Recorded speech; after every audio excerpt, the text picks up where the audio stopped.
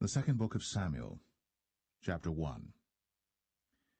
Now it came to pass after the death of Saul, when David was returned from the slaughter of the Amalekites, and David had abode 2 days in Ziklag, it came even to pass on the third day that, behold, a man came out of the camp from Saul with his clothes rent, and earth upon his head. And so it was when he came to David, that he fell to the earth, and did obeisance. And David said unto him, From whence comest thou? And he said unto him, Out of the camp of Israel am I escaped. And David said unto him, How went the matter? I pray thee, tell me.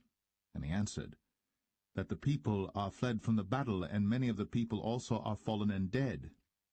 And Saul and Jonathan his son are dead also. Then David said unto the young man that told him, How knowest thou that Saul and Jonathan his son be dead? And the young man that told him said, As I happened by chance upon Mount Gilboa, behold, Saul leaned upon his spear, and lo, the chariots and horsemen followed hard after him. And when he looked behind him, he saw me, and called unto me, and I answered, Here am I. And he said unto me, Who art thou? And I answered him, I am an Amalekite. He said unto me again, Stand, I pray thee, upon me, and slay me. For anguish is come upon me, because my life is yet whole in me. So I stood upon him, and slew him, because I was sure that he could not live after that he was fallen. And I took the crown that was upon his head, and the bracelet that was on his arm, and have brought them hither unto my lord. Then David took hold on his clothes, and rent them, and likewise all the men that were with him. And they mourned, and wept, and fasted until even, for Saul and for Jonathan his son, and for the people of the Lord, and for the house of Israel, because they were fallen by the sword. And David said unto the young man that told him, Whence art thou? And he answered, I am the son of a stranger, an Amalekite. And David said unto him, How wast thou not afraid to stretch forth thine hand to destroy the Lord's anointed? And David called one of the young men and said, Go near, and fall upon him. And he smote him that he died. And David said unto him, Thy blood be upon thy head. For thy mouth hath testified against thee, saying, I have slain the Lord's anointed. And David lamented with this lamentation over Saul and over Jonathan his son.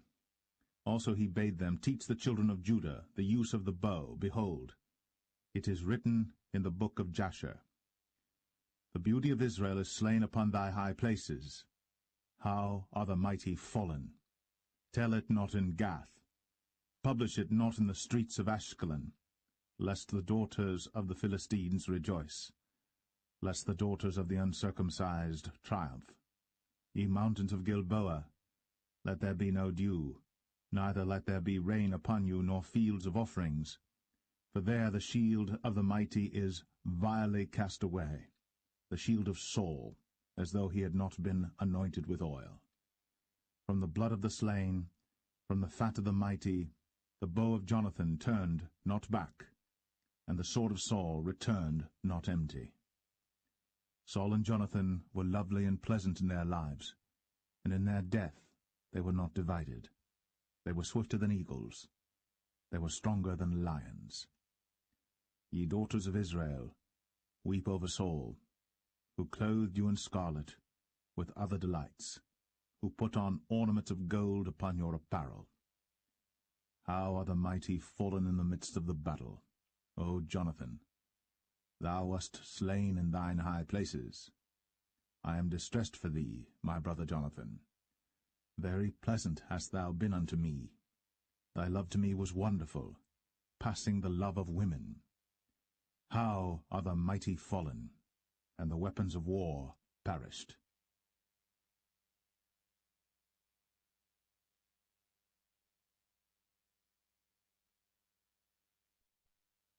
2 Samuel 2. And it came to pass after this that David inquired of the Lord, saying, Shall I go up into any of the cities of Judah? And the Lord said unto him, Go up. And David said, Whither shall I go up? And he said, Unto Hebron. So David went up thither, and his 2 wives also, Ahinoam the Jezreelitess, and Abigail, Nabal's wife, the Carmelite. And his men that were with him did David bring up, every man with his household, and they dwelt in the cities of Hebron. And the men of Judah came, and there they anointed David king over the house of Judah. And they told David, saying, that the men of Jabesh-Gilead were they that buried Saul.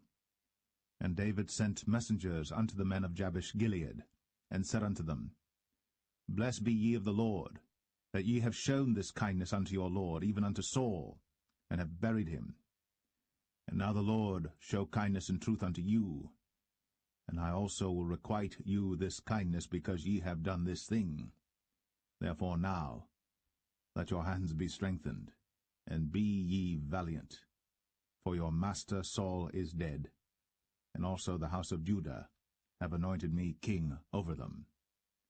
But Abner, the son of Ner, captain of Saul's host, took Ishbosheth, the son of Saul, and brought him over to Mahanaim, and made him king over Gilead, and over the Asherites, and over Jezreel, and over Ephraim, and over Benjamin, and over all Israel.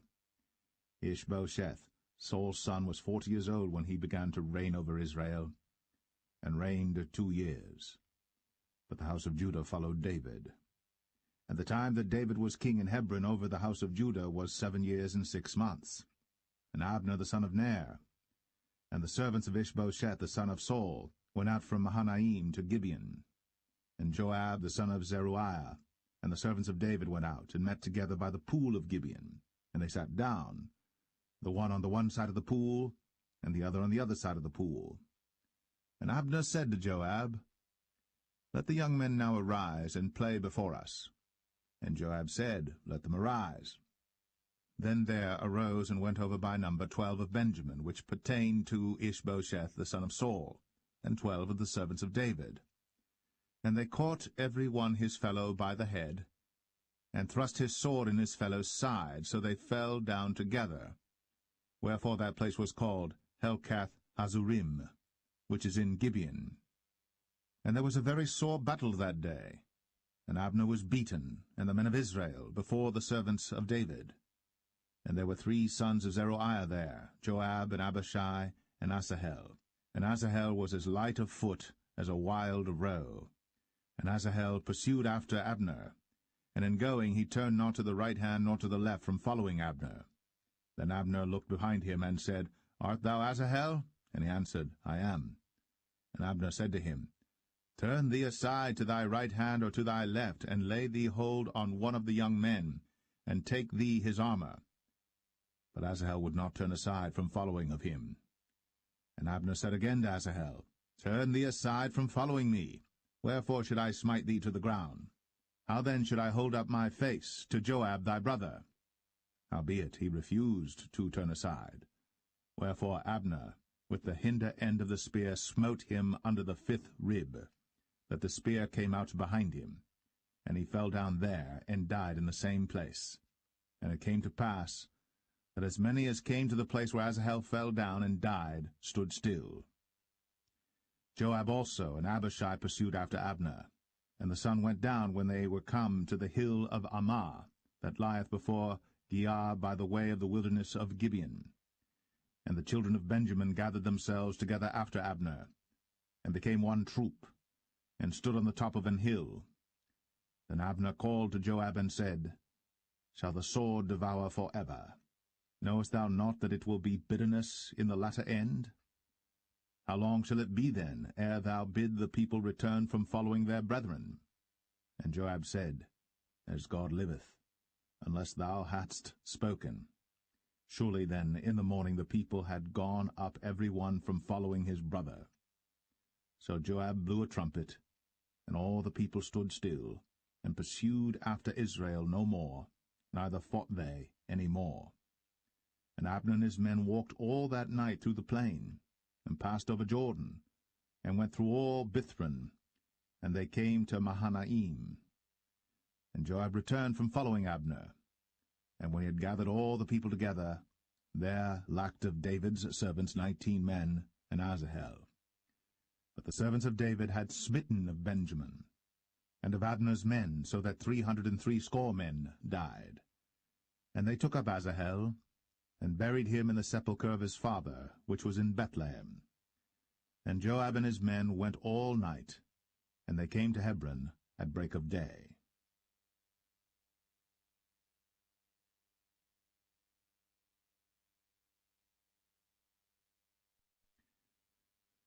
2 Samuel 3. Now there was long war between the house of Saul and the house of David. But David waxed stronger and stronger, and the house of Saul waxed weaker and weaker.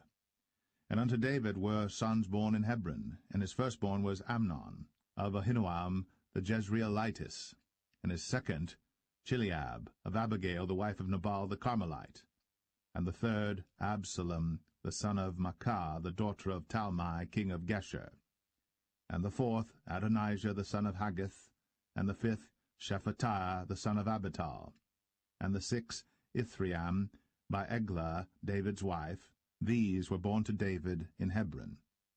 And it came to pass, while there was war between the house of Saul and the house of David, that Abner made himself strong for the house of Saul. And Saul had a concubine, whose name was Rizpah, the daughter of Ai. And Ishbosheth said to Abner, Wherefore hast thou gone in unto my father's concubine? Then was Abner very wroth for the words of Ishbosheth, and said, Am I a dog's head, which against Judah do show kindness this day unto the house of Saul thy father, to his brethren, and to his friends, and have not delivered thee into the hand of David, that thou chargest me today with a fault concerning this woman? So do God to Abner, and more also, except as the Lord hath sworn to David, even so I do to him, to translate the kingdom from the house of Saul, and to set up the throne of David over Israel and over Judah, from Dan even to Beersheba. And he could not answer Abner a word again, because he feared him. And Abner sent messengers to David on his behalf, saying, Whose is the land? Saying also, Make thy league with me, and behold, my hand shall be with thee, to bring about all Israel unto thee. And he said, Well, I will make a league with thee. But one thing I require of thee, that is, thou shalt not see my face, except thou first bring Michal, Saul's daughter, when thou comest to see my face. And David sent messengers to Ishbosheth, Saul's son, saying, Deliver me my wife Michal, which I espoused to me, for 100 foreskins of the Philistines. And Ishbosheth sent and took her from her husband, even from Phaltiel, the son of Laish. And her husband went with her, along weeping, behind her to Bahurim. Then said Abner unto him, Go, return. And he returned.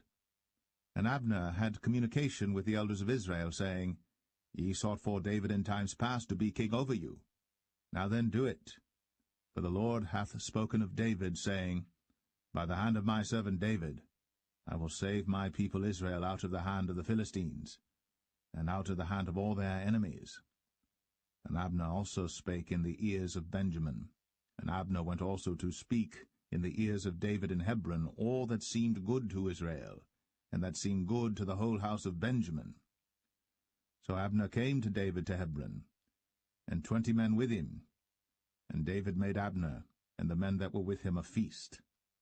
And Abner said unto David, I will arise and go, and will gather all Israel unto my lord the king, that they may make a league with thee, and that thou mayest reign over all that thine heart desireth. And David sent Abner away, and he went in peace. And behold, the servants of David and Joab came from pursuing a troop, and brought in a great spoil with them. But Abner was not with David in Hebron, for he had sent him away, and he was gone in peace. When Joab and all the host that was with him were come, they told Joab, saying, Abner the son of Ner came to the king, and he hath sent him away, and he is gone in peace. Then Joab came to the king and said, What hast thou done? Behold, Abner came unto thee. Why is it that thou hast sent him away, and he is quite gone?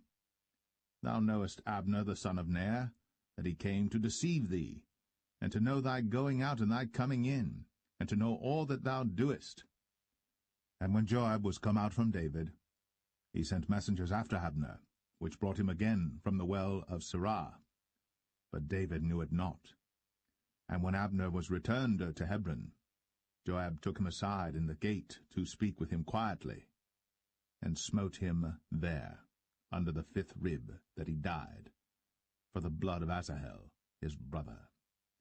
And afterward, when David heard it, he said, I and my kingdom are guiltless before the Lord, for ever, from the blood of Abner the son of Ner. Let it rest on the head of Joab, and on all his father's house. And let there not fail from the house of Joab one that hath an issue, or that is a leper, or that leaneth on a staff, or that falleth on the sword, or that lacketh bread. So Joab and Abishai his brother slew Abner, because he had slain their brother Asahel at Gibeon in the battle. And David said to Joab and to all the people that were with him, Rend your clothes, and gird you with sackcloth, and mourn before Abner. And King David himself followed the bier. And they buried Abner in Hebron. And the king lifted up his voice, and wept at the grave of Abner. And all the people wept. And the king lamented over Abner, and said, Died Abner as a fool dieth. Thy hands were not bound, nor thy feet put into fetters. As a man falleth before wicked men, so fellest thou. And all the people wept again over him. And when all the people came to cause David to eat meat while it was yet day, David sware, saying, So do God to me, and more also, if I taste bread or aught else, till the sun be down. And all the people took notice of it, and it pleased them, as whatsoever the king did pleased all the people. For all the people and all Israel understood that day that it was not of the king to slay Abner the son of Ner. And the king said unto his servants, Know ye not that there is a prince and a great man fallen this day in Israel? And I am this day weak, though anointed king. And these men, the sons of Zeruiah, be too hard for me. The Lord shall reward the doer of evil according to his wickedness.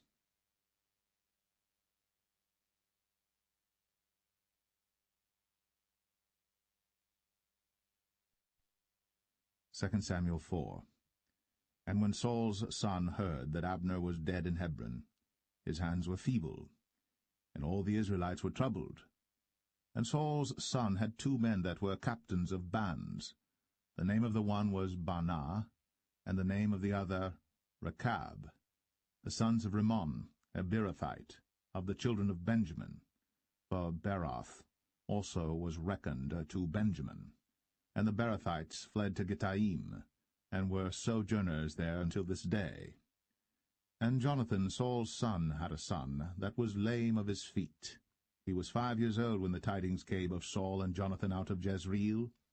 And his nurse took him up, and fled. And it came to pass, as she made haste to flee, that he fell and became lame. And his name was Mephibosheth. And the sons of Rimmon the Beerothite, Rechab and Baanah, went, and came about the heat of the day to the house of Ishbosheth, who lay on a bed at noon. And they came thither into the midst of the house, as though they would have fetched wheat. And they smote him under the 5th rib. And Rechab and Baanah his brother escaped. For when they came into the house, he lay on his bed in his bedchamber. And they smote him, and slew him, and beheaded him, and took his head, and gat them away through the plain all night. And they brought the head of Ishbosheth unto David to Hebron, and said to the king, Behold, the head of Ishbosheth, the son of Saul, thine enemy, which sought thy life. And the Lord hath avenged my lord the king this day of Saul, and of his seed. And David answered Rechab and Baanah his brother, the sons of Rimmon the Beerothite, and said unto them, As the Lord liveth, who hath redeemed my soul out of all adversity? When one told me, saying, Behold, Saul is dead, thinking to have brought good tidings, I took hold of him, and slew him in Ziklag, who thought that I would have given him a reward for his tidings. How much more, when wicked men have slain a righteous person in his own house upon his bed? Shall I not therefore now require his blood of your hand, and take you away from the earth? And David commanded his young men, and they slew them, and cut off their hands and their feet, and hanged them up over the pool in Hebron. But they took the head of Ishbosheth, and buried it in the sepulchre of Abner in Hebron.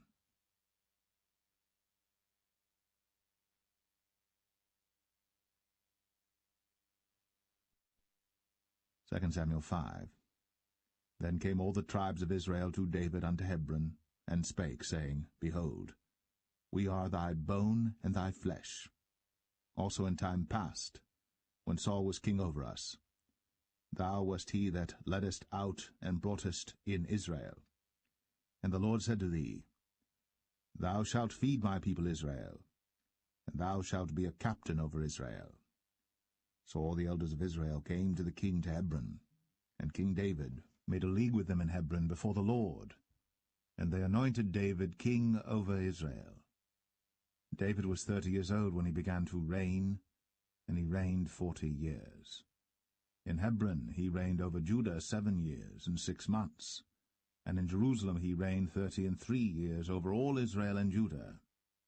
And the king and his men went to Jerusalem unto the Jebusites, the inhabitants of the land, which spake unto David, saying, Except thou take away the blind and the lame, thou shalt not come in hither, thinking, David cannot come in hither. Nevertheless, David took the stronghold of Zion, the same is the city of David. And David said on that day, Whosoever getteth up to the gutter, and smiteth the Jebusites, and the lame and the blind, that are hated of David's soul, he shall be chief and captain. Wherefore they said, The blind and the lame shall not come into the house. So David dwelt in the fort, and called it the city of David. And David built round about from Millo and inward. And David went on, and grew great, and the Lord God of hosts was with him. And Hiram king of Tyre sent messengers to David, and cedar trees, and carpenters, and masons, and they built David an house. And David perceived that the Lord had established him king over Israel, and that he had exalted his kingdom for his people Israel's sake. And David took him more concubines and wives out of Jerusalem, after he was come from Hebron, and there were yet sons and daughters born to David. And these be the names of those that were born unto him in Jerusalem, Shammua, and Shobab, and Nathan, and Solomon, Ibhar also, and Elishua, and Nepheg, and Japhia, and Elishama, and Eliada, and Eliphalet. But when the Philistines heard that they had anointed David king over Israel, all the Philistines came up to seek David, and David heard of it, and went down to the hold.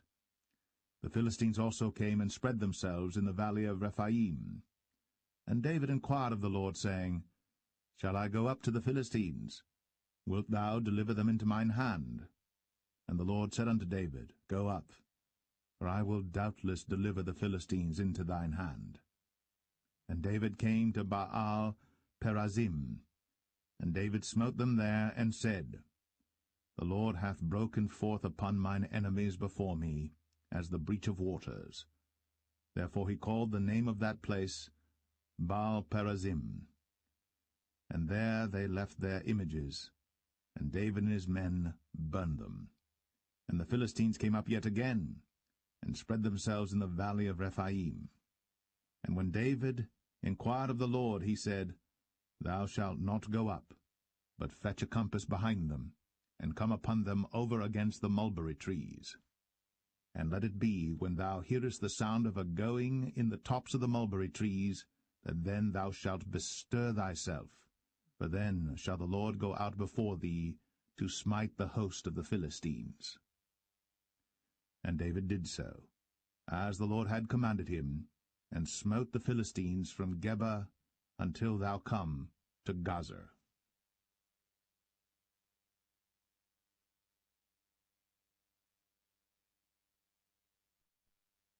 2 Samuel 6. Again David gathered together all the chosen men of Israel, 30,000. And David arose and went with all the people that were with him from Baalah of Judah to bring up from thence the ark of God, whose name is called by the name of the Lord of hosts, that dwelleth between the cherubims. And they set the ark of God upon a new cart, and brought it out of the house of Abinadab that was in Gibeah. And Uzzah and Ahio, the sons of Abinadab, drave the new cart. And they brought it out of the house of Abinadab, which was at Gibeah, accompanying the ark of God, and Ahio went before the ark. And David and all the house of Israel played before the Lord in all manner of instruments made of fir wood, even on harps, and on psalteries, and on timbrels, and on cornets, and on cymbals. And when they came to Nachon's threshing floor, Uzzah put forth his hand to the ark of God, and took hold of it, for the oxen shook it. And the anger of the Lord was kindled against Uzzah, and God smote him there for his error, and there he died by the ark of God.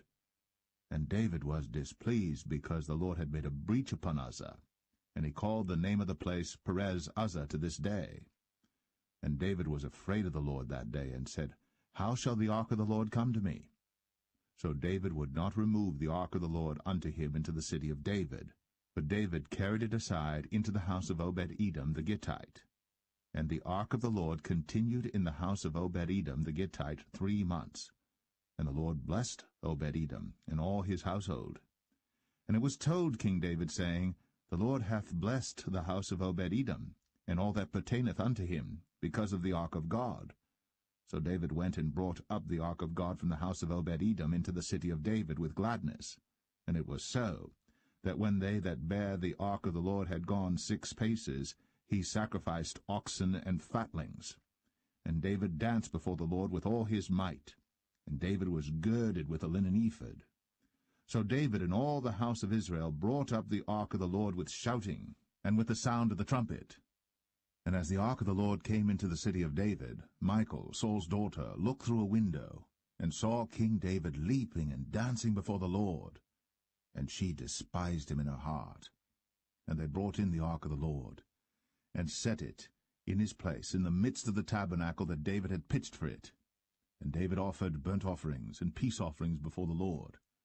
And as soon as David had made an end of offering burnt offerings and peace offerings, he blessed the people in the name of the Lord of hosts.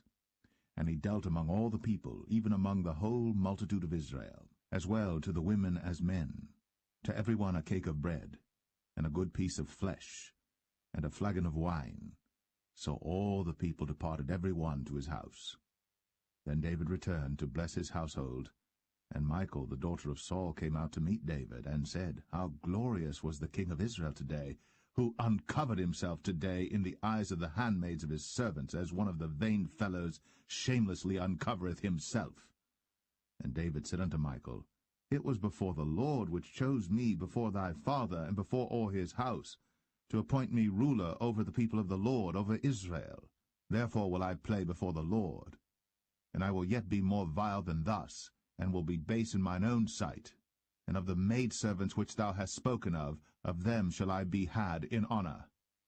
Therefore Michal, the daughter of Saul, had no child unto the day of her death.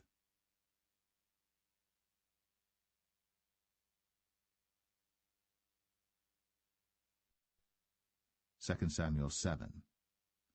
And it came to pass, when the king sat in his house, and the Lord had given him rest round about from all his enemies, that the king said unto Nathan the prophet, See now, I dwell in an house of cedar, but the ark of God dwelleth within curtains.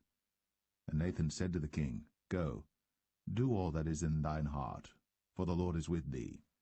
And it came to pass that night that the word of the Lord came unto Nathan, saying, Go and tell my servant David, Thus saith the Lord, Shalt thou build me an house for me to dwell in?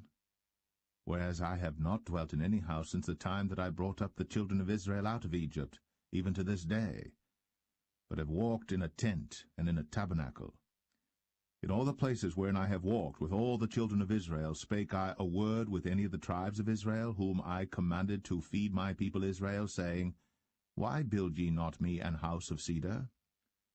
Now therefore, so shalt thou say unto my servant David, Thus saith the Lord of hosts, I took thee from the sheepcot, from following the sheep, to be ruler over my people, over Israel. And I was with thee whithersoever thou wentest, and have cut off all thine enemies out of thy sight, and have made thee a great name, like unto the name of the great men that are in the earth. Moreover, I will appoint a place for my people Israel, and will plant them, that they may dwell in a place of their own, and move no more, neither shall the children of wickedness afflict them any more as beforetime. And as since the time that I commanded judges to be over my people Israel, and have caused thee to rest from all thine enemies, also the Lord telleth thee that he will make thee an house. And when thy days be fulfilled, and thou shalt sleep with thy fathers, I will set up thy seed after thee, which shall proceed out of thy bowels, and I will establish his kingdom. He shall build an house for my name, and I will establish the throne of his kingdom for ever. I will be his father, and he shall be my son. If he commit iniquity, I will chasten him with the rod of men, and with the stripes of the children of men. But my mercy shall not depart away from him, as I took it from Saul, whom I put away before thee. And thine house and thy kingdom shall be established for ever before thee. Thy throne shall be established for ever. According to all these words, and according to all this vision, so did Nathan speak unto David. Then went King David in, and sat before the Lord, and he said, Who am I, O Lord God? And what is my house that thou hast brought me hitherto? And this was yet a small thing in thy sight, O Lord God. But thou hast spoken also of thy servant's house for a great while to come. And is this the manner of man, O Lord God? And what can David say more unto thee? For thou, Lord God, knowest thy servant. For thy word's sake, and according to thine own heart, hast thou done all these great things, to make thy servant know them. Wherefore thou art great, O Lord God. For there is none like thee, neither is there any God beside thee, according to all that we have heard with our ears. And what one nation in the earth is like thy people, even like Israel, whom God went to redeem for a people to himself, and to make him a name, and to do for you great things and terrible for thy land, before thy people, which thou redeemedst to thee from Egypt, from the nations and their gods. For thou hast confirmed to thyself thy people Israel to be a people unto thee for ever, and thou, Lord, art become their God. And now, O Lord God, the word that thou hast spoken concerning thy servant and concerning his house, establish it for ever, and do as thou hast said. And let thy name be magnified for ever, saying, The Lord of hosts is the God of Israel. And let the house of thy servant David be established before thee. For thou, O Lord of hosts, God of Israel, hast revealed to thy servant, saying, I will build thee an house. Therefore hath thy servant found in his heart to pray this prayer unto thee. And now, O Lord God, thou art that God, and thy words be true, and thou hast promised this goodness unto thy servant. Therefore now, let it please thee to bless the house of thy servant, that it may continue for ever before thee. For thou, O Lord God, hast spoken it, and with thy blessing let the house of thy servant be blessed for ever.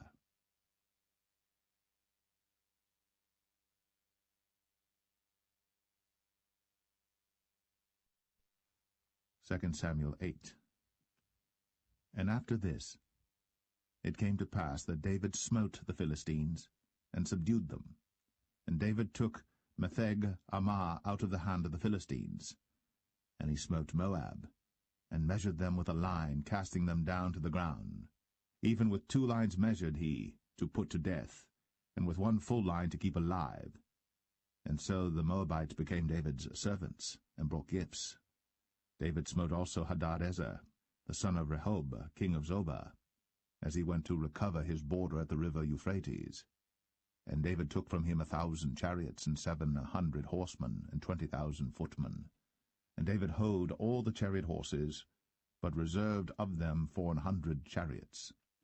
And when the Syrians of Damascus came to succor Hadadezer, king of Zobah, David slew of the Syrians 22,000 men. Then David put garrisons in Syria of Damascus, and the Syrians became servants to David and brought gifts. And the Lord preserved David whithersoever he went. And David took the shields of gold that were on the servants of Hadadezer, and brought them to Jerusalem. And from Betah and from Berothai, cities of Hadadezer, King David took exceeding much brass. When Toi, king of Hamath, heard that David had smitten all the host of Hadadezer, then Toi sent Joram his son unto King David to salute him and to bless him, because he had fought against Hadadezer, and smitten him. For Hadadezer had wars with Toi.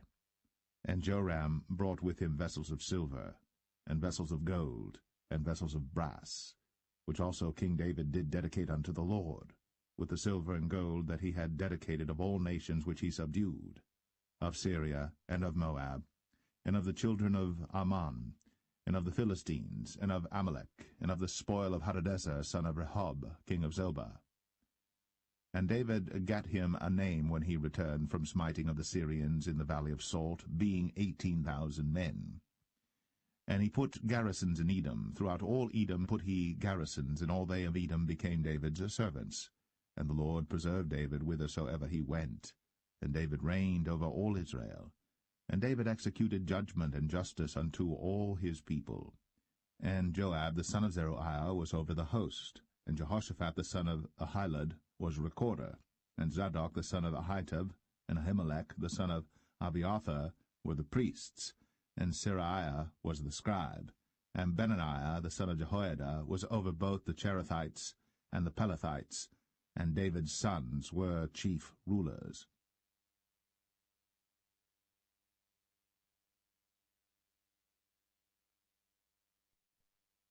2 Samuel 9. And David said, Is there yet any that is left of the house of Saul, that I may show him kindness for Jonathan's sake? And there was of the house of Saul a servant whose name was Ziba. And when they had called him unto David, the king said unto him, Art thou Ziba? And he said, Thy servant is he. And the king said, Is there not yet any of the house of Saul, that I may show the kindness of God unto him? And Ziba said unto the king, Jonathan hath yet a son which is lame on his feet. And the king said unto him, Where is he? And Ziba said unto the king, Behold, he is in the house of Machir, the son of Ammiel, in Lo-debar. Then King David sent and fetched him out of the house of Machir, the son of Ammiel, from Lo-debar. Now when Mephibosheth, the son of Jonathan, the son of Saul, was come unto David, he fell on his face and did reverence. And David said, Mephibosheth. And he answered, Behold, thy servant. And David said unto him, Fear not, for I will surely show thee kindness for Jonathan thy father's sake, and will restore thee all the land of Saul thy father, and thou shalt eat bread at my table continually. And he bowed himself and said, What is thy servant, that thou shouldst look upon such a dead dog as I am? Then the king called to Ziba, Saul's servant, and said unto him, I have given unto thy master's son all that pertained to Saul, and to all his house. Thou therefore, and thy sons and thy servants, shall till the land for him, and thou shalt bring in the fruits, that thy master's son may have food to eat. But Mephibosheth, thy master's son, shall eat bread always at my table. Now Ziba had 15 sons and 20 servants. Then said Ziba unto the king, According to all that my lord the king hath commanded his servant, so shall thy servant do. As for Mephibosheth, said the king, he shall eat at my table as one of the king's sons. And Mephibosheth had a young son whose name was Micah. And all that dwelt in the house of Ziba were servants unto Mephibosheth. So Mephibosheth dwelt in Jerusalem, for he did eat continually at the king's table, and was lame on both his feet.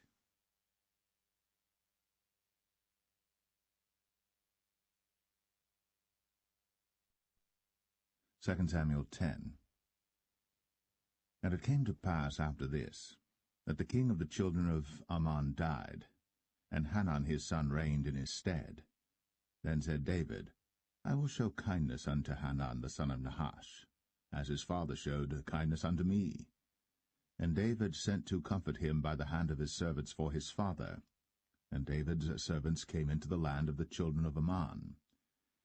And the princes of the children of Ammon said unto Hanun their lord, Thinkest thou that David doth honour thy father, that he hath sent comforters unto thee?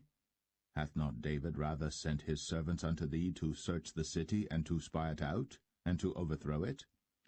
Wherefore Hanun took David's servants, and shaved off the one half of their beards, and cut off their garments in the middle, even to their buttocks, and sent them away. When they told it unto David, he sent to meet them, because the men were greatly ashamed. And the king said, Tarry at Jericho until your beards be grown, and then return. And when the children of Ammon saw that they stank before David, the children of Ammon sent and hired the Syrians of Beth-rehob, and the Syrians of Zobah, 20,000 footmen, and of King Maacah 1,000 men, and of Ishtab 12,000 men. And when David heard of it, he sent Joab and all the host of the mighty men. And the children of Ammon came out and put the battle in array at the entering in of the gate. And the Syrians of Zobah, and of Rehob, and Ishtab, and Maacah were by themselves in the field. When Joab saw that the front of the battle was against him before and behind, he chose of all the choice men of Israel, and put them in array against the Syrians. And the rest of the people he delivered into the hand of Abishai his brother, that he might put them in array against the children of Ammon. And he said, If the Syrians be too strong for me, then thou shalt help me. But if the children of Ammon be too strong for thee, then I will come and help thee. Be of good courage. Let us play the men for our people, and for the cities of our God. And the Lord do that which seemeth him good. And Joab drew nigh, and the people that were with him, unto the battle against the Syrians.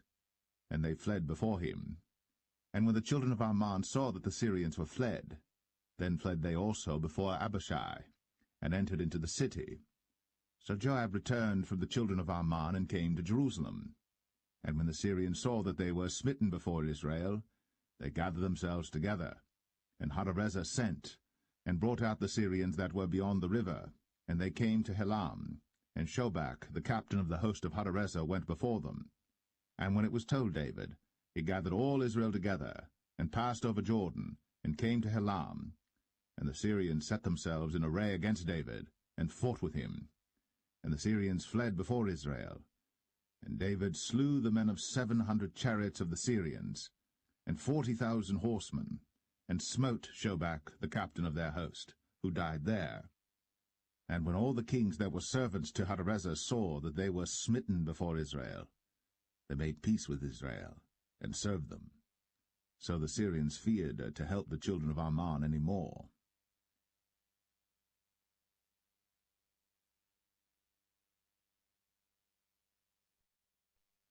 2 Samuel 11.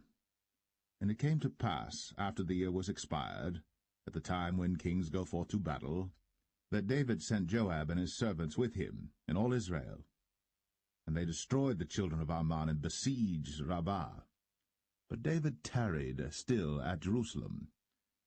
And it came to pass in an evening tide that David arose from off his bed, and walked upon the roof of the king's house. And from the roof he saw a woman washing herself, and the woman was very beautiful to look upon. And David sent and inquired after the woman. And one said, Is not this Bathsheba, the daughter of Eliam, the wife of Uriah the Hittite? And David sent messengers, and took her.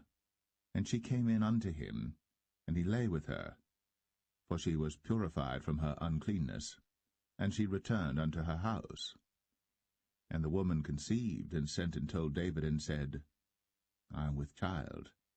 And David sent to Joab, saying, Send me Uriah the Hittite. And Joab sent Uriah to David. And when Uriah was come unto him, David demanded of him how Joab did, and how the people did, and how the war prospered. And David said to Uriah, Go down to thy house, and wash thy feet. And Uriah departed out of the king's house, and there followed him a mess of meat from the king. But Uriah slept at the door of the king's house with all the servants of his lord, and went not down to his house.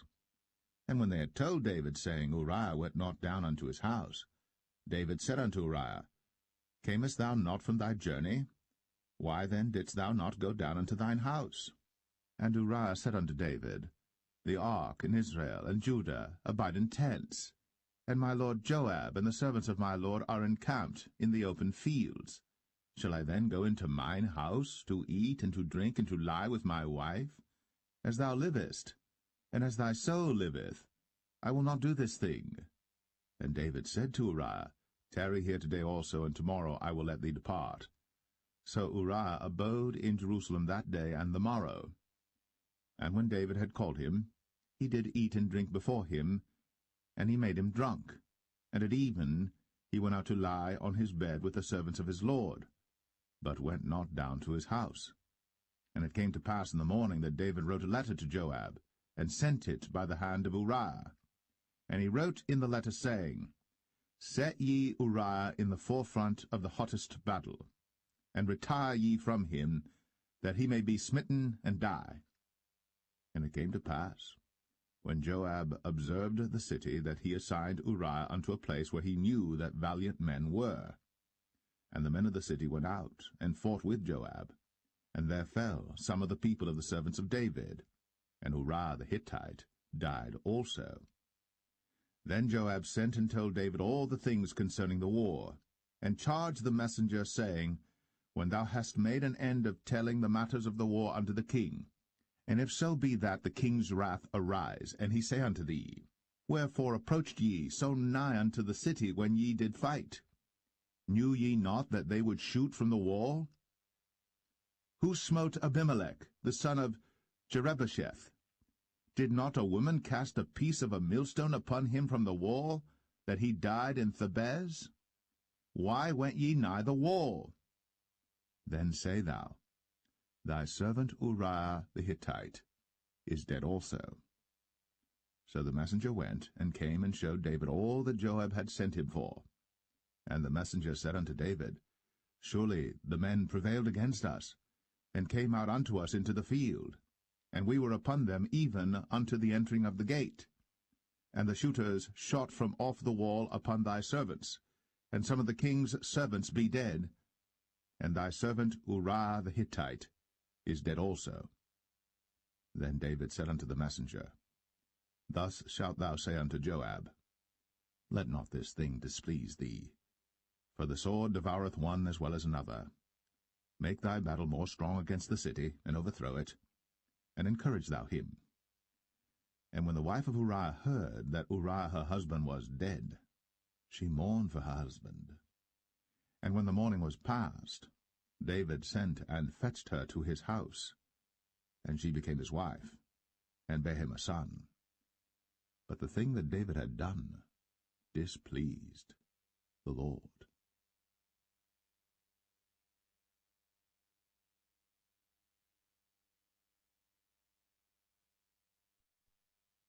2 Samuel 12.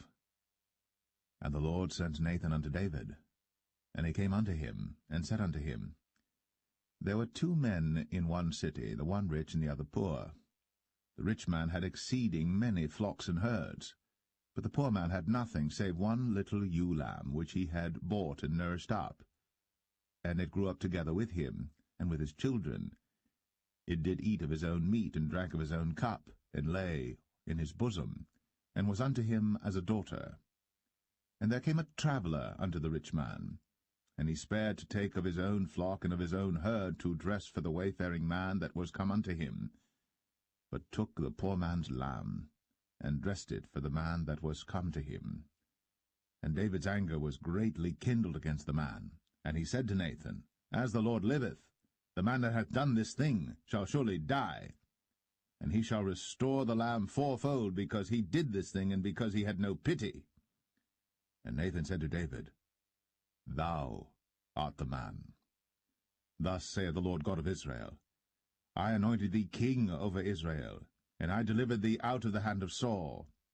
And I gave thee thy master's house, and thy master's wives into thy bosom, and gave thee the house of Israel and of Judah. And if that had been too little, I would moreover have given unto thee such and such things. Wherefore hast thou despised the commandment of the Lord to do evil in his sight? Thou hast killed Uriah the Hittite with the sword, and hast taken his wife to be thy wife, and hast slain him with the sword of the children of Ammon. Now, therefore, the sword shall never depart from thine house, because thou hast despised me, and hast taken the wife of Uriah the Hittite to be thy wife. Thus saith the Lord, Behold, I will raise up evil against thee out of thine own house, and I will take thy wives before thine eyes, and give them unto thy neighbor, and he shall lie with thy wives in the sight of this sun. For thou didst it secretly, but I will do this thing before all Israel, and before the sun. And David said unto Nathan, I have sinned against the Lord. And Nathan said unto David, The Lord also hath put away thy sin. Thou shalt not die. Howbeit, because by this deed thou hast given great occasion to the enemies of the Lord to blaspheme, the child also that is born unto thee shall surely die. And Nathan departed unto his house. And the Lord struck the child that Uriah's wife bare unto David, and it was very sick. David therefore besought God for the child. And David fasted, and went in, and lay all night upon the earth. And the elders of his house arose, and went to him, to raise him up from the earth. But he would not, neither did he eat bread with them. And it came to pass on the 7th day that the child died. And the servants of David feared to tell him that the child was dead, for they said, Behold, while the child was yet alive, we spake unto him, and he would not hearken unto our voice. How will he then vex himself, if we tell him that the child is dead? But when David saw that his servants whispered, David perceived that the child was dead. Therefore David said unto his servants, Is the child dead? And they said, He is dead. Then David arose from the earth, and washed, and anointed himself, and changed his apparel, and came into the house of the Lord, and worshipped. Then he came to his own house, and when he required, they set bread before him, and he did eat. Then said his servants unto him, What thing is this that thou hast done? Thou didst fast and weep for the child while it was alive, but when the child was dead thou didst rise and eat bread. And he said, While the child was yet alive, I fasted and wept, for I said, Who can tell whether God will be gracious to me, that the child may live? But now he is dead.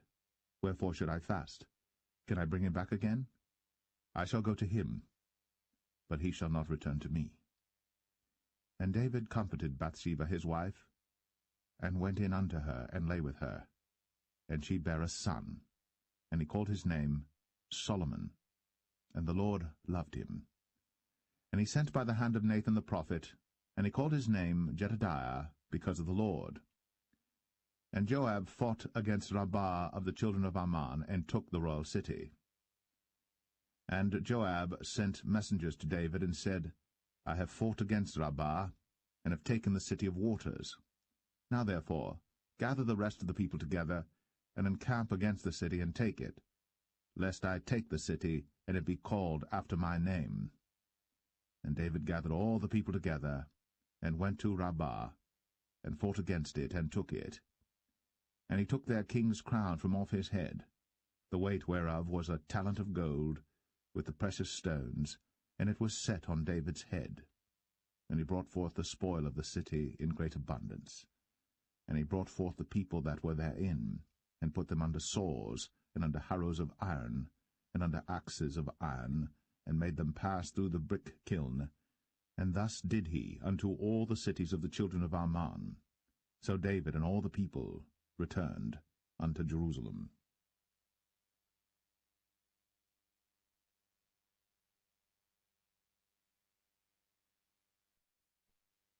2 Samuel 13.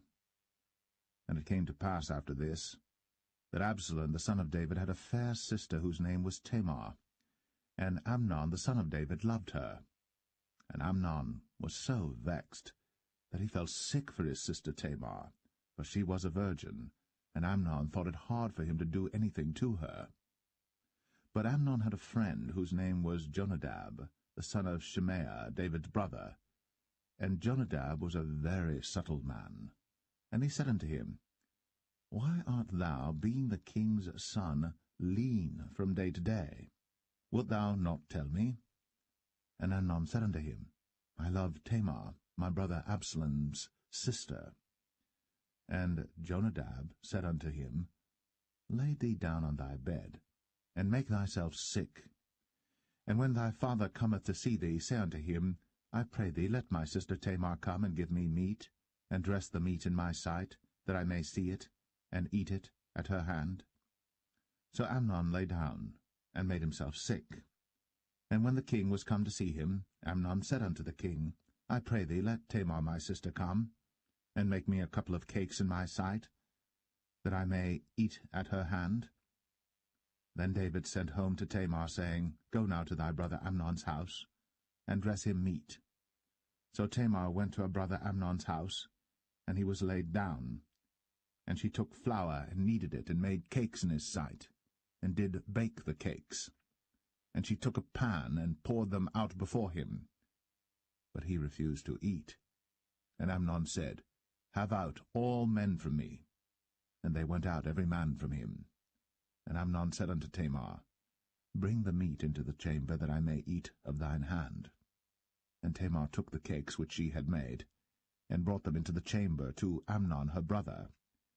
And when she had brought them unto him to eat, he took hold of her, and said unto her, Come, lie with me, my sister. And she answered him, Nay, my brother, do not force me. For no such thing ought to be done in Israel. Do not thou this folly. And I, whither shall I cause my shame to go? And as for thee, thou shalt be as one of the fools in Israel. Now therefore I pray thee, speak unto the king, for he will not withhold me from thee. Howbeit, he would not hearken unto her voice, but being stronger than she, forced her, and lay with her. Then Amnon hated her exceedingly, so that the hatred wherewith he hated her was greater than the love wherewith he had loved her. And Amnon said unto her, Arise, be gone. And she said unto him, There is no cause. This evil in sending me away is greater than the other that thou didst unto me. But he would not hearken unto her. Then he called his servant that ministered unto him, and said, Put now this woman out from me, and bolt the door after her. And she had a garment of divers colours upon her, for with such robes were the king's daughters that were virgins apparelled. Then his servant brought her out, and bolted the door after her.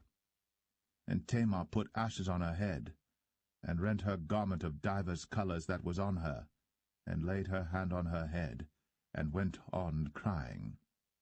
And Absalom, her brother, said unto her, Hath Amnon thy brother been with thee? But hold now thy peace, my sister. He is thy brother. Regard not this thing. So Tamar remained desolate in her brother Absalom's house. But when King David heard of all these things, he was very wroth. And Absalom spake unto his brother Amnon, neither good nor bad, for Absalom hated Amnon, because he had forced his sister Tamar. And it came to pass after 2 full years that Absalom had sheep-shearers in Baal-Hazor, which is beside Ephraim. And Absalom invited all the king's sons. And Absalom came to the king and said, Behold now, thy servant hath sheep-shearers. Let the king, I beseech thee, and his servants go with thy servant. And the king said to Absalom, Nay, my son, let us not all now go, lest we be chargeable unto thee. And he pressed him, howbeit he would not go, but blessed him. Then said Absalom, If not, I pray thee, let my brother Amnon go with us. And the king said unto him, Why should he go with thee? But Absalom pressed him that he let Amnon and all the king's sons go with him. Now Absalom had commanded his servant, saying, Mark ye now, when Amnon's heart is merry with wine, and when I say unto you, Smite Amnon, then kill him. Fear not. Have not I commanded you? Be courageous, and be valiant. And the servants of Absalom did unto Amnon, as Absalom had commanded. Then all the king's sons arose, And every man gat him up upon his mule, and fled. And it came to pass, while they were in the way, that tidings came to David, saying, Absalom hath slain all the king's sons, and there is not one of them left. Then the king arose, and tare his garments, and lay on the earth, and all his servants stood by with their clothes rent. And Jonadab, the son of Shemaiah, David's brother, answered and said, Let not my lord suppose that they have slain all the young men, the king's sons, for Amnon only is dead. For by the appointment of Absalom this hath been determined from the day that he forced his sister Tamar. Now therefore let not my lord the king take the thing to his heart, to think that all the king's sons are dead, for Amnon only is dead. But Absalom fled. And the young man that kept the watch lifted up his eyes, and looked, and behold, there came much people by the way of the hillside behind him. And Jonadab said unto the king, Behold, the king's sons come, as thy servant said, so it is. And it came to pass, as soon as he had made an end of speaking, that, behold, the king's sons came, and lifted up their voice, and wept. And the king also and all his servants wept very sore. But Absalom fled and went to Talmai, the son of Ammihud, king of Geshur. And David mourned for his son every day. So Absalom fled and went to Geshur, and was there 3 years. And the soul of King David longed to go forth unto Absalom, for he was comforted concerning Amnon, seeing he was dead.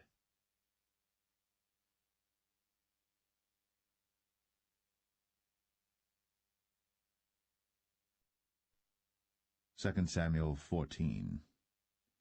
Now Joab the son of Zeruiah perceived that the king's heart was toward Absalom.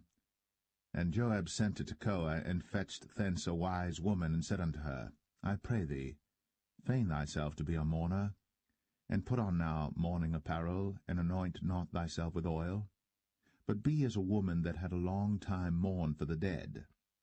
And come to the king, and speak on this manner unto him. So Joab put the words in her mouth.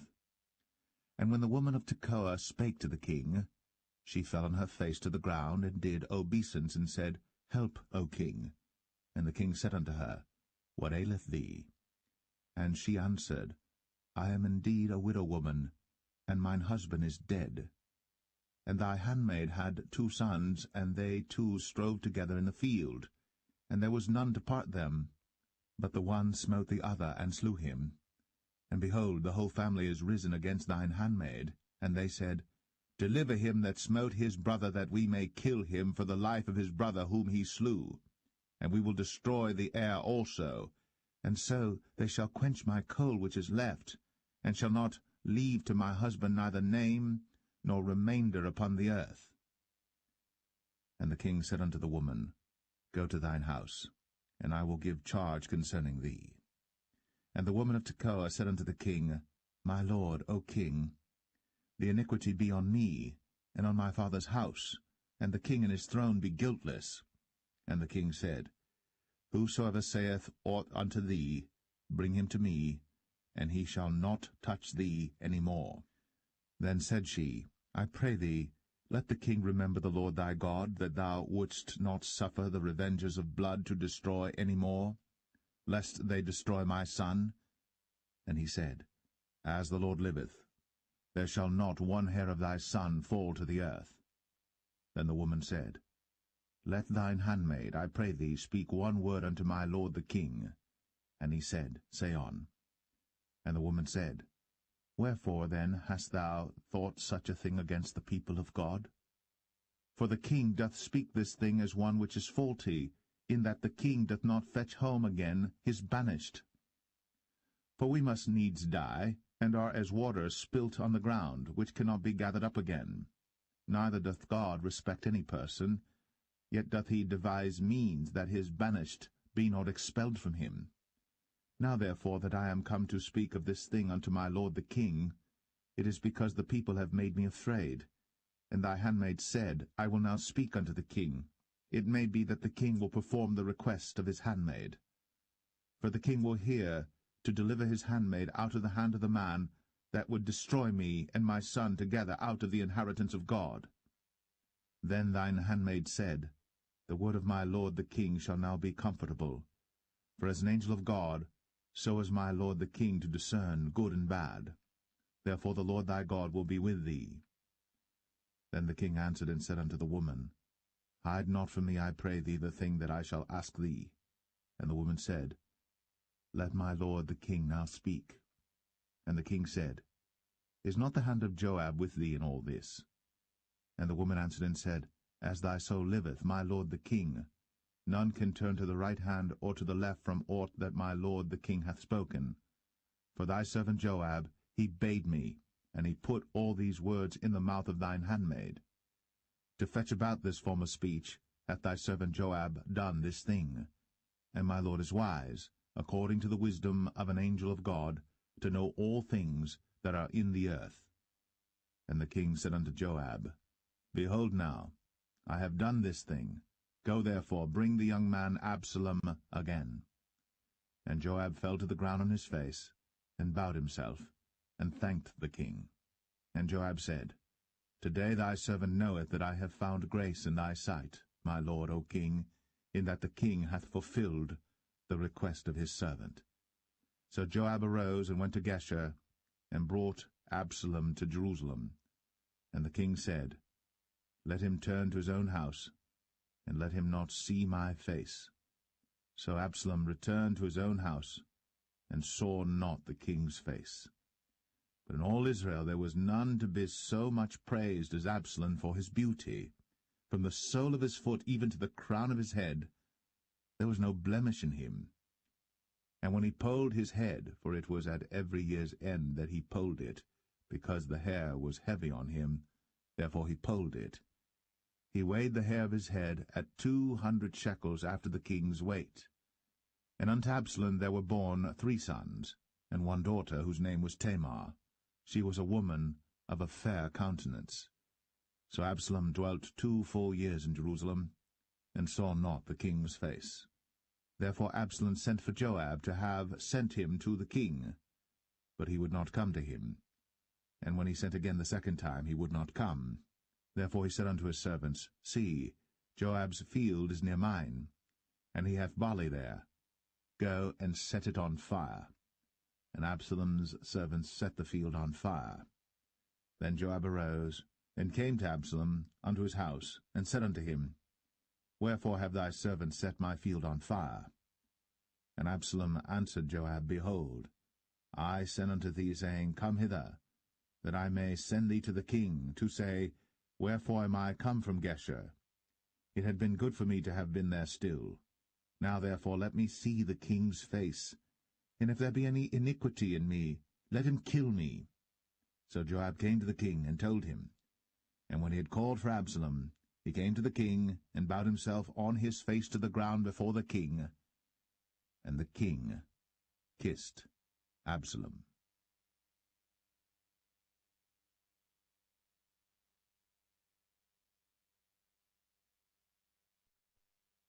2 Samuel 15.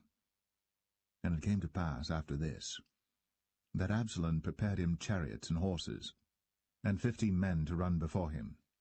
And Absalom rose up early, and stood beside the way of the gate. And it was so, that when any man that had a controversy came to the king for judgment, then Absalom called unto him, and said, Of what city art thou? And he said, Thy servant is of one of the tribes of Israel. And Absalom said unto him, See, thy matters are good and right, but there is no man deputed of the king to hear thee. Absalom said moreover, O that I were made judge in the land, that every man which hath any suit or cause might come unto me, and I would do him justice. And it was so, that when any man came nigh to him to do him obeisance, he put forth his hand, and took him, and kissed him. And on this manner did Absalom to all Israel that came to the king for judgment. So Absalom stole the hearts of the men of Israel. And it came to pass after 40 years, that Absalom said unto the king, I pray thee, let me go and pay my vow, which I have vowed unto the Lord in Hebron. For thy servant vowed a vow while I abode at Geshur in Syria, saying, If the Lord shall bring me again indeed to Jerusalem, then I will serve the Lord. And the king said unto him, Go in peace. So he arose, and went to Hebron. But Absalom sent spies throughout all the tribes of Israel, saying, As soon as ye hear the sound of the trumpet, then ye shall say, Absalom reigneth in Hebron. And with Absalom went 200 men out of Jerusalem, that were called, and they went in their simplicity, and they knew not anything. And Absalom sent for Ahithophel the Gilonite, David's counselor, from his city, even from Gilo, while he offered sacrifices. And the conspiracy was strong, for the people increased continually with Absalom. And there came a messenger to David, saying, The hearts of the men of Israel are after Absalom. And David said unto all his servants that were with him at Jerusalem, Arise, and let us flee. For we shall not else escape from Absalom. Make speed to depart, lest he overtake us suddenly, and bring evil upon us, and smite the city with the edge of the sword. And the king's servant said unto the king, Behold, thy servants are ready to do whatsoever my lord the king shall appoint. And the king went forth, and all his household after him. And the king left 10 women which were concubines to keep the house. And the king went forth, and all the people after him, and tarried in a place that was far off. And all his servants passed on beside him, and all the Cherethites, and all the Pelethites, and all the Gittites, 600 men which came after him from Gath, passed on before the king. Then said the king to Ittai the Gittite, Wherefore goest thou also with us? Return to thy place, and abide with the king, for thou art a stranger, and also an exile.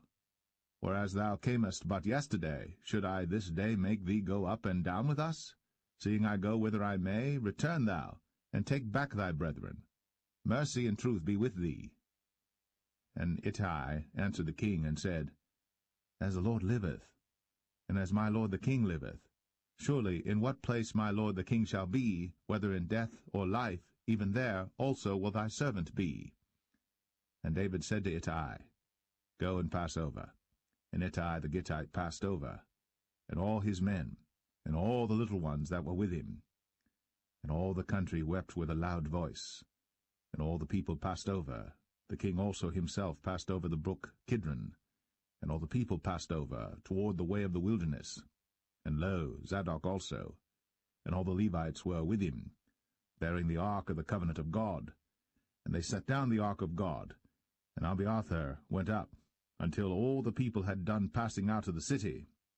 And the king said unto Zadok, Carry back the ark of God into the city.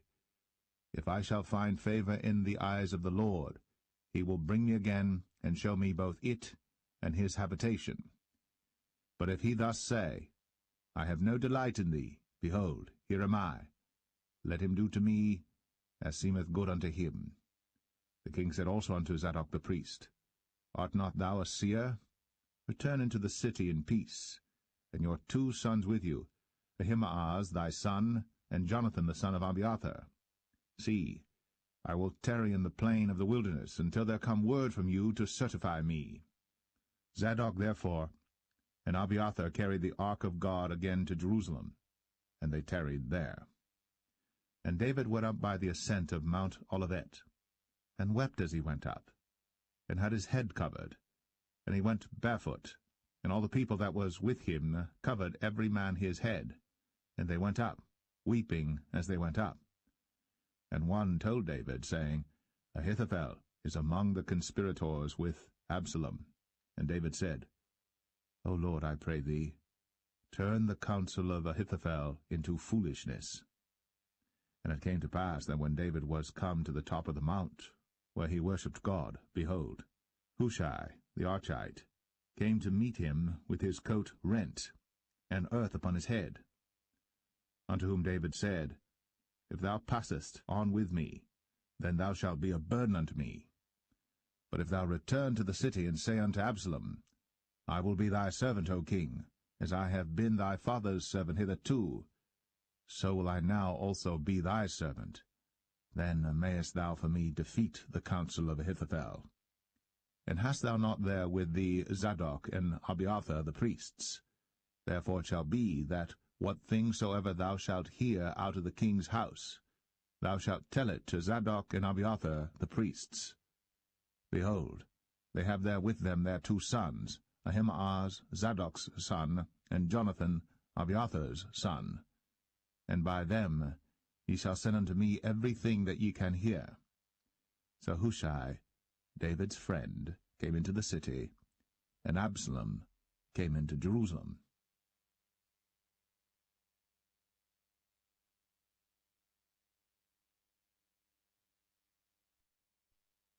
2 Samuel 16. And when David was a little past the top of the hill, behold, Ziba, the servant of Mephibosheth, met him with a couple of asses saddled, and upon them 200 loaves of bread, and 100 bunches of raisins, and 100 of summer fruits, and a bottle of wine. And the king said unto Ziba, What meanest thou by these? And Ziba said, The asses be for the king's household to ride on, and the bread and summer fruit for the young men to eat, and the wine, that such as be faint in the wilderness may drink. And the king said, And where is thy master's son? And Ziba said unto the king, Behold, he abideth at Jerusalem, for he said, Today shall the house of Israel restore me the kingdom of my father. Then said the king to Ziba, Behold, thine are all that pertained unto Mephibosheth. And Ziba said, I humbly beseech thee that I may find grace in thy sight, my lord, O king. And when King David came to Bahurim, behold, thence came out a man of the family of the house of Saul, whose name was Shimei, the son of Gera. He came forth, and cursed still as he came. And he cast stones at David, and at all the servants of King David. And all the people and all the mighty men were on his right hand and on his left. And thus said Shimei, when he cursed, come out, thou bloody man, and thou man of Belial. The Lord hath returned upon thee all the blood of the house of Saul, in whose stead thou hast reigned. And the Lord hath delivered the kingdom into the hand of Absalom thy son, and behold, thou art taken in thy mischief, because thou art a bloody man. Then said Abishai the son of Zeruiah unto the king, Why should this dead dog curse my lord the king? Let me go over, I pray thee, and take off his head. And the king said, What have I to do with you, ye sons of Zeruiah? So let him curse, because the Lord hath said unto him, Curse David. Who shall then say, Wherefore hast thou done so? And David said to Abishai and to all his servants, Behold, my son, which came forth of my bowels, seeketh my life. How much more now may this Benjamite do it? Let him alone, and let him curse, for the Lord hath bidden him. It may be that the Lord will look on mine affliction, and that the Lord will requite me good for his cursing this day. And as David and his men went by the way, Shimei went along on the hills side over against him, and cursed as he went, and threw stones at him, and cast dust. And the king and all the people that were with him came weary, and refreshed themselves there. And Absalom and all the people, the men of Israel, came to Jerusalem, and Ahithophel with him. And it came to pass, when Hushai the Archite, David's friend, was come unto Absalom, that Hushai said unto Absalom, God save the king, God save the king. And Absalom said to Hushai, Is this thy kindness to thy friend? Why wentest thou not with thy friend? And Hushai said unto Absalom, Nay, but whom the Lord and this people and all the men of Israel choose, his will I be, and with him will I abide. And again, whom should I serve?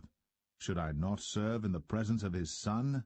As I have served in thy father's presence, so will I be in thy presence. Then said Absalom to Ahithophel, Give counsel among you what we shall do. And Ahithophel said unto Absalom, Go in unto thy father's concubines, which he hath left to keep the house. And all Israel shall hear that thou art abhorred of thy father. Then shall the hands of all that are with thee be strong. So they spread Absalom a tent upon the top of the house. And Absalom went in unto his father's concubines in the sight of all Israel.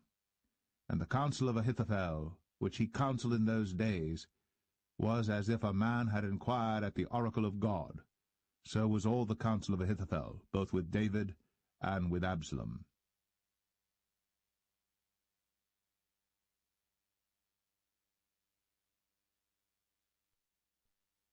2 Samuel 17.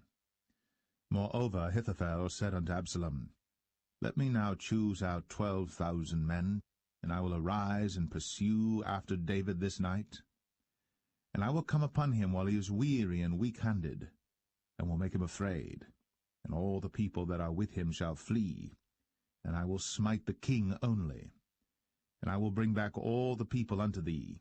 The man whom thou seekest is as if all returned, so all the people shall be in peace. And the saying pleased Absalom well, and all the elders of Israel. Then said Absalom, Call now Hushai the Archite also, and let us hear likewise what he saith. And when Hushai was come to Absalom, Absalom spake unto him, saying, Ahithophel hath spoken after this manner. Shall we do after his saying? If not, speak thou. And Hushai said unto Absalom, The counsel that Ahithophel hath given is not good at this time. For, said Hushai, Thou knowest thy father and his men, that they be mighty men, and they be chafed in their minds, as a bear robbed of her whelps in the field. And thy father is a man of war, and will not lodge with the people.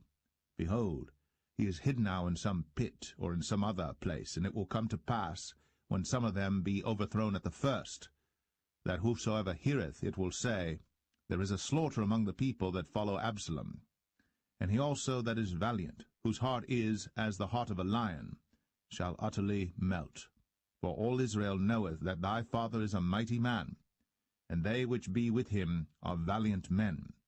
Therefore I counsel that all Israel be generally gathered unto thee, from Dan even to Beersheba, as the sand that is by the sea for multitude, and that thou go to battle in thine own person.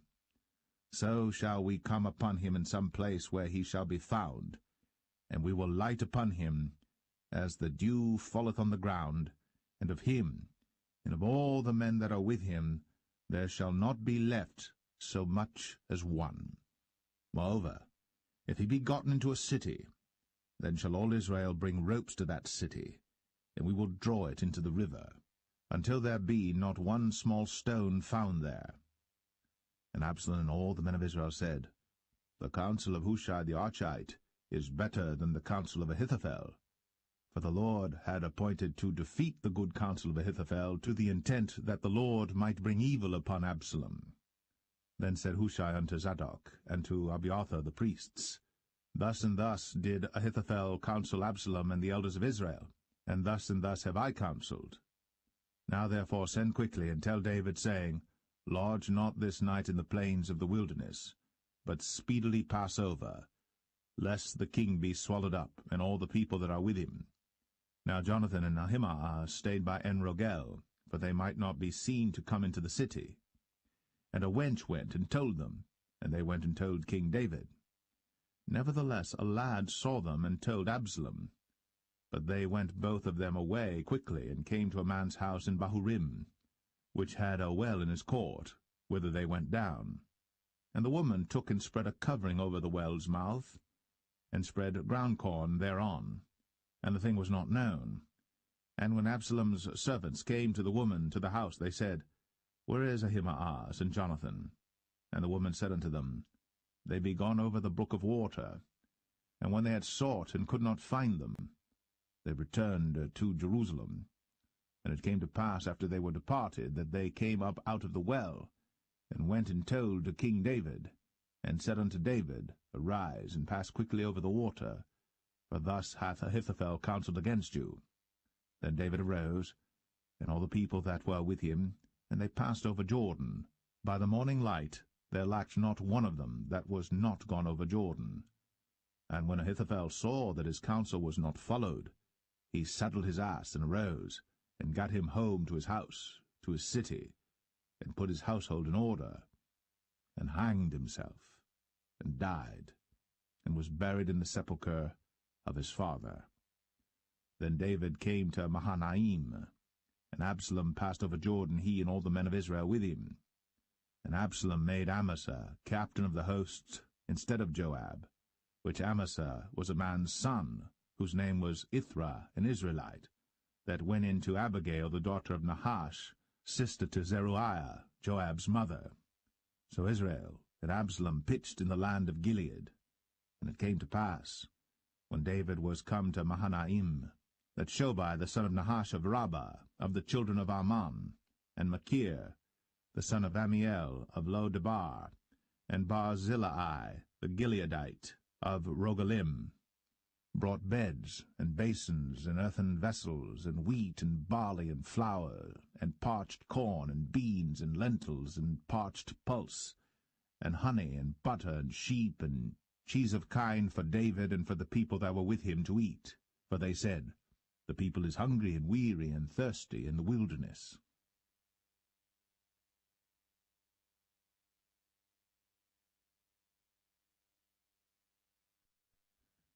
2 Samuel 18. And David numbered the people that were with him, and set captains of thousands and captains of hundreds over them. And David sent forth a third part of the people under the hand of Joab, and a third part under the hand of Abishai the son of Zeruiah, Joab's brother, and a third part under the hand of Ittai the Gittite. And the king said unto the people, I will surely go forth with you myself also. But the people answered, Thou shalt not go forth, for if we flee away, they will not care for us, neither, if half of us die, will they care for us. But now thou art worth 10,000 of us. Therefore now it is better that thou succour us out of the city. And the king said unto them, What seemeth you best, I will do. And the king stood by the gate side, and all the people came out by hundreds and by thousands. And the king commanded Joab and Abishai and Ittai, saying, Deal gently for my sake with the young man, even with Absalom. And all the people heard when the king gave all the captains charge concerning Absalom. So the people went out into the field against Israel, and the battle was in the wood of Ephraim, where the people of Israel were slain before the servants of David, and there was there a great slaughter that day of 20,000 men. For the battle was there scattered over the face of all the country, and the wood devoured more people that day than the sword devoured. And Absalom met the servants of David, and Absalom rode upon a mule. And the mule went under the thick boughs of a great oak, and his head caught hold of the oak. And he was taken up between the heaven and the earth, and the mule that was under him went away. And a certain man saw it, and told Joab, and said, Behold, I saw Absalom hanged in an oak. And Joab said unto the man that told him, And behold, thou sawest him, and why didst thou not smite him there to the ground? And I would have given thee 10 shekels of silver and a girdle. And the man said unto Joab, Though I should receive 1,000 shekels of silver in mine hand, yet would I not put forth mine hand against the king's son. For in our hearing the king charged thee and Abishai and Ittai, saying, Beware that none touch the young man Absalom. Otherwise I should have wrought falsehood against mine own life. For there is no matter hid from the king, and thou thyself wouldest have set thyself against me. Then said Joab, I may not tarry thus with thee. And he took 3 darts in his hand, and thrust them through the heart of Absalom, while he was yet alive, in the midst of the oak. And 10 young men that bare Joab's armor compassed about, and smote Absalom, and slew him.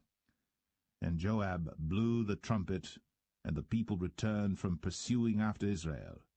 For Joab held back the people. And they took Absalom, and cast him into a great pit in the wood, and laid a very great heap of stones upon him. And all Israel fled, every one to his tent. Now Absalom, in his lifetime, had taken and reared up for himself a pillar which is in the king's dale, for he said, I have no son to keep my name in remembrance. And he called the pillar after his own name, and it is called unto this day Absalom's place. Then said Ahimaaz, the son of Zadok, Let me now run, and bear the king tidings. how that the Lord hath avenged him of his enemies. And Joab said unto him, Thou shalt not bear tidings this day, but thou shalt bear tidings another day. But this day thou shalt bear no tidings, because the king's son is dead. Then said Joab to Cushai, Go tell the king what thou hast seen. And Cushai bowed himself unto Joab, and ran. Then said Ahimaaz the son of Zadok yet again to Joab, But howsoever let me, I pray thee, also run after Cushai. And Joab said, Wherefore wilt thou run, my son, seeing that thou hast no tidings ready? But howsoever said he, Let me run. And he said unto him, Run. Then Ahimaaz ran by the way of the plain, and overran Cushai. And David sat between the two gates, and the watchman went up to the roof over the gate unto the wall, and lifted up his eyes, and looked, and behold, a man running alone. And the watchman cried, and told the king. And the king said, If he be alone, there is tidings in his mouth. And he came apace, and drew near. And the watchman saw another man running. And the watchman called unto the porter, and said, Behold, another man running alone. And the king said, He also bringeth tidings. And the watchman said, Methinketh the running of the foremost is like the running of Ahimaaz the son of Zadok. And the king said, He is a good man, and cometh with good tidings. And Ahimaaz called, and said unto the king, All is well. And he fell down to the earth upon his face before the king, and said, Blessed be the Lord thy God, which hath delivered up the men that lifted up their hand against my lord the king. And the king said, Is the young man Absalom safe?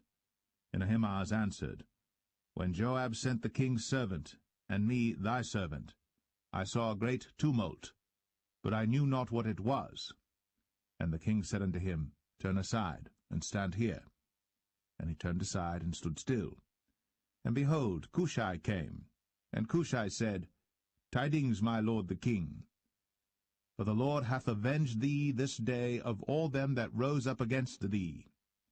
And the king said unto Cushai, Is the young man Absalom safe? And Cushai answered, The enemies of my lord the king, and all that rise against thee to do thee hurt, be as that young man is. And the king was much moved, and went up to the chamber over the gate, and wept. And as he went, thus he said, O my son Absalom, my son Absalom, would God I had died for thee, O Absalom, my son, my son.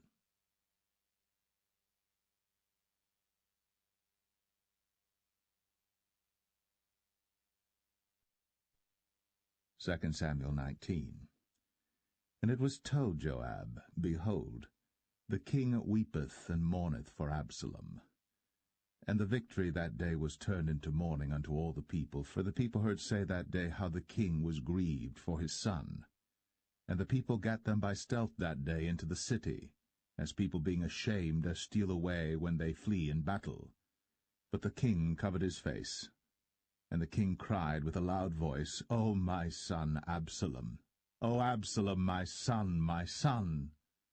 And Joab came into the house to the king, and said, Thou hast shamed this day the faces of all thy servants, which this day have saved thy life and the lives of thy sons and of thy daughters, and the lives of thy wives and the lives of thy concubines, in that thou lovest thine enemies and hatest thy friends. For thou hast declared this day that thou regardest neither princes nor servants. For this day I perceive that if Absalom had lived, and all we had died this day, then it had pleased thee well.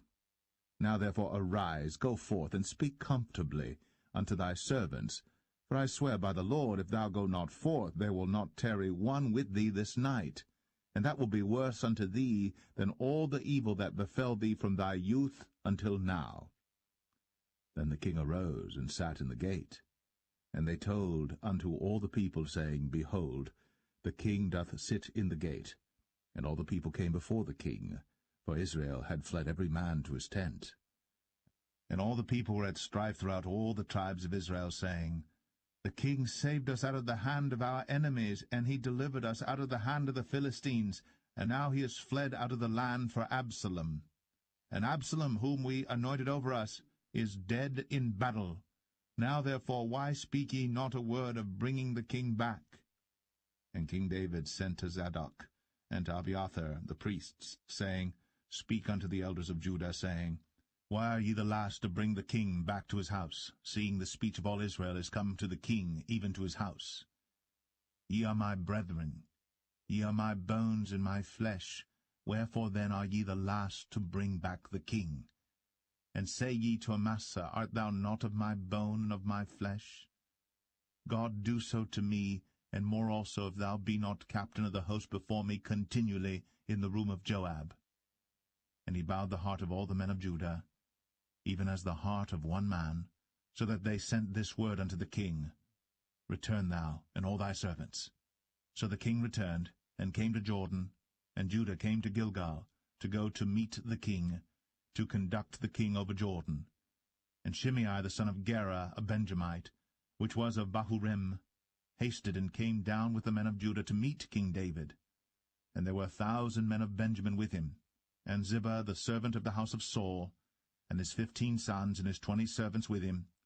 And they went over Jordan before the king. And there went over a ferry boat to carry over the king's household, and to do what he thought good. And Shimei the son of Gera fell down before the king, as he was come over Jordan, and said unto the king, Let not my lord impute iniquity unto me, neither do thou remember that which thy servant did perversely the day that my lord the king went out of Jerusalem, that the king should take it to his heart. For thy servant doth know that I have sinned. Therefore, behold, I am come the first this day of all the house of Joseph, to go down to meet my lord the king. But Abishai the son of Zeruiah answered and said, Shall not Shimei be put to death for this, because he cursed the Lord's anointed? And David said, What have I to do with you, ye sons of Zeruiah, that ye should this day be adversaries unto me? Shall there any man be put to death this day in Israel? For do not I know that I am this day king over Israel? Therefore the king said unto Shimei, Thou shalt not die. And the king sware unto him.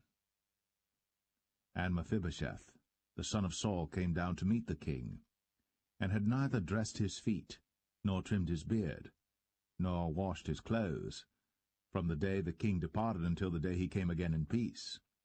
And it came to pass, when he was come to Jerusalem to meet the king, that the king said unto him, Wherefore wentest not thou with me, Mephibosheth? And he answered, My lord, O king, my servant deceived me.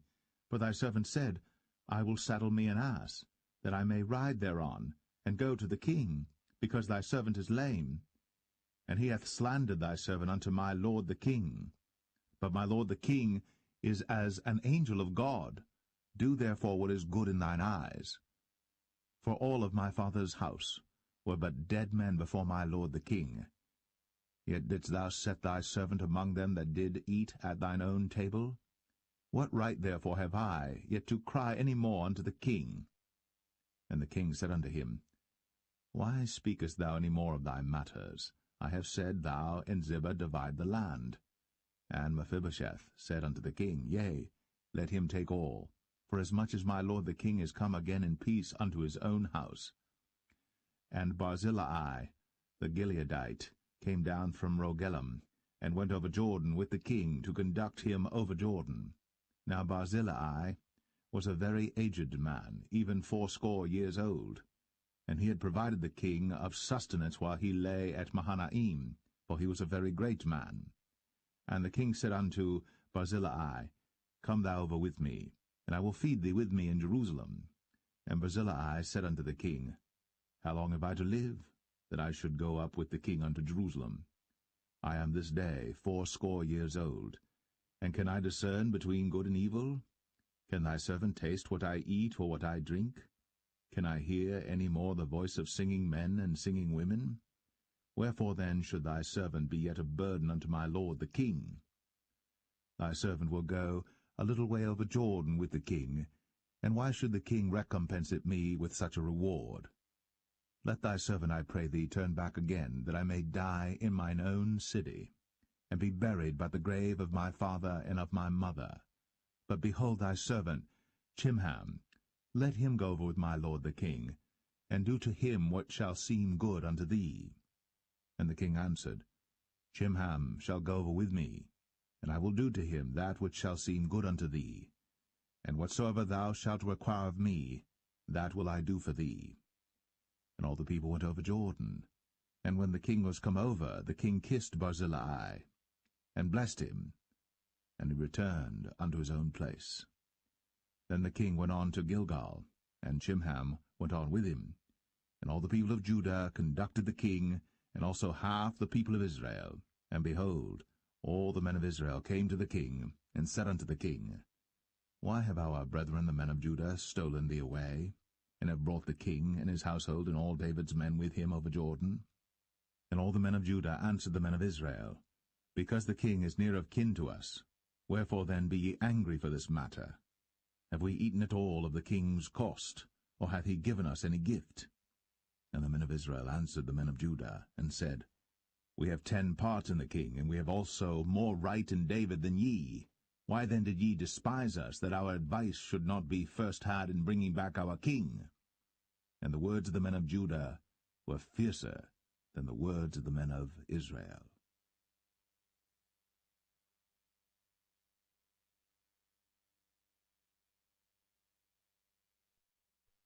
2 Samuel 20.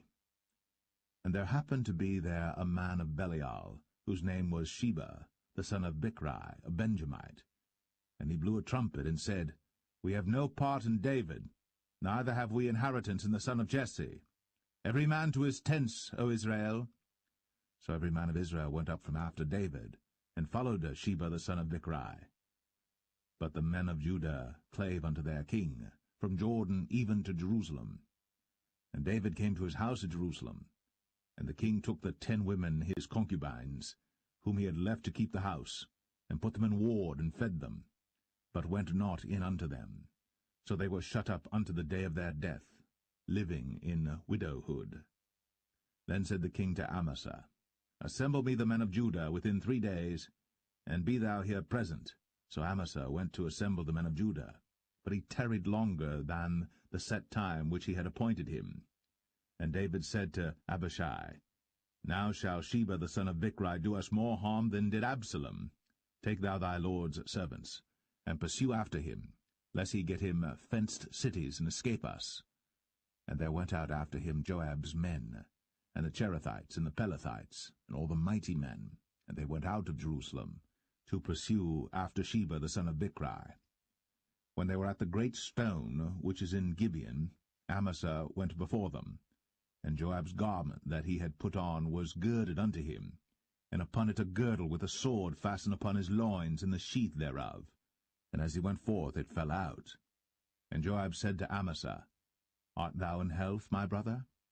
And Joab took Amasa by the beard with the right hand to kiss him. But Amasa took no heed to the sword that was in Joab's hand. So he smote him therewith in the 5th rib, and shed out his bowels to the ground, and struck him not again, and he died. So Joab and Abishai his brother pursued after Sheba the son of Bichri. And one of Joab's men stood by him, and said, He that favoureth Joab, and he that is for David, let him go after Joab.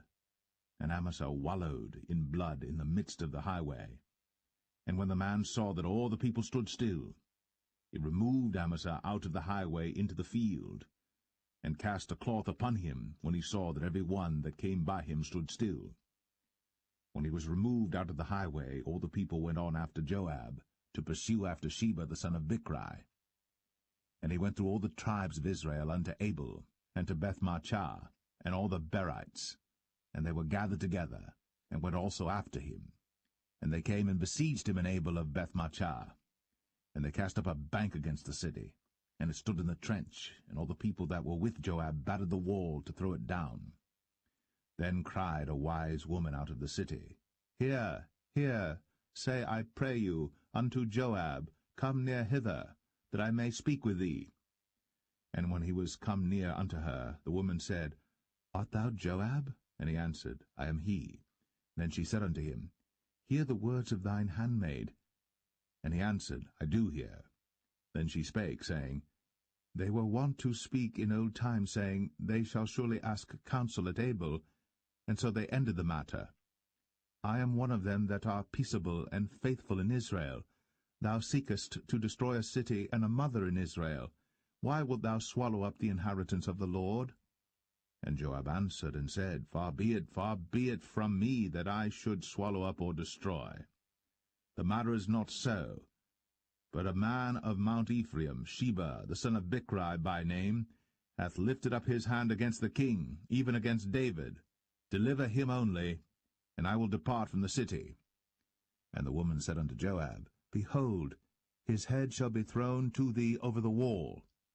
Then the woman went unto all the people in her wisdom, and they cut off the head of Sheba the son of Bichri, and cast it out to Joab. And he blew a trumpet, and they retired from the city, every man to his tent. And Joab returned to Jerusalem unto the king. Now Joab was over all the host of Israel, and Benaiah the son of Jehoiada was over the Cherethites and over the Pelethites, and Adoram was over the tribute, and Jehoshaphat the son of Ahilud was recorder, and Sheva was scribe, and Zadok and Abiathar were priests, and Ira also the Jerite was a chief ruler about David.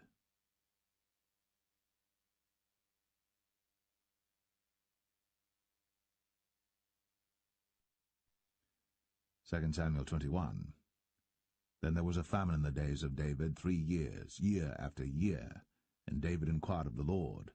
And the Lord answered, It is for Saul and for his bloody house, because he slew the Gibeonites.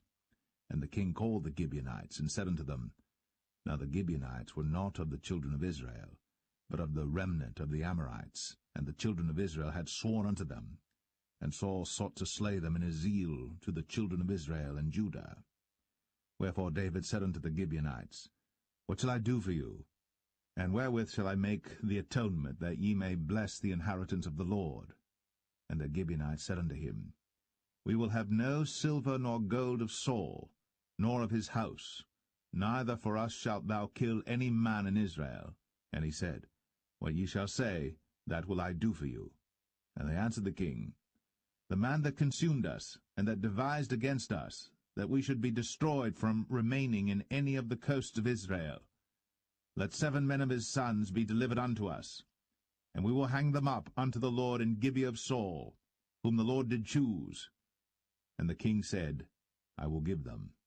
But the king spared Mephibosheth, the son of Jonathan the son of Saul, because of the Lord's oath that was between them, between David and Jonathan the son of Saul. But the king took the 2 sons of Rizpah, the daughter of Aiah, whom she bare unto Saul, Armoni and Mephibosheth, and the 5 sons of Michal the daughter of Saul, whom she brought up for Adriel the son of Barzillai the Maholathite. And he delivered them into the hands of the Gibeonites, and they hanged them in the hill before the Lord. And they fell all 7 together, and were put to death in the days of harvest, in the first days, in the beginning of barley harvest. And Rizpah the daughter of Aiah took sackcloth, and spread it for her upon the rock, from the beginning of harvest until water dropped upon them out of heaven, and suffered neither the birds of the air to rest on them by day, nor the beast of the field by night. And it was told David what Rizpah the daughter of Aiah, the concubine of Saul, had done. And David went and took the bones of Saul, and the bones of Jonathan his son, from the men of Jabesh-Gilead, which had stolen them from the street of Bethshan, where the Philistines had hanged them, when the Philistines had slain Saul in Gilboa. And he brought up from thence the bones of Saul, and the bones of Jonathan his son, and they gathered the bones of them that were hanged. And the bones of Saul and Jonathan his son buried they in the country of Benjamin in Zelah, in the sepulchre of Kish his father. And they performed all that the king commanded, and after that God was entreated for the land. Moreover, the Philistines had yet war again with Israel, and David went down, and his servants with him, and fought against the Philistines, and David waxed faint. And Ishbi-Benob, which was of the sons of the giant, the weight of whose spear weighed 300 shekels of brass in weight, he being girded with a new sword, thought to have slain David.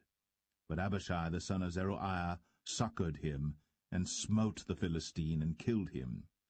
Then the men of David sware unto him, saying, Thou shalt go no more out with us to battle, that thou quench not the light of Israel.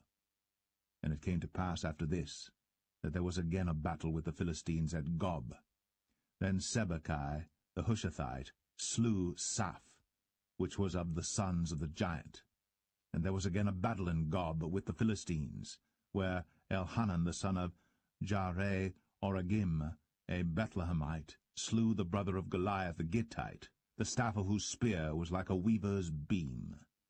And there was yet a battle in Gath, where was a man of great stature, that had on every hand 6 fingers, and on every foot 6 toes, 24 in number. And he also was born to the giant. And when he defied Israel, Jonathan the son of Shemaiah, the brother of David, slew him. These 4 were born to the giant in Gath, and fell by the hand of David, and by the hand of his servants.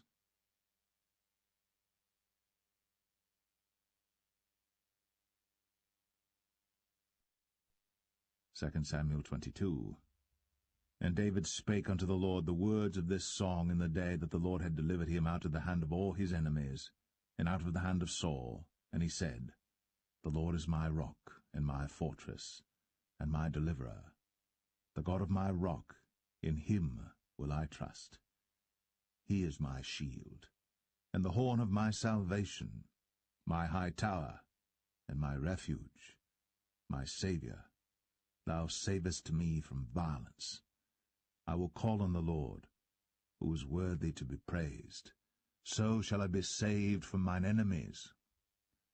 When the waves of death compassed me, the floods of ungodly men made me afraid. The sorrows of hell compassed me about, the snares of death prevented me.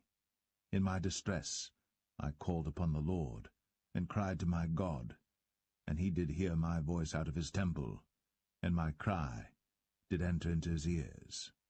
Then the earth shook and trembled, the foundations of heaven moved and shook, because he was wroth. There went up a smoke out of his nostrils, and fire out of his mouth devoured. Coals were kindled by it. He bowed the heavens also, and came down, and darkness was under his feet. And he rode upon a cherub, and did fly, and he was seen upon the wings of the wind. And he made darkness pavilions round about him, dark waters, and thick clouds of the skies. Through the brightness before him were coals of fire kindled. The Lord thundered from heaven, and the Most High uttered his voice. And he sent out arrows, and scattered them, lightning, and discomfited them. And the channels of the sea appeared. The foundations of the world were discovered, at the rebuking of the Lord, at the blast of the breath of his nostrils. He sent from above, he took me, he drew me out of many waters. He delivered me from my strong enemy, and from them that hated me, for they were too strong for me. They prevented me in the day of my calamity. But the Lord was my stay. He brought me forth also into a large place. He delivered me because he delighted in me. The Lord rewarded me according to my righteousness, according to the cleanness of my hands hath he recompensed me. For I have kept the ways of the Lord, and have not wickedly departed from my God. For all his judgments were before me, and as for his statutes, I did not depart from them. I was also upright before him, and have kept myself from mine iniquity. Therefore the Lord hath recompensed me according to my righteousness, according to my cleanness in his eyesight. With the merciful thou wilt show thyself merciful, and with the upright man thou wilt show thyself upright. With the pure thou wilt show thyself pure, and with the froward thou wilt show thyself unsavoury, and the afflicted people thou wilt save. But thine eyes are upon the haughty, that thou mayest bring them down. For thou art my lamp, O Lord, and the Lord will lighten my darkness. For by thee I have run through a troop, by my God have I leaped over a wall. As for God, his way is perfect. The word of the Lord is tried. He is a buckler to all them that trust in him. For who is God save the Lord? And who is a rock save our God? God is my strength and power, and he maketh my way perfect. He maketh my feet like hinds' feet, and setteth me upon my high places. He teacheth my hands to war, so that a bow of steel is broken by mine arms. Thou hast also given me the shield of thy salvation, and thy gentleness hath made me great. Thou hast enlarged my steps under me, so that my feet did not slip. I have pursued mine enemies, and destroyed them, and turned not again until I had consumed them. And I have consumed them and wounded them, that they could not arise. Yea, they are fallen under my feet. For thou hast girded me with strength to battle. Them that rose up against me hast thou subdued under me. Thou hast also given me the necks of mine enemies, that I might destroy them that hate me. They looked, but there was none to save, even unto the Lord. But he answered them not. Then did I beat them as small as the dust of the earth. I did stamp them as the mire of the street, and did spread them abroad.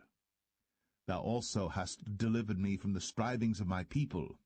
Thou hast kept me to be head of the heathen. A people which I knew not shall serve me. Strangers shall submit themselves unto me. As soon as they hear, they shall be obedient unto me. Strangers shall fade away, and they shall be afraid out of their close places. The Lord liveth, and blessed be my rock, and exalted be the God of the rock of my salvation. It is God that avengeth me, and that bringeth down the people unto me, and that bringeth me forth from mine enemies. Thou also hast lifted me up on high above them that rose up against me. Thou hast delivered me from the violent man. Therefore I will give thanks unto thee, O Lord, among the heathen, and I will sing praises unto thy name. He is the tower of salvation for his king, and showeth mercy to his anointed, unto David, and to his seed for evermore.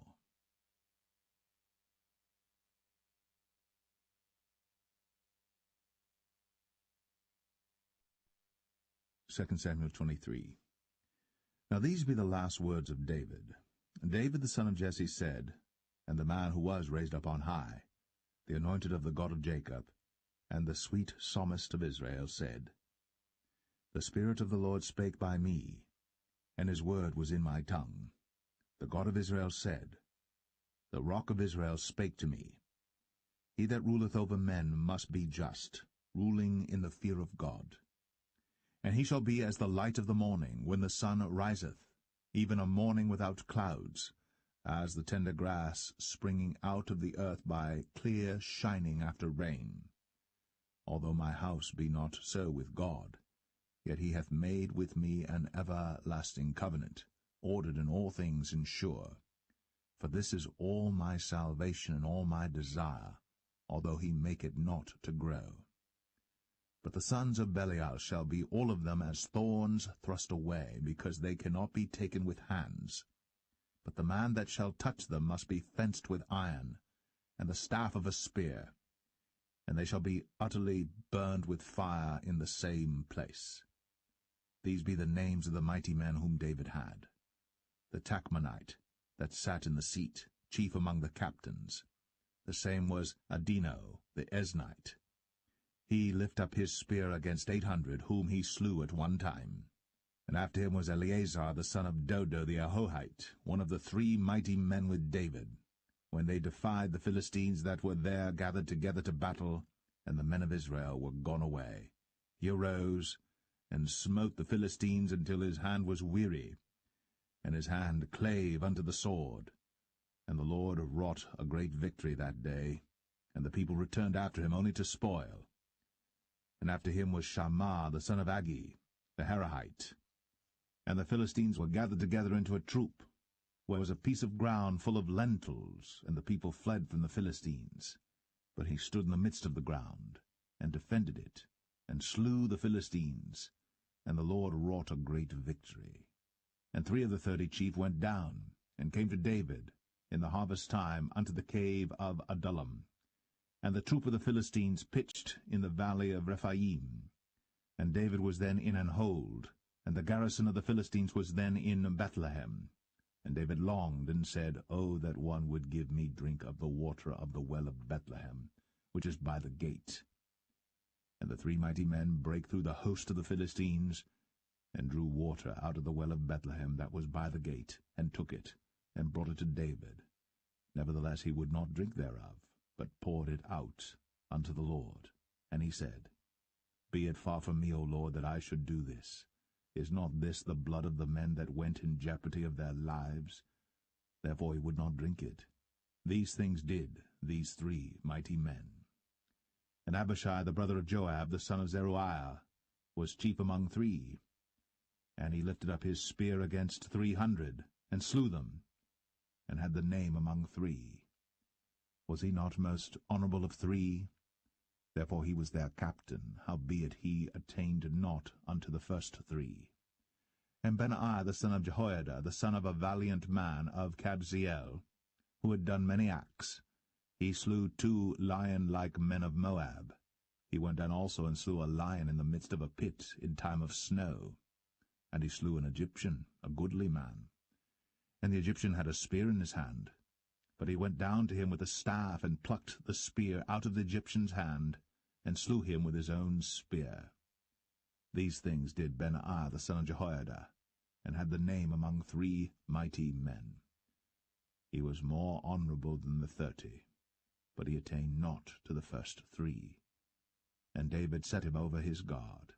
Asahel the brother of Joab was one of the 30, Elhanan the son of Dodo of Bethlehem, Shammah the Harodite, Elika the Harodite, Helez the Paltite, Ira the son of Ikesh the Tekoite, Abiezer the Anethathite, Mebunai the Hushathite, Zalman the Ahuhite, Maharai the Netophathite, Heleb the son of Baanah a Netophathite, Ittai the son of Ribai, out of Gibeah of the children of Benjamin, Benaiah the Parathonite, Hiddai of the brooks of Gaash, Abialbon the Arbathite, Asmaveth the Bahamite, Eliabah the Shaalbanite, of the sons of Jashan, Jonathan, Shammah the Hararite, Ahiam the son of Sharar, the Hararite, Eliphalet the son of Ahasbai, the son of the Maacathite, Eliam the son of Ahithophel the Gelonite,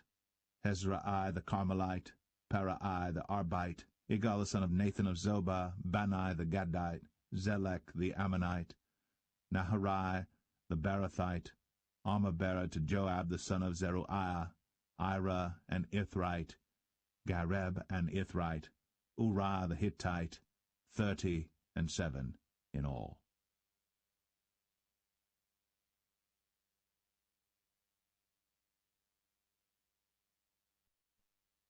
2 Samuel 24.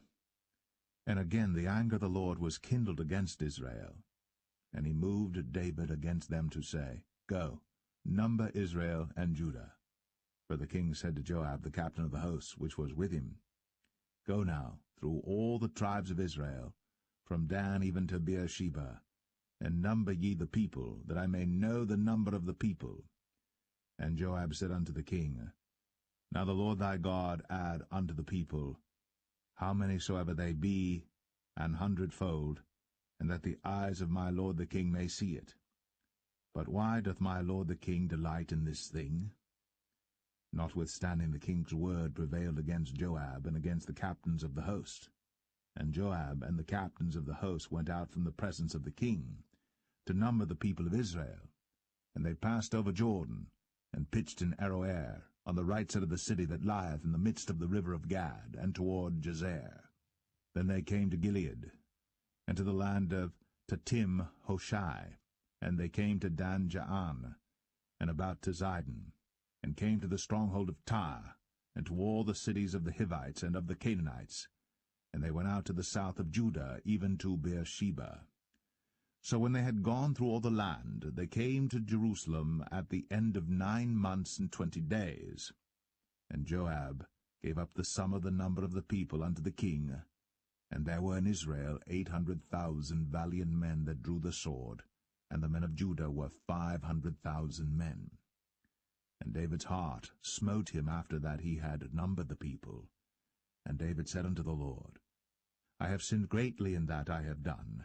And now, I beseech thee, O Lord, take away the iniquity of thy servant, for I have done very foolishly. For when David was up in the morning, the word of the Lord came unto the prophet Gad, David's seer, saying, Go and say unto David, Thus saith the Lord, I offer thee 3 things. Choose thee one of them, that I may do it unto thee. So Gad came to David and told him, and said unto him, Shall 7 years of famine come unto thee in thy land? Or wilt thou flee 3 months before thine enemies, while they pursue thee? Or that there be 3 days' pestilence in thy land? Now advise, and see what answer I shall return to him that sent me. And David said unto Gad, I am in a great strait. Let us fall now into the hand of the Lord, for his mercies are great, and let me not fall into the hand of man. So the Lord sent a pestilence upon Israel, from the morning even to the time appointed. And there died of the people from Dan even to Beersheba 70,000 men. And when the angel stretched out his hand upon Jerusalem to destroy it, the Lord repented him of the evil, and said to the angel that destroyed the people, It is enough. Stay now thine hand. And the angel of the Lord was by the threshing place of Araunah the Jebusite. And David spake unto the Lord when he saw the angel that smote the people, and said, Lo, I have sinned, and I have done wickedly. But these sheep, what have they done? Let thine hand, I pray thee, be against me, and against my father's house. And Gad came that day to David, and said unto him, Go up, rear an altar unto the Lord in the threshing floor of Araunah the Jebusite. And David, according to the saying of Gad, went up as the Lord commanded. And Araunah looked, and saw the king and his servants coming on toward him. And Araunah went out, and bowed himself before the king on his face upon the ground. And Araunah said, Wherefore is my lord the king come to his servant? And David said, To buy the threshing floor of thee, to build an altar unto the Lord, that the plague may be stayed from the people. And Araunah said unto David, Let my lord the king take and offer up what seemeth good unto him. Behold, here be oxen for burnt sacrifice, and threshing instruments, and other instruments of the oxen for wood. All these things did Araunah as a king give unto the king. And Araunah said unto the king, The Lord thy God accept thee. And the king said unto Araunah, Nay, but I will surely buy it of thee at a price. Neither will I offer burnt offerings unto the Lord my God of that which doth cost me nothing. So David bought the threshing floor and the oxen for 50 shekels of silver. And David built there an altar unto the Lord, and offered burnt offerings and peace offerings. So the Lord was entreated for the land, and the plague was stayed from Israel.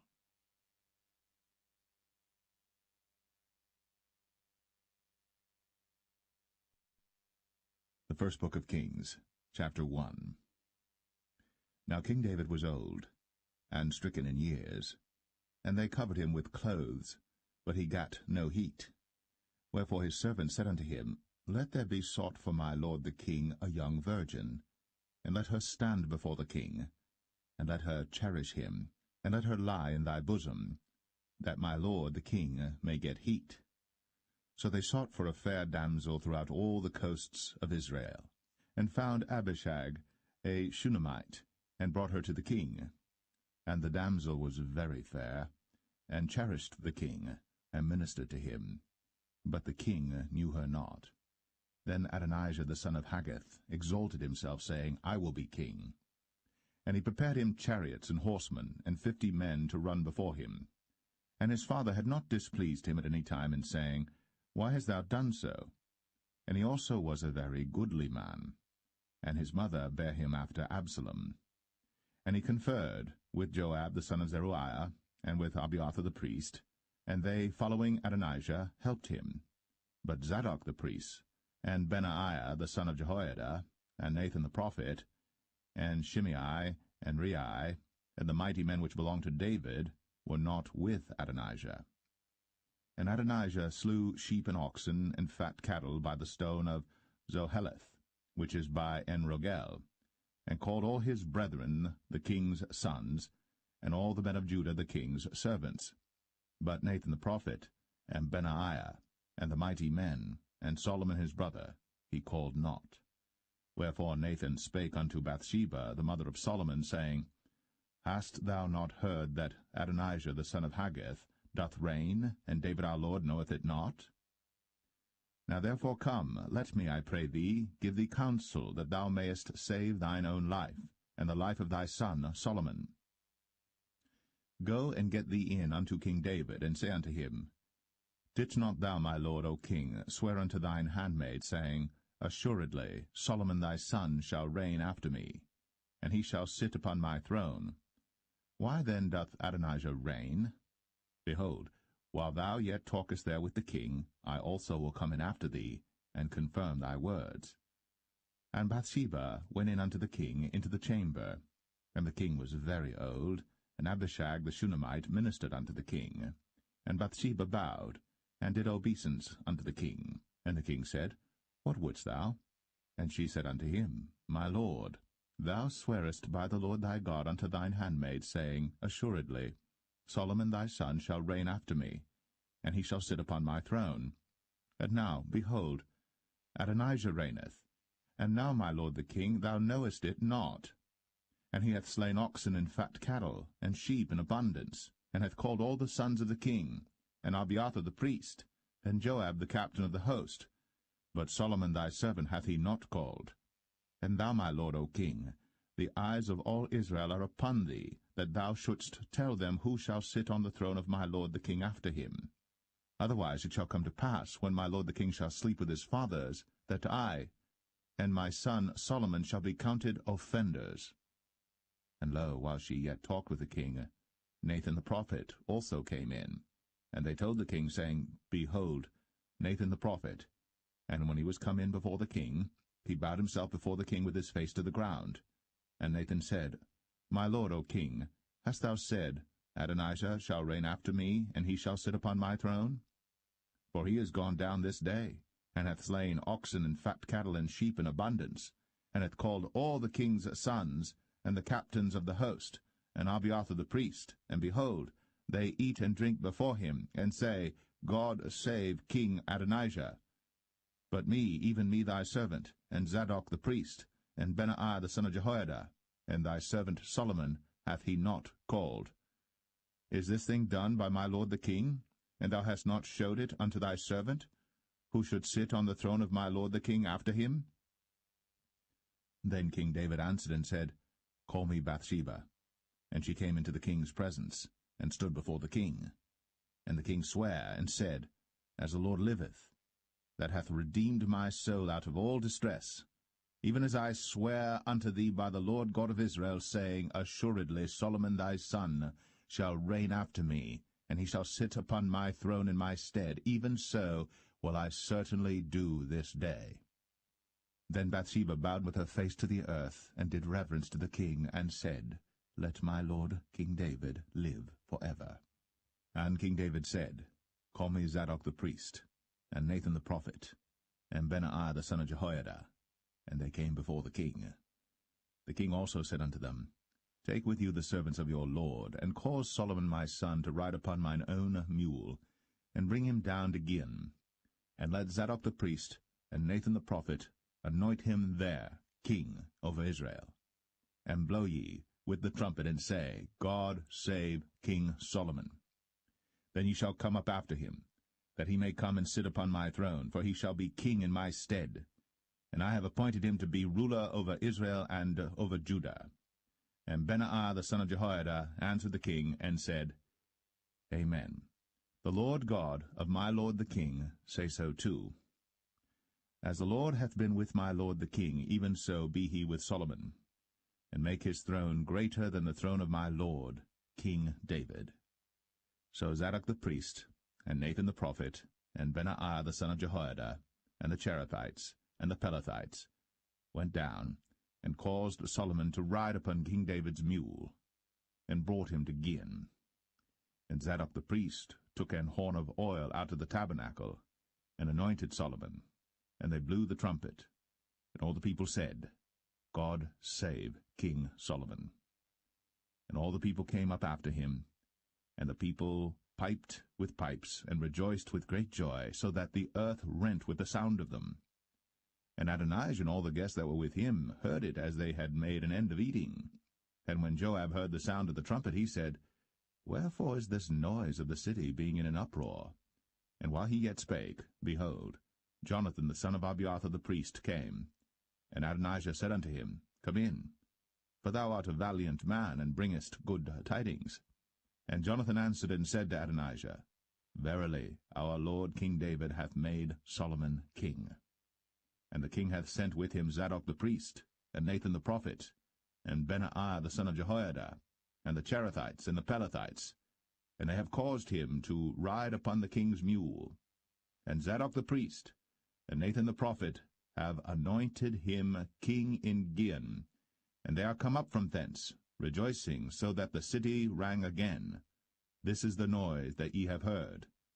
And also Solomon sitteth on the throne of the kingdom. And moreover, the king's servants came to bless our lord King David, saying, God make the name of Solomon better than thy name, and make his throne greater than thy throne. And the king bowed himself upon the bed. And also thus said the king, Blessed be the Lord God of Israel, which hath given one to sit on my throne this day, mine eyes even seeing it.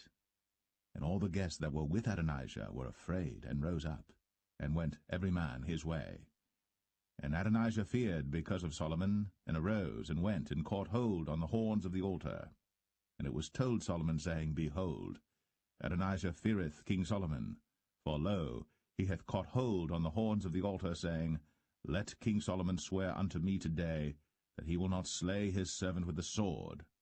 And Solomon said, If he will show himself a worthy man, there shall not an hair of him fall to the earth. But if wickedness shall be found in him, he shall die. So King Solomon sent, and they brought him down from the altar, and he came, and bowed himself to King Solomon. And Solomon said unto him, Go to thine house.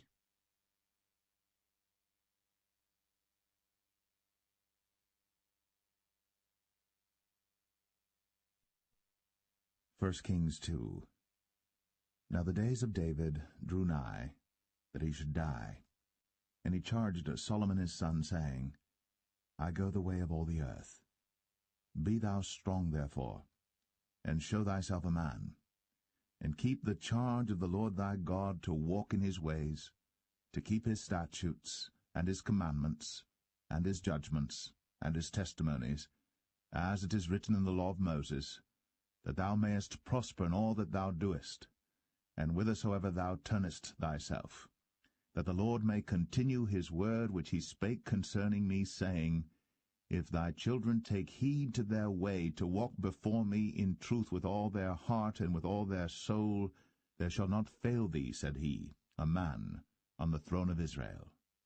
Moreover, thou knowest also what Joab the son of Zeruiah did to me, and what he did to the two captains of the host of Israel, unto Abner the son of Ner, and unto Amasa the son of Jether, whom he slew, and shed the blood of war in peace, and put the blood of war upon his girdle that was about his loins, and in his shoes that were on his feet.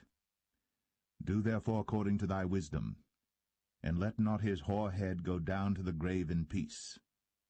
But show kindness unto the sons of Barzillai the Gileadite, and let them be of those that eat at thy table. For so they came to me when I fled because of Absalom thy brother. And behold, thou hast with thee Shimei the son of Gera, a Benjamite of Bahurim, which cursed me with a grievous curse in the day when I went to Mahanaim. But he came down to meet me at Jordan, and I sware to him by the Lord, saying, I will not put thee to death with the sword. Now therefore hold him not guiltless, for thou art a wise man, and knowest what thou oughtest to do unto him. But his hoar head bring thou down to the grave with blood. So David slept with his fathers, and was buried in the city of David. And the days that David reigned over Israel were 40 years. 7 years reigned he in Hebron, and 33 years reigned he in Jerusalem.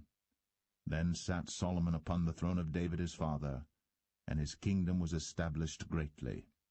And Adonijah the son of Haggith came to Bathsheba, the mother of Solomon, and she said, Comest thou peaceably?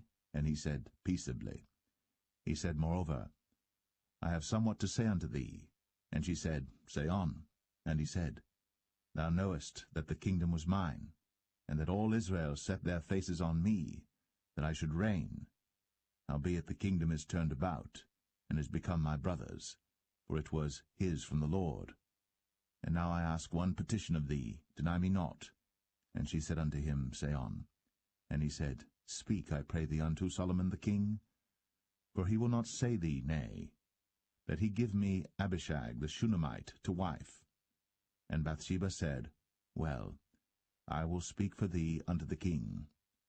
Bathsheba therefore went unto King Solomon, to speak unto him for Adonijah. And the king rose up to meet her, and bowed himself unto her, and sat down on his throne, and caused a seat to be set for the king's mother. And she sat on his right hand. Then she said, I desire one small petition of thee. I pray thee, say me not nay. And the king said unto her, Ask on, my mother, for I will not say thee nay. And she said, Let Abishag the Shunammite be given to Adonijah thy brother to wife. And King Solomon answered and said unto his mother, And why dost thou ask Abishag the Shunammite for Adonijah? Ask for him the kingdom also? For he is mine elder brother, even for him, and for Abiathar the priest, and for Joab the son of Zeruiah. Then King Solomon sware by the Lord, saying, God do so to me, and more also, if Adonijah have not spoken this word against his own life. Now therefore, as the Lord liveth, which hath established me, and set me on the throne of David my father, and who hath made me an house, as he promised, Adonijah shall be put to death this day. And King Solomon sent by the hand of Benaiah the son of Jehoiada, and he fell upon him, that he died. And unto Abiathar the priest said the king, Get thee to Anathoth, unto thine own fields, for thou art worthy of death. But I will not at this time put thee to death, because thou bearest the ark of the Lord God before David my father, and because thou hast been afflicted in all wherein my father was afflicted. So Solomon thrust out Abiathar from being priest unto the Lord, that he might fulfill the word of the Lord, which he spake concerning the house of Eli in Shiloh. Then tidings came to Joab. For Joab had turned after Adonijah, though he turned not after Absalom. And Joab fled unto the tabernacle of the Lord, and caught hold on the horns of the altar. And it was told King Solomon that Joab was fled unto the tabernacle of the Lord, and behold, he is by the altar. Then Solomon sent Benaiah the son of Jehoiada, saying, Go, fall upon him. And Benaiah came to the tabernacle of the Lord, and said unto him, Thus saith the king, Come forth. And he said, Nay, but I will die here. And Benaiah brought the king word again, saying, Thus said Joab.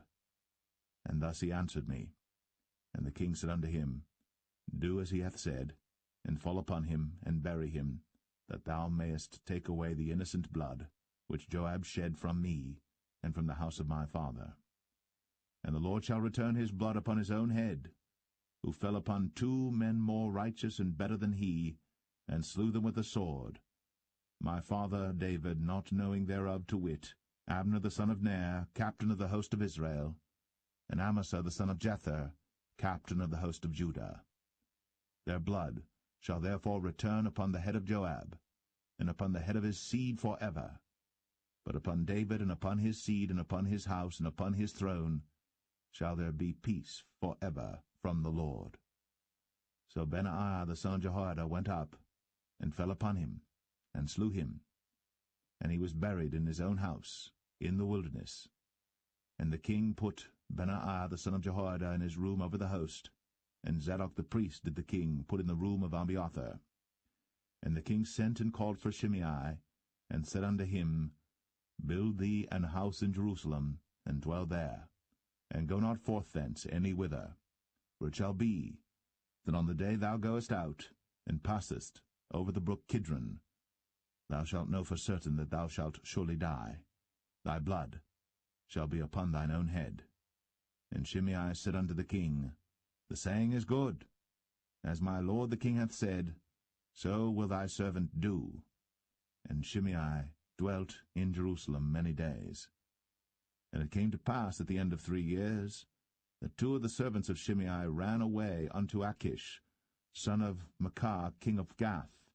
And they told Shimei, saying, Behold, thy servants be in Gath. And Shimei arose, and saddled his ass, and went to Gath to Achish to seek his servants. And Shimei went, and brought his servants from Gath. And it was told Solomon that Shimei had gone from Jerusalem to Gath, and was come again.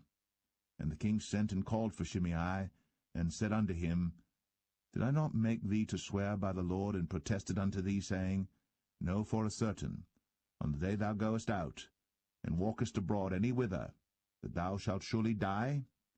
And thou saidst unto me, The word that I have heard is good. Why then hast thou not kept the oath of the Lord, and the commandment that I have charged thee with?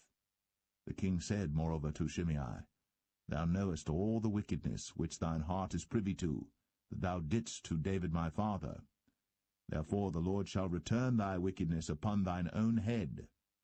And King Solomon shall be blessed, and the throne of David shall be established before the Lord for ever. So the king commanded Benaiah the son of Jehoiada, which went out, and fell upon him that he died. And the kingdom was established in the hand of Solomon.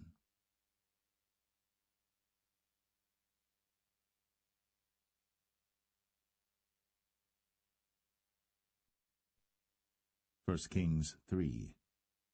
And Solomon made affinity with Pharaoh king of Egypt, and took Pharaoh's daughter, and brought her into the city of David, until he had made an end of building his own house, and the house of the Lord, and the wall of Jerusalem round about. Only the people sacrificed in high places, because there was no house built unto the name of the Lord, until those days. And Solomon loved the Lord, walking in the statutes of David his father. Only he sacrificed and burnt incense in high places. And the king went to Gibeon to sacrifice there, for that was the great high place. 1,000 burnt offerings did Solomon offer upon that altar. In Gibeon the Lord appeared to Solomon in a dream by night, and God said, Ask what I shall give thee. And Solomon said, Thou hast shown unto thy servant David my father great mercy, according as he walked before thee in truth, and in righteousness, and in uprightness of heart with thee. And thou hast kept for him this great kindness, that thou hast given him a son, to sit on his throne, as it is this day. And now, O Lord my God, thou hast made thy servant king instead of David my father, and I am but a little child. I know not how to go out or come in. And thy servant is in the midst of thy people, which thou hast chosen, a great people, that cannot be numbered nor counted for multitude. Give therefore thy servant an understanding heart to judge thy people, that I may discern between good and bad. For who is able to judge this, thy so great a people? And the speech pleased the Lord, that Solomon had asked this thing. And God said unto him, Because thou hast asked this thing, and hast not asked for thyself long life, neither hast asked riches for thyself, nor hast asked the life of thine enemies, but hast asked for thyself understanding, to discern judgment. Behold, I have done according to thy words. Lo, I have given thee a wise and an understanding heart, so that there was none like thee before thee, neither after thee shall any arise like unto thee. And I have also given thee that which thou hast not asked, both riches and honour, so that there shall not be any among the kings like unto thee all thy days. And if thou wilt walk in my ways, to keep my statutes and my commandments, as thy father David did walk, Then I will lengthen thy days. And Solomon awoke, and behold, it was a dream. And he came to Jerusalem, and stood before the ark of the covenant of the Lord, and offered up burnt offerings, and offered peace offerings, and made a feast to all his servants. Then came there 2 women that were harlots unto the king, and stood before him. And the one woman said, O my lord, I and this woman dwell in one house, and I was delivered of a child with her in the house. And it came to pass, the 3rd day after that I was delivered, that this woman was delivered also, and we were together. There was no stranger with us in the house, save we 2 in the house. And this woman's child died in the night, because she overlaid it. And she arose at midnight, and took my son from beside me while thine handmaid slept, and laid it in her bosom, and laid her dead child in my bosom. And when I rose in the morning to give my child suck, behold, it was dead. But when I had considered it in the morning, behold, it was not my son which I did bear. And the other woman said, Nay, but the living is my son, and the dead is thy son. And this said, No, but the dead is thy son, and the living is my son. Thus they spake before the king. Then said the king, The one saith, This is my son that liveth, and thy son is the dead. And the other saith, Nay, but thy son is the dead, and my son is the living. And the king said, Bring me a sword. And they brought a sword before the king. And the king said, Divide the living child in 2, and give half to the one, and half to the other. Then spake the woman, whose the living child was, unto the king. For her bowels yearned upon her son, and she said, O my lord, give her the living child, and in no wise slay it. But the other said, Let it be neither mine nor thine, but divide it. Then the king answered and said, Give her the living child, and in no wise slay it. She is the mother thereof. And all Israel heard of the judgment which the king had judged. And they feared the king, for they saw that the wisdom of God was in him, to do judgment.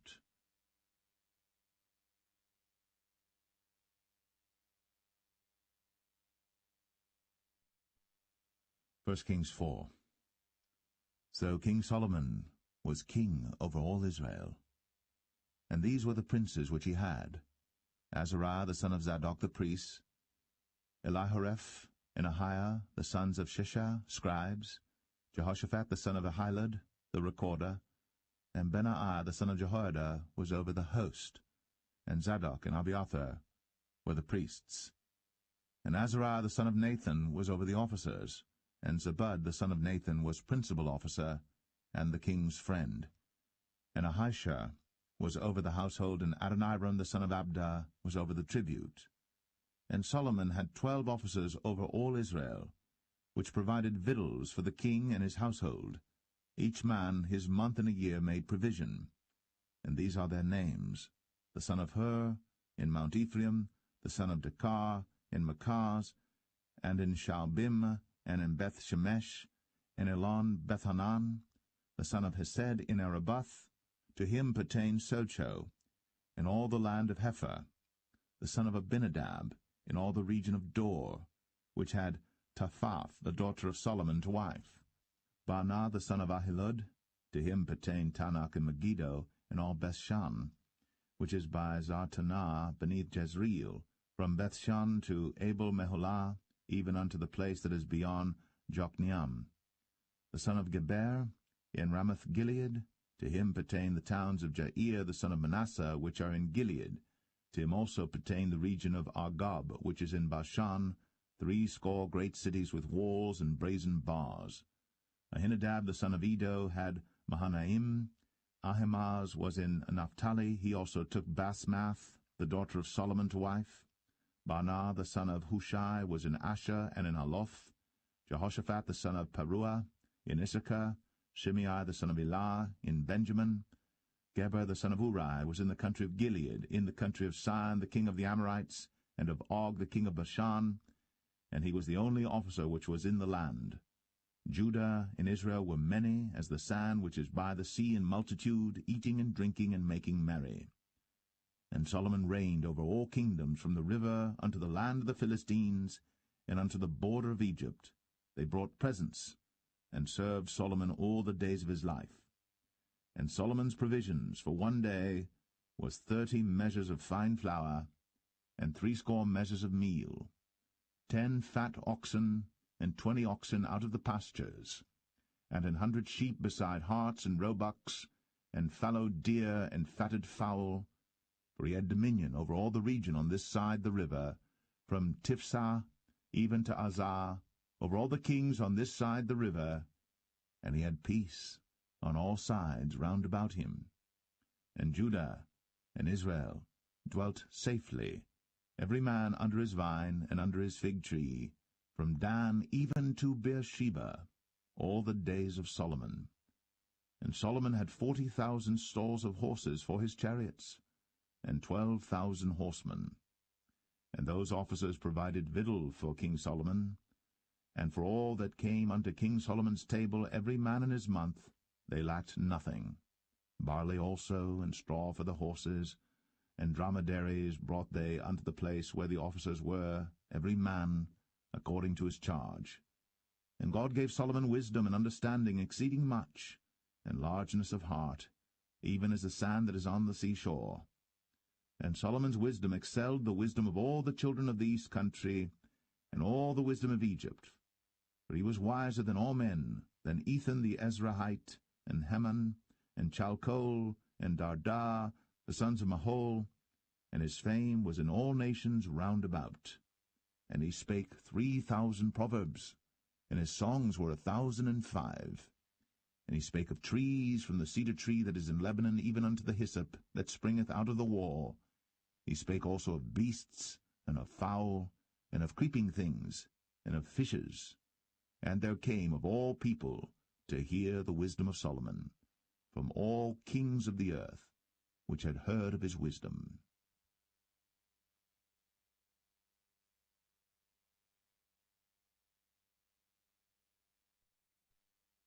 1 Kings 5. And Hiram king of Tyre sent his servants unto Solomon, for he had heard that they had anointed him king in the room of his father, for Hiram was ever a lover of David. And Solomon sent to Hiram, saying, Thou knowest how that David my father could not build an house unto the name of the Lord his God for the wars which were about him on every side, until the Lord put them under the soles of his feet. But now the Lord my God hath given me rest on every side, so that there is neither adversary nor evil occurrent. And behold, I purpose to build an house unto the name of the Lord my God, as the Lord spake unto David my father, saying, Thy son, whom I will set upon thy throne in thy room, he shall build an house unto my name. Now therefore command thou that they hew me cedar trees out of Lebanon, and my servants shall be with thy servants, and unto thee will I give hire for thy servants according to all that thou shalt appoint. For thou knowest that there is not among us any that can skill to hew timber like unto the Sidonians. And it came to pass, when Hiram heard the words of Solomon, that he rejoiced greatly, and said, Blessed be the Lord this day, which hath given unto David a wise son over this great people. And Hiram sent to Solomon, saying, I have considered the things which thou sentest to me for, and I will do all thy desire concerning timber of cedar, and concerning timber of fir. My servants shall bring them down from Lebanon unto the sea, and I will convey them by sea in floats unto the place that thou shalt appoint me, and will cause them to be discharged there. And thou shalt receive them, and thou shalt accomplish my desire in giving food for my household. So Hiram gave Solomon cedar trees and fir trees, according to all his desire. And Solomon gave Hiram 20,000 measures of wheat for food to his household, and 20 measures of pure oil. Thus gave Solomon to Hiram year by year.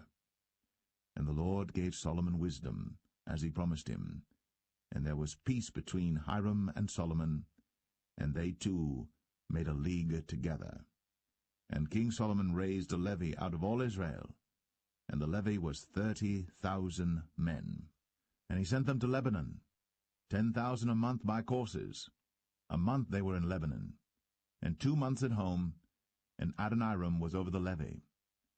And Solomon had 70,000 that bare burdens, and 80,000 hewers in the mountains, beside the chief of Solomon's officers which were over the work, 3,300, which ruled over the people that wrought in the work. And the king commanded, and they brought great stones, costly stones, and hewed stones, to lay the foundation of the house. And Solomon's builders and Hiram's builders did hew them, and the stone squarers, so they prepared timber and stones to build the house.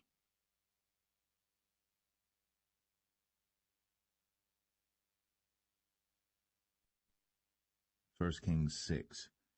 And it came to pass in the 480th year, after the children of Israel were come out of the land of Egypt, in the 4th year of Solomon's reign over Israel, in the month Ziph, which is the 2nd month, that he began to build the house of the Lord. And the house which King Solomon built for the Lord, the length thereof was 60 cubits, and the breadth thereof 20 cubits, and the height thereof 30 cubits. And the porch before the temple of the house 20 cubits was the length thereof, according to the breadth of the house, and 10 cubits was the breadth thereof before the house. And for the house he made windows of narrow lights. And against the wall of the house he built chambers round about, against the walls of the house round about, both of the temple and of the oracle, and he made chambers round about. The nethermost chamber was 5 cubits broad, and the middle was 6 cubits broad, and the third was 7 cubits broad. For without, in the wall of the house, he made narrowed rests round about, that the beams should not be fastened in the walls of the house. And the house, when it was in building, was built of stone made ready before it was brought thither, so that there was neither hammer nor axe nor any tool of iron heard in the house, while it was in building. The door for the middle chamber was in the right side of the house, and they went up with winding stairs into the middle chamber, and out of the middle into the third. So he built the house, and finished it, and covered the house with beams and boards of cedar. And then he built chambers against all the house, 5 cubits high, and they rested on the house with timber of cedar. And the word of the Lord came to Solomon, saying, Concerning this house, which thou art in building, if thou wilt walk in my statutes, and execute my judgments, and keep all my commandments to walk in them, then will I perform my word with thee, which I spake unto David thy father, and I will dwell among the children of Israel, and will not forsake my people Israel. So Solomon built the house, and finished it. And he built the walls of the house within with boards of cedar, both the floor of the house and the walls of the ceiling, and he covered them on the inside with wood, and covered the floor of the house with planks of fir. And he built 20 cubits on the sides of the house, both the floor and the walls with boards of cedar, even built them for it within, even for the oracle, even for the most holy place. And the house, that is, the temple before it, was 40 cubits long. And the cedar of the house within was carved with knobs and open flowers. All was cedar. There was no stone seen. And the oracle he prepared in the house within, to set there the ark of the covenant of the Lord. And the oracle in the forepart was 20 cubits in length, and 20 cubits in breadth, and 20 cubits in the height thereof. And he overlaid it with pure gold, and so covered the altar which was of cedar. So Solomon overlaid the house within with pure gold, and he made a partition by the chains of gold before the oracle, and he overlaid it with gold. And the whole house he overlaid with gold until he had finished all the house. Also the whole altar that was by the oracle he overlaid with gold. And within the oracle he made 2 cherubims of olive tree, each 10 cubits high, and 5 cubits was the one wing of the cherub, and 5 cubits the other wing of the cherub. From the uttermost part of the one wing unto the uttermost part of the other were 10 cubits, and the other cherub was 10 cubits. Both the cherubims were of one measure and one size. The height of the one cherub was 10 cubits, and so was it of the other cherub. And he set the cherubims within the inner house, and they stretched forth the wings of the cherubims, so that the wing of the one touched the one wall, and the wing of the other cherub touched the other wall, and their wings touched one another in the midst of the house. And he overlaid the cherubims with gold, and he carved all the walls of the house round about with carved figures of cherubims, and palm trees, and open flowers, within and without. And the floor of the house he overlaid with gold, within and without. And for the entering of the oracle he made doors of olive tree. The lintel and side posts were a fifth part of the wall. The 2 doors also were of olive tree, and he carved upon them carvings of cherubims and palm trees and open flowers, and overlaid them with gold, and spread gold upon the cherubims and upon the palm trees. So also made he for the door of the temple posts of olive tree, a 4th part of the wall. And the 2 doors were of fir tree. The 2 leaves of the one door were folding, and the 2 leaves of the other door were folding. And he carved thereon cherubims and palm trees and open flowers, and covered them with gold, fitted upon the carved work. And he built the inner court with 3 rows of hewed stone, and a row of cedar beams. In the 4th year was the foundation of the house of the Lord laid, in the month Ziph. And in the 11th year, in the month Bul, which is the 8th month, was the house finished throughout all the parts thereof. And according to all the fashion of it, so was he 7 years in building it.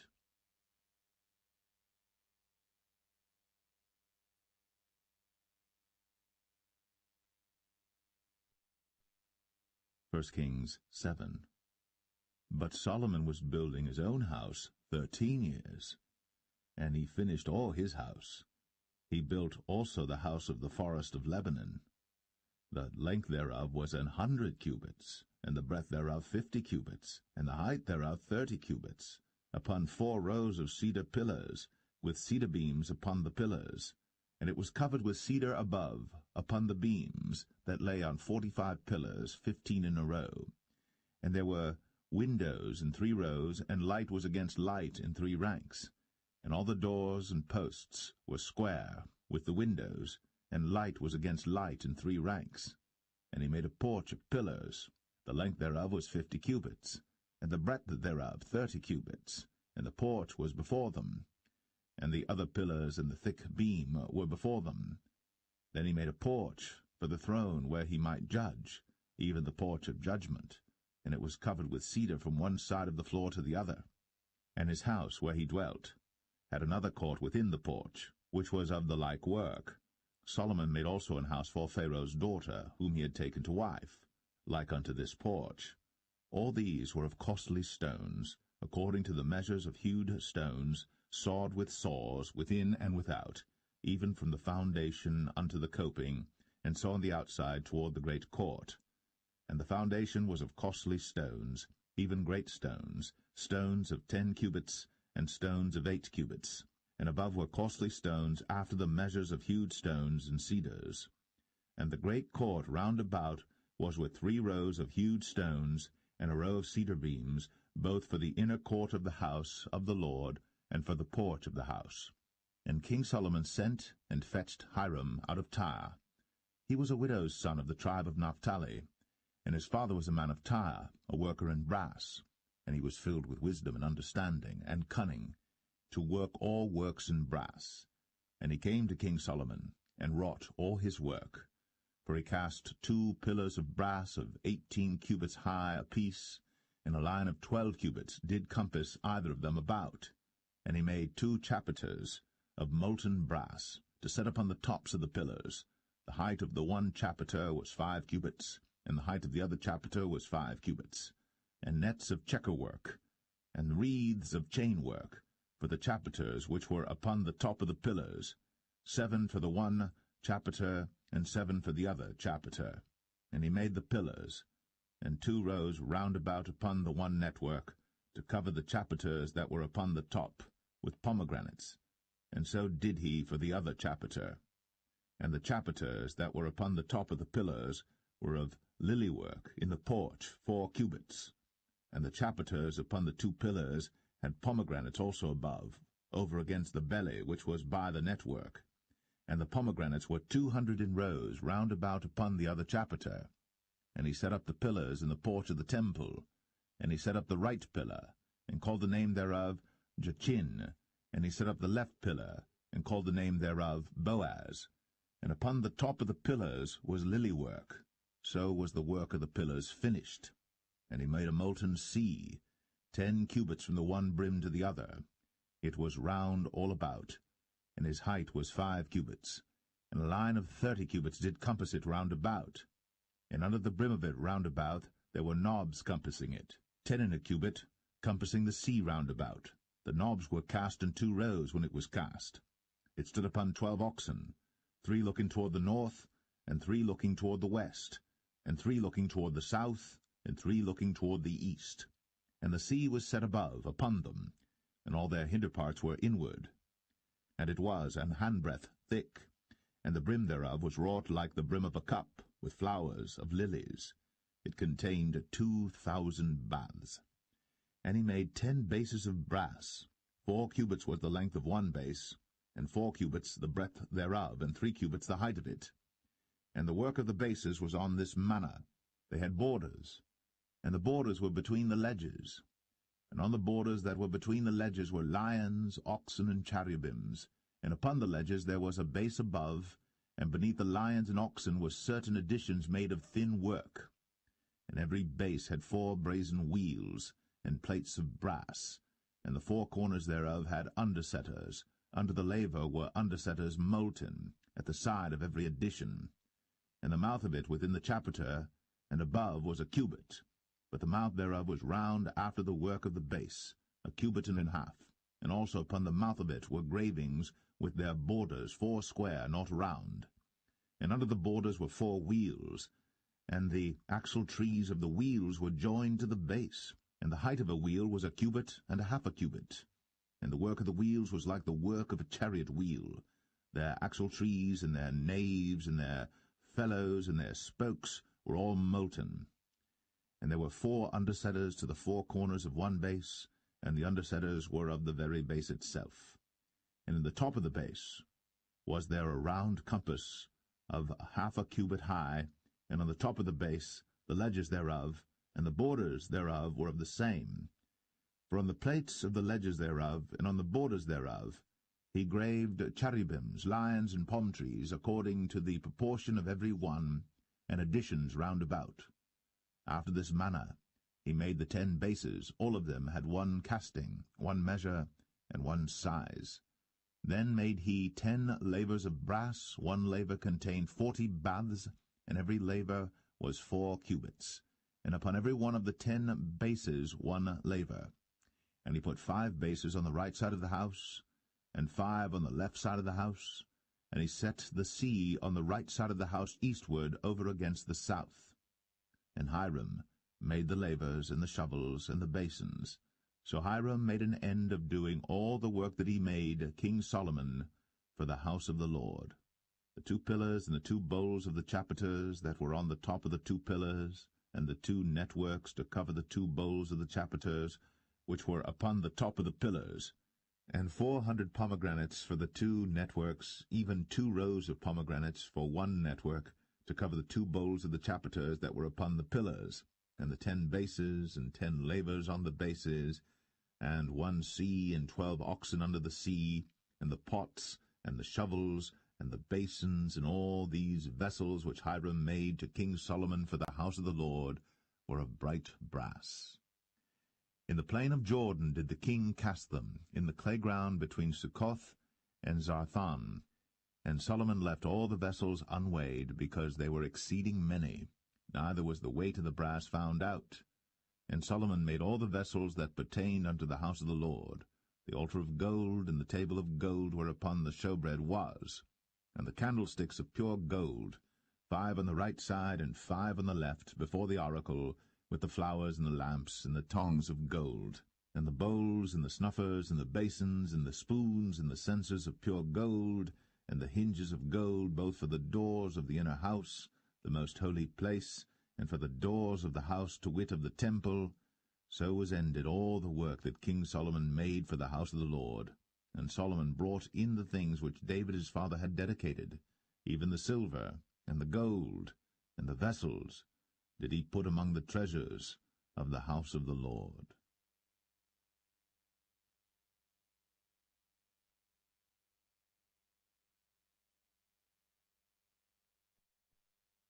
1 Kings 8.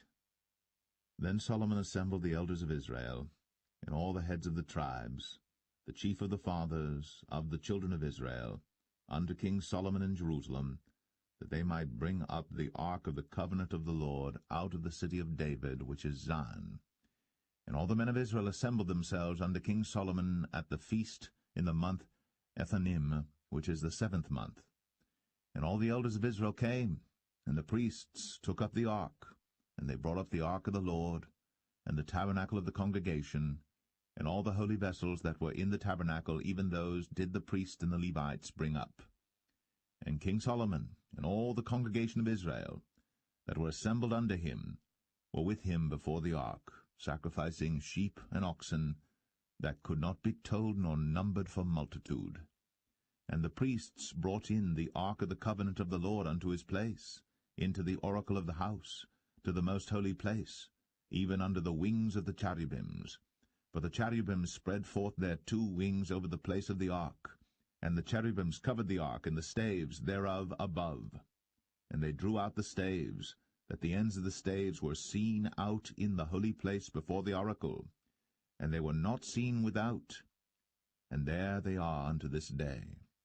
There was nothing in the ark save the 2 tables of stone, which Moses put there at Horeb, when the Lord made a covenant with the children of Israel, when they came out of the land of Egypt.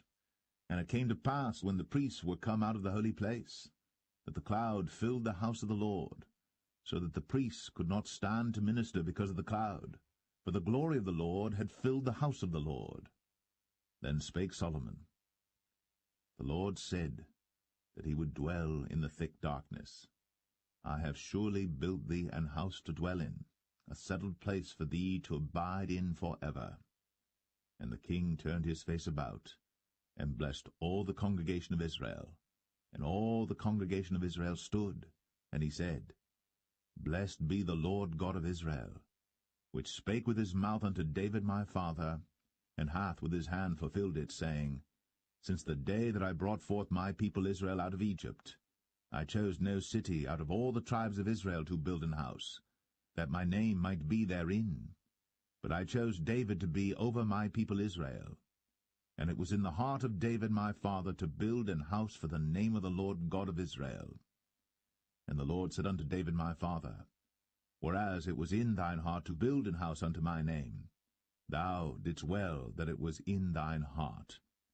Nevertheless thou shalt not build the house, but thy son that shall come forth out of thy loins, he shall build the house unto my name.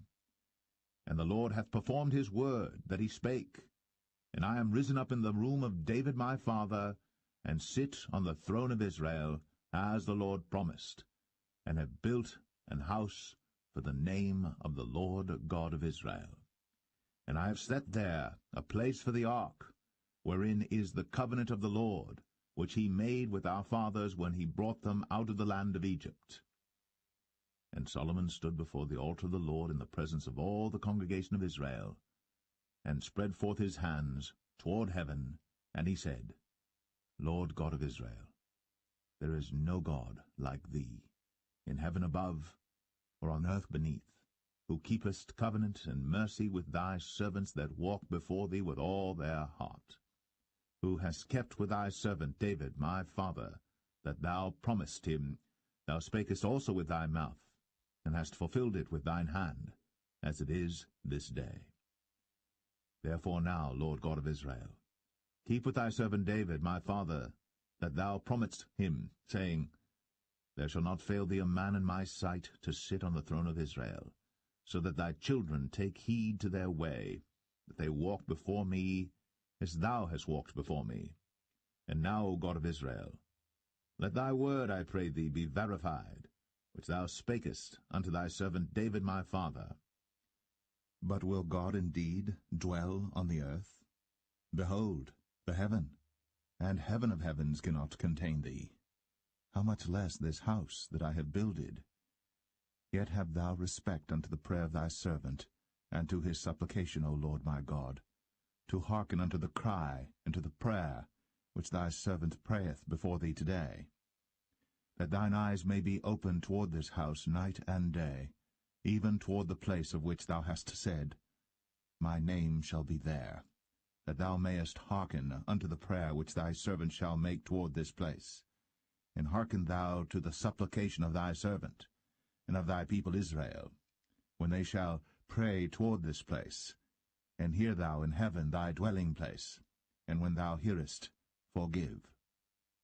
If any man trespass against his neighbor, and an oath be laid upon him to cause him to swear, and the oath come before thine altar in this house, then hear thou in heaven, and do and judge thy servants, condemning the wicked, to bring his way upon his head, and justifying the righteous, to give him according to his righteousness.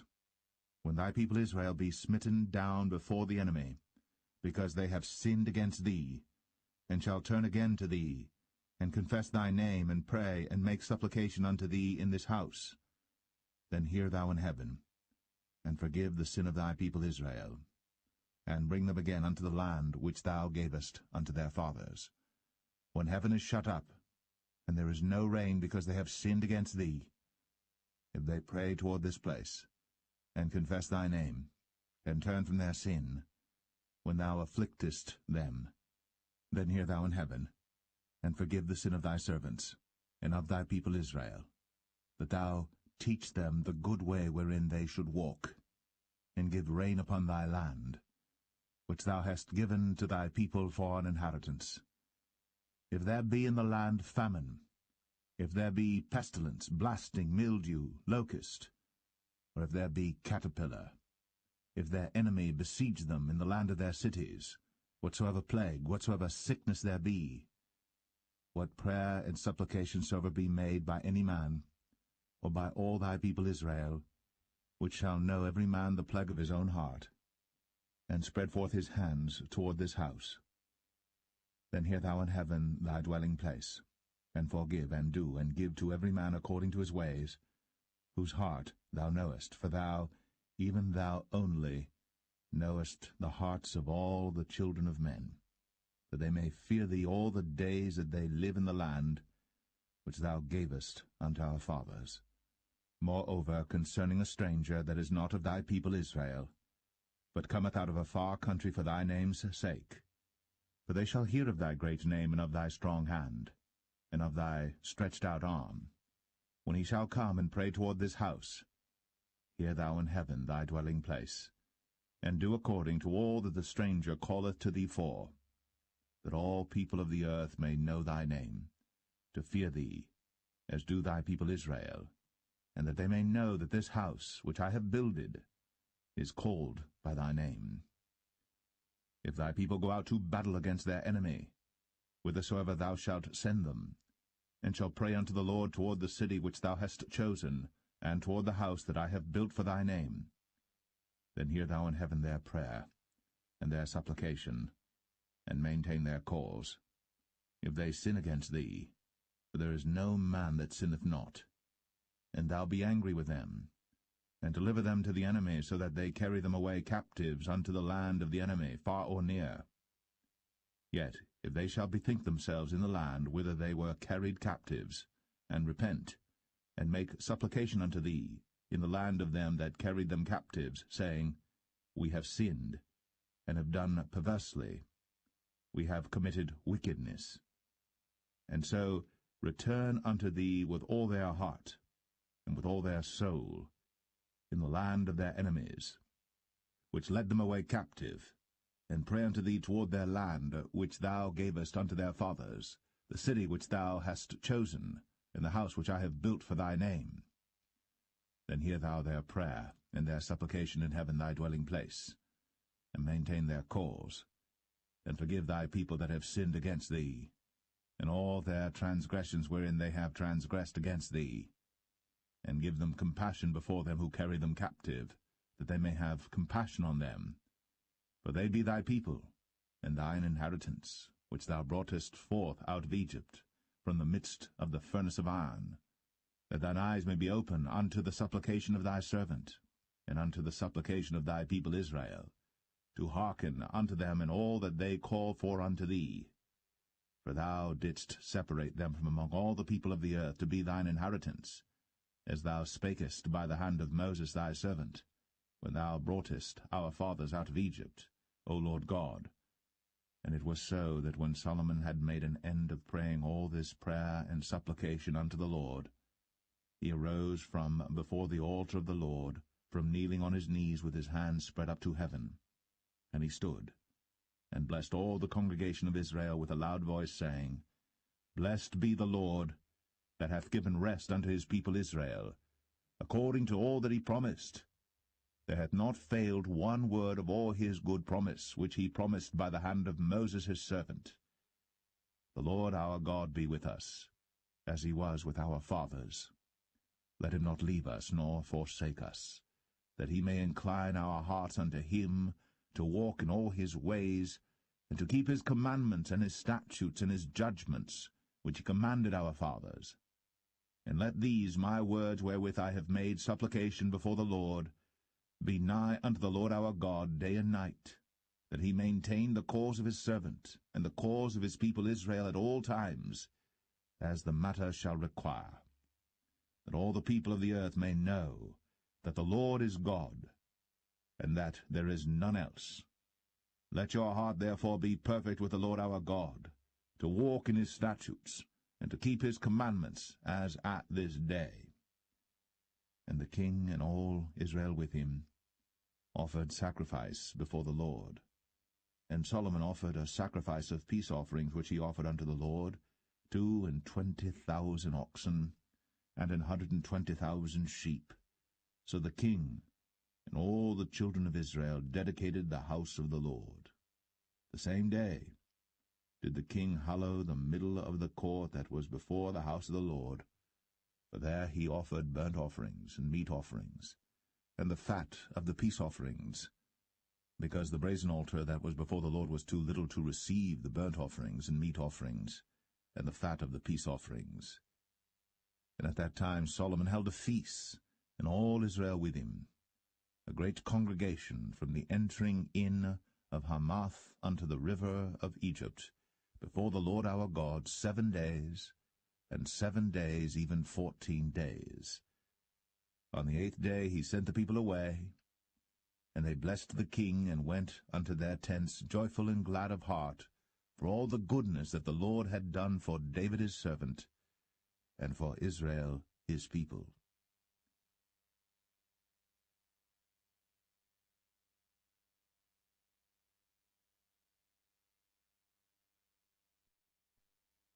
First Kings 9. And it came to pass, when Solomon had finished the building of the house of the Lord, and the king's house, and all Solomon's desire which he was pleased to do, that the Lord appeared to Solomon the second time, as he had appeared unto him at Gibeon. And the Lord said unto him, I have heard thy prayer and thy supplication that thou hast made before me. I have hallowed this house which thou hast built, to put my name there for ever, and mine eyes and mine heart shall be there perpetually.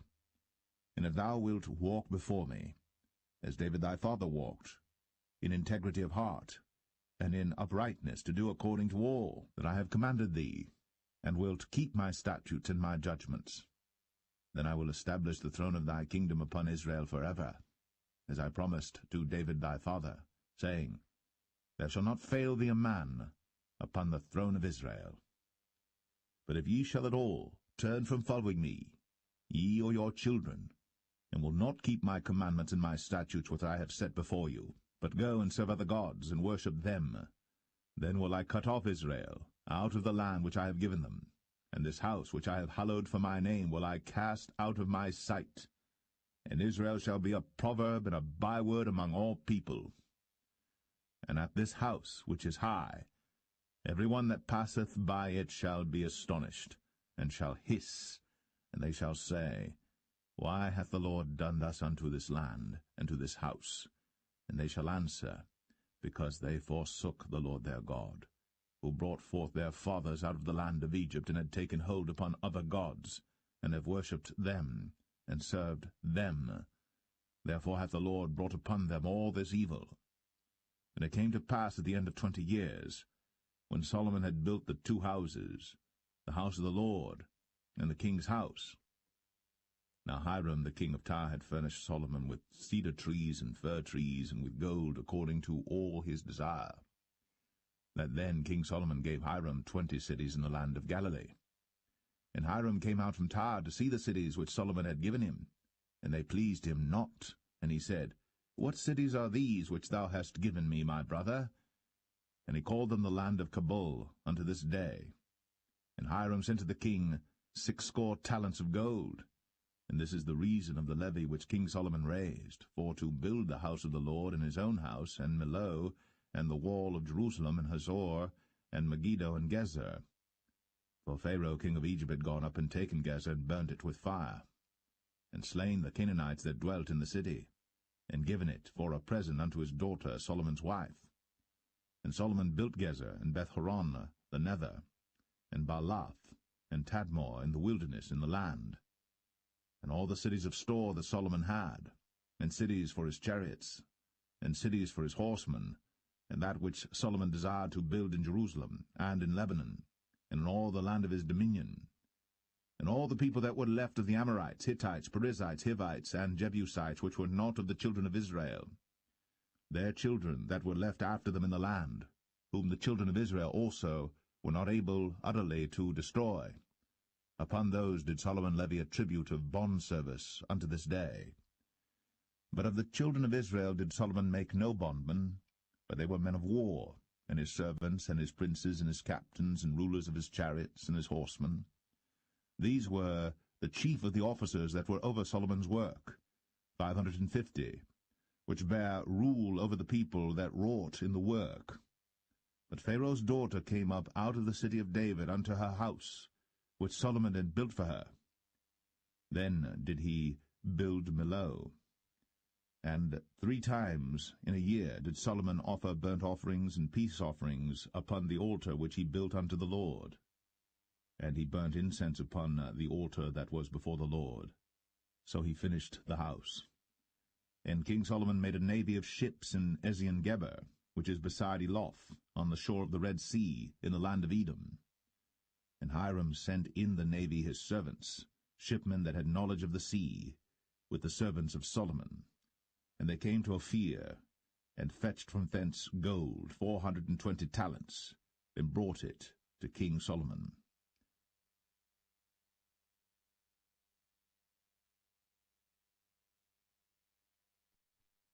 1 Kings 10. And when the queen of Sheba heard of the fame of Solomon concerning the name of the Lord, she came to prove him with hard questions. And she came to Jerusalem with a very great train, with camels that bare spices, and very much gold, and precious stones. And when she was come to Solomon, she communed with him of all that was in her heart. And Solomon told her all her questions. There was not anything hid from the king which he told her not. And when the queen of Sheba had seen all Solomon's wisdom, and the house that he had built, and the meat of his table, and the sitting of his servants, and the attendance of his ministers, and their apparel, and his cupbearers, and his ascent by which he went up unto the house of the Lord, there was no more spirit in her. And she said to the king, It was a true report that I heard in mine own land of thy acts and of thy wisdom. Howbeit, I believed not the word until I came, and mine eyes had seen it, and behold, the half was not told me. Thy wisdom and prosperity exceedeth the fame which I heard. Happy are thy men, happy are these thy servants, which stand continually before thee, and that hear thy wisdom. Blessed be the Lord thy God, which delighteth in thee, to set thee on the throne of Israel, because the Lord loved Israel for ever. Therefore made he thee king, to do judgment and justice. And she gave the king 120 talents of gold and of spices, very great store, and precious stones.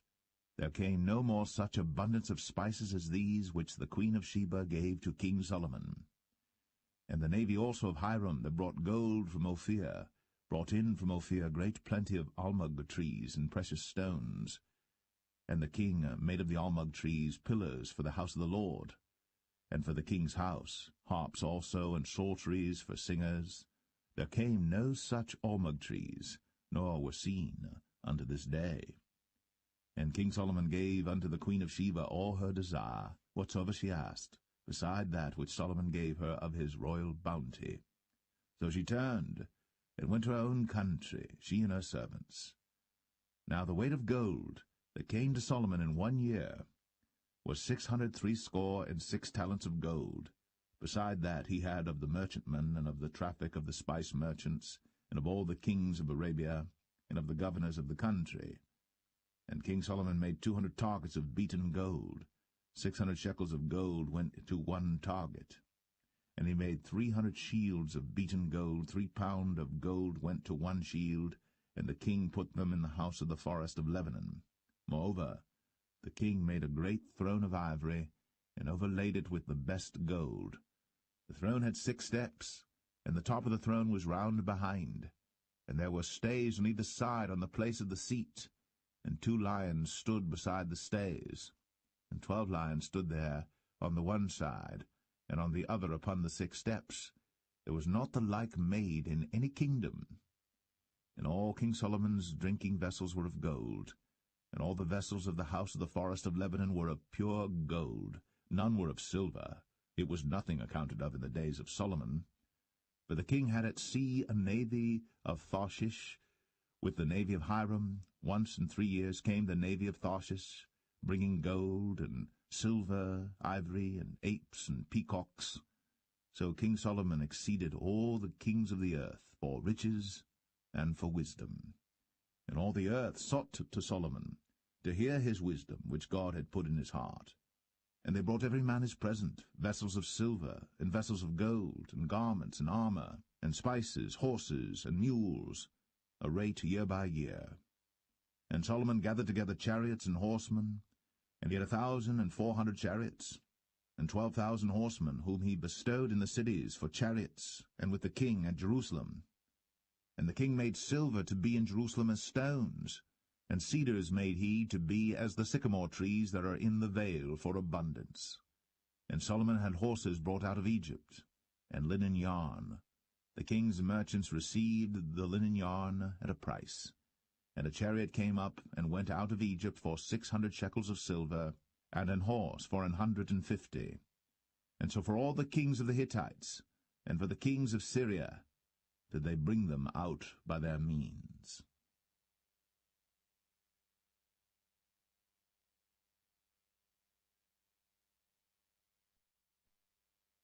1 Kings 11.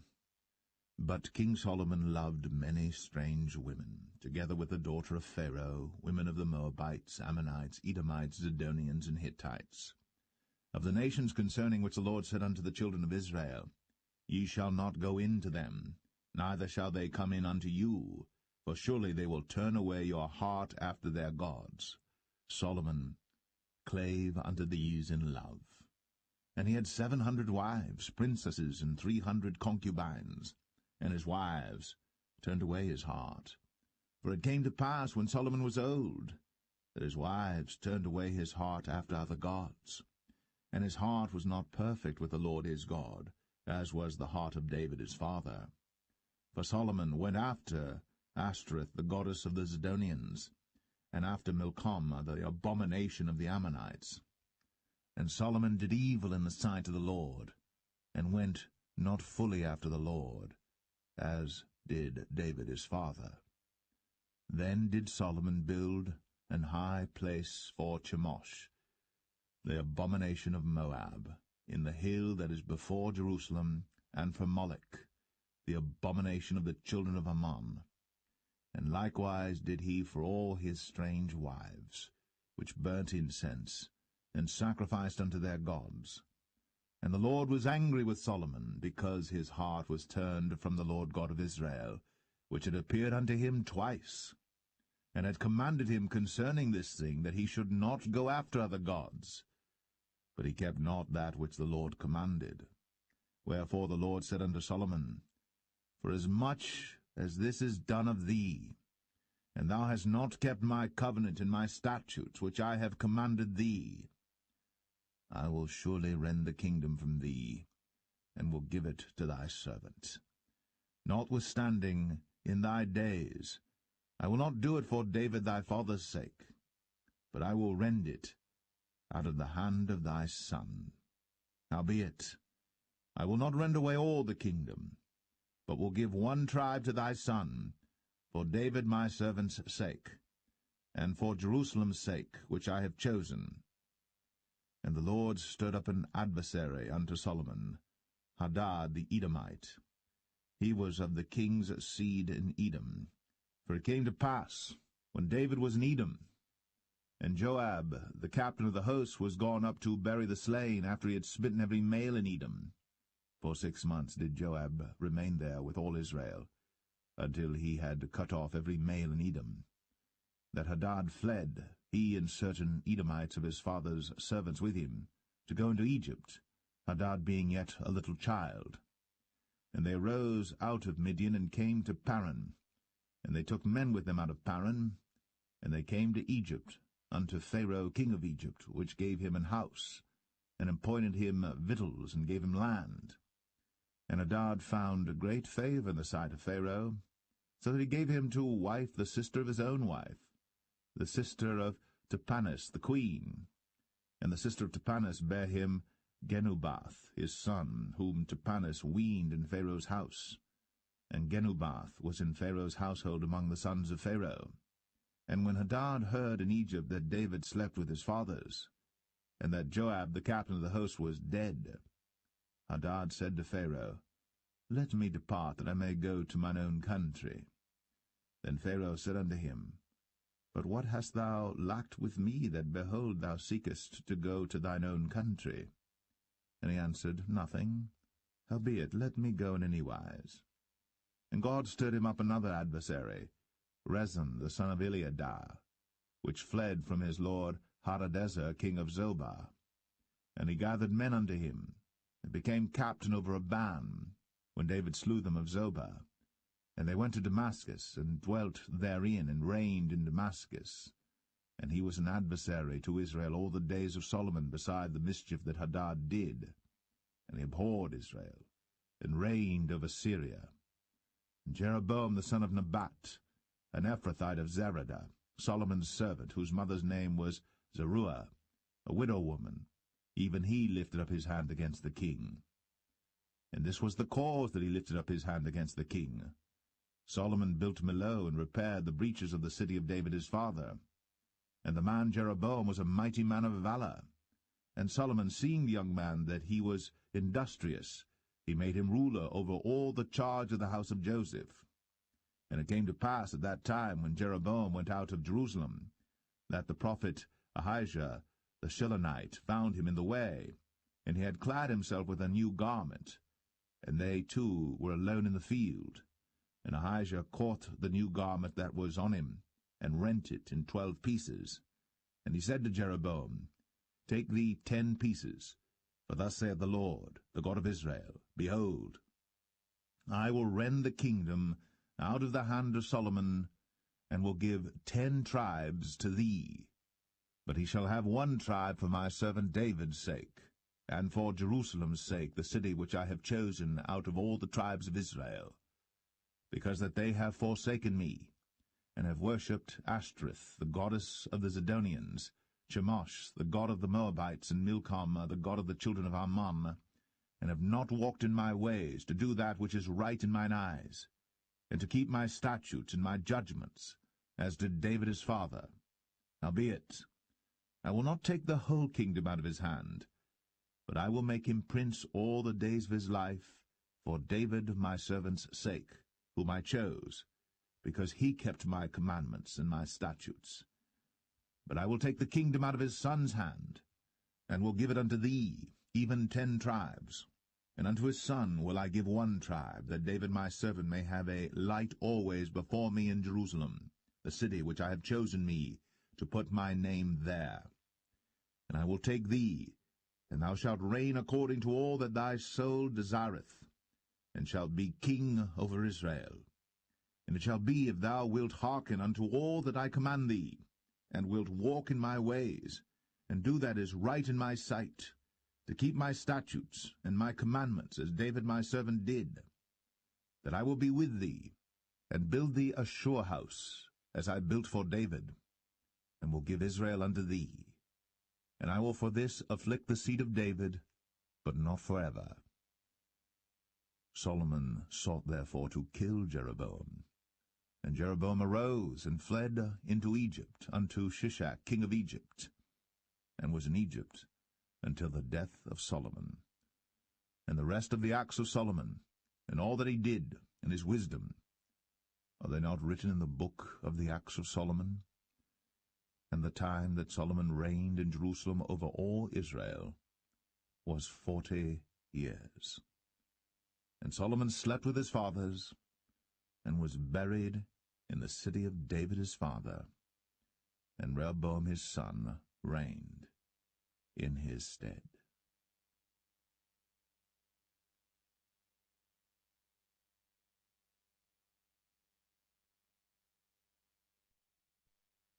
First Kings 12. And Rehoboam went to Shechem, for all Israel were come to Shechem to make him king. And it came to pass, when Jeroboam the son of Nebat, who was yet in Egypt, heard of it, for he was fled from the presence of King Solomon, and Jeroboam dwelt in Egypt, that they sent and called him. And Jeroboam and all the congregation of Israel came and spake unto Rehoboam, saying, Thy father made our yoke grievous. Now therefore make thou the grievous service of thy father, and his heavy yoke which he put upon us lighter, and we will serve thee. And he said unto them, Depart yet for 3 days, then come again to me. And the people departed. And King Rehoboam consulted with the old men that stood before Solomon his father while he yet lived, and said, How do ye advise that I may answer this people? And they spake unto him, saying, If thou wilt be a servant unto this people this day, and wilt serve them, and answer them, and speak good words to them, then they will be thy servants forever. But he forsook the counsel of the old men which they had given him, and consulted with the young men that were grown up with him, and which stood before him.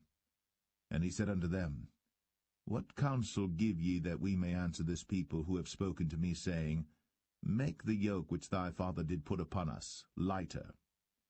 And the young men that were grown up with him spake unto him, saying, Thus shalt thou speak unto this people that spake unto thee, saying, Thy father made our yoke heavy, but make thou it lighter unto us. Thus shalt thou say unto them, My little finger shall be thicker than my father's loins. And now, whereas my father did lade you with a heavy yoke, I will add to your yoke. My father hath chastised you with whips, but I will chastise you with scorpions. So Jeroboam and all the people came to Rehoboam the 3rd day, as the king had appointed, saying, Come to me again the 3rd day. And the king answered the people roughly, and forsook the old men's counsel that they gave him, and spake to them after the counsel of the young men, saying, My father made your yoke heavy, and I will add to your yoke. My father also chastised you with whips, but I will chastise you with scorpions. Wherefore the king hearkened not unto the people, for the cause was from the Lord, that he might perform his saying, which the Lord spake by Ahijah the Shilonite unto Jeroboam the son of Nebat. So when all Israel saw that the king hearkened not unto them, the people answered the king, saying, What portion have we in David? Neither have we inheritance in the son of Jesse. To your tents, O Israel. Now see to thine own house, David. So Israel departed unto their tents. But as for the children of Israel which dwelt in the cities of Judah, Rehoboam reigned over them. Then King Rehoboam sent Adoram, who was over the tribute, and all Israel stoned him with stones that he died. Therefore King Rehoboam made speed to get him up to his chariot, to flee to Jerusalem. So Israel rebelled against the house of David unto this day. And it came to pass, when all Israel heard that Jeroboam was come again, that they sent and called him unto the congregation, and made him king over all Israel.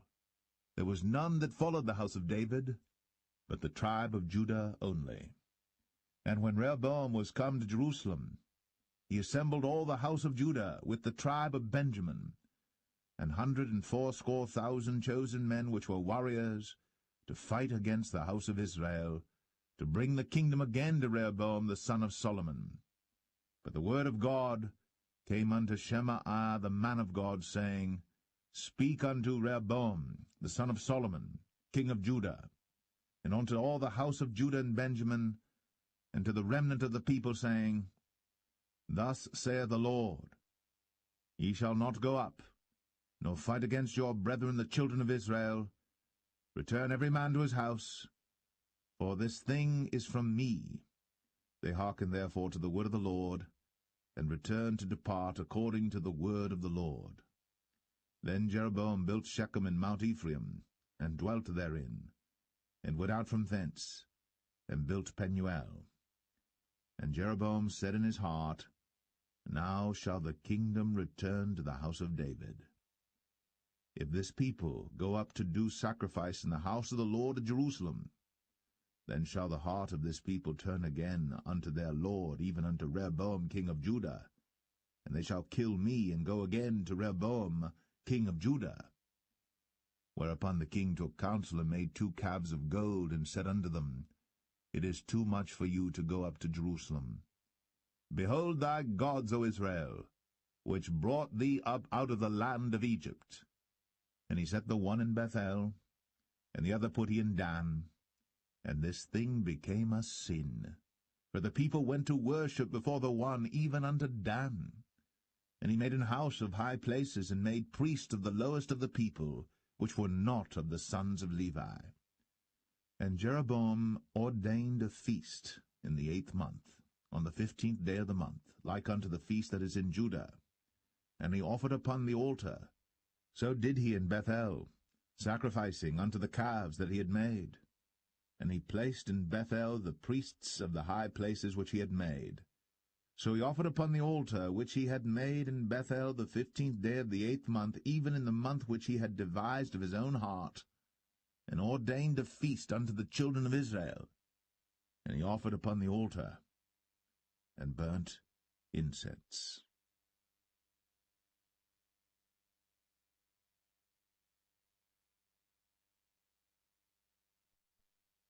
1 Kings 13.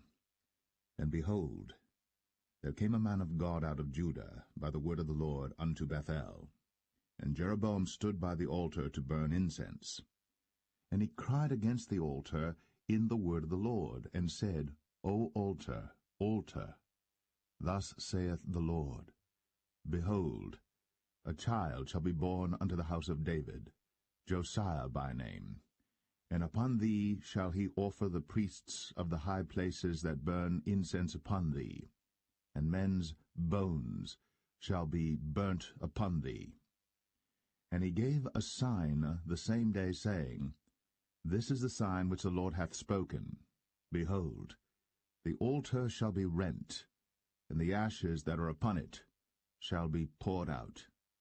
And it came to pass, when King Jeroboam heard the saying of the man of God, which had cried against the altar in Bethel, that he put forth his hand from the altar, saying, Lay hold on him. And his hand, which he put forth against him, dried up, so that he could not pull it in again to him. The altar also was rent, and the ashes poured out from the altar, according to the sign which the man of God had given, by the word of the Lord. And the king answered and said unto the man of God, Entreat now the face of the Lord thy God, and pray for me, that my hand may be restored me again. And the man of God besought the Lord, and the king's hand was restored him again, and became as it was before. And the king said unto the man of God, Come home with me, and refresh thyself, and I will give thee a reward. And the man of God said unto the king, If thou wilt give me half thine house, I will not go in with thee, neither will I eat bread nor drink water in this place. For so was it charged me by the word of the Lord, saying, Eat no bread, nor drink water, nor turn again by the same way that thou camest. So he went another way, and returned not by the way that he came to Bethel. Now there dwelt an old prophet in Bethel, and his sons came and told him all the works that the man of God had done that day in Bethel, the words which he had spoken unto the king. Them they told also to their father. And their father said unto them, What way went he? For his sons had seen what way the man of God went, which came from Judah. And he said unto his sons, Saddle me the ass. So they saddled him the ass, and he rode thereon, and went after the man of God, and found him sitting under an oak. And he said unto him, Art thou the man of God that camest from Judah? And he said, I am. Then he said unto him, Come home with me, and eat bread. And he said, I may not return with thee, nor go in with thee, neither will I eat bread nor drink water with thee in this place. For it was said to me by the word of the Lord, Thou shalt eat no bread, nor drink water there, nor turn again to go by the way that thou camest. He said unto him, I am a prophet, also as thou art. And an angel spake unto me by the word of the Lord, saying, Bring him back with thee into thine house, that he may eat bread and drink water. But he lied unto him. So he went back with him, and did eat bread in his house, and drank water. And it came to pass, as they sat at the table, that the word of the Lord came unto the prophet that brought him back. And he cried unto the man of God that came from Judah, saying, Thus saith the Lord, For as much as thou hast disobeyed the mouth of the Lord, and hast not kept the commandment which the Lord thy God commanded thee, but camest back, and hast eaten bread, and drunk water in the place, of the which the Lord did say to thee, Eat no bread, and drink no water, thy carcass shall not come unto the sepulchre of thy fathers. And it came to pass, after he had eaten bread, and after he had drunk, that he saddled for him the ass, to wit, for the prophet whom he had brought back. And when he was gone, a lion met him by the way, and slew him. And his carcass was cast in the way, and the ass stood by it. The lion also stood by the carcass. And behold, men passed by, and saw the carcass cast in the way, and the lion standing by the carcass. And they came and told it in the city where the old prophet dwelt. And when the prophet that brought him back from the way heard thereof, he said, It is the man of God who was disobedient unto the word of the Lord.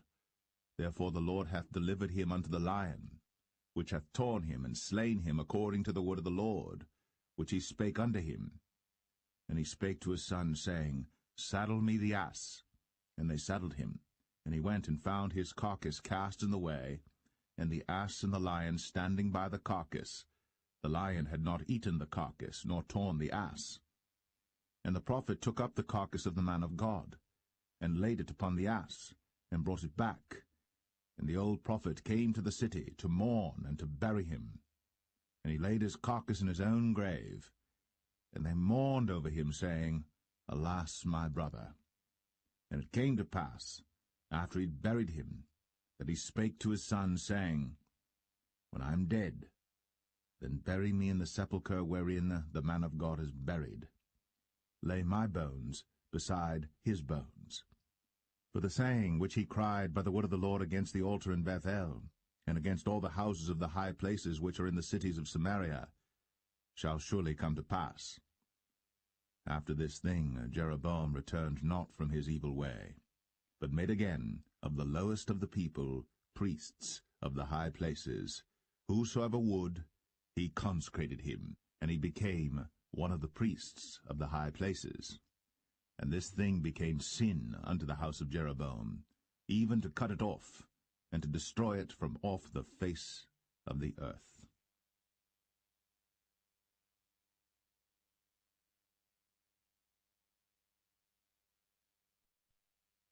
1 Kings 14. At that time Abijah, the son of Jeroboam, fell sick. And Jeroboam said to his wife, Arise, I pray thee, and disguise thyself, that thou be not known to be the wife of Jeroboam, and get thee to Shiloh.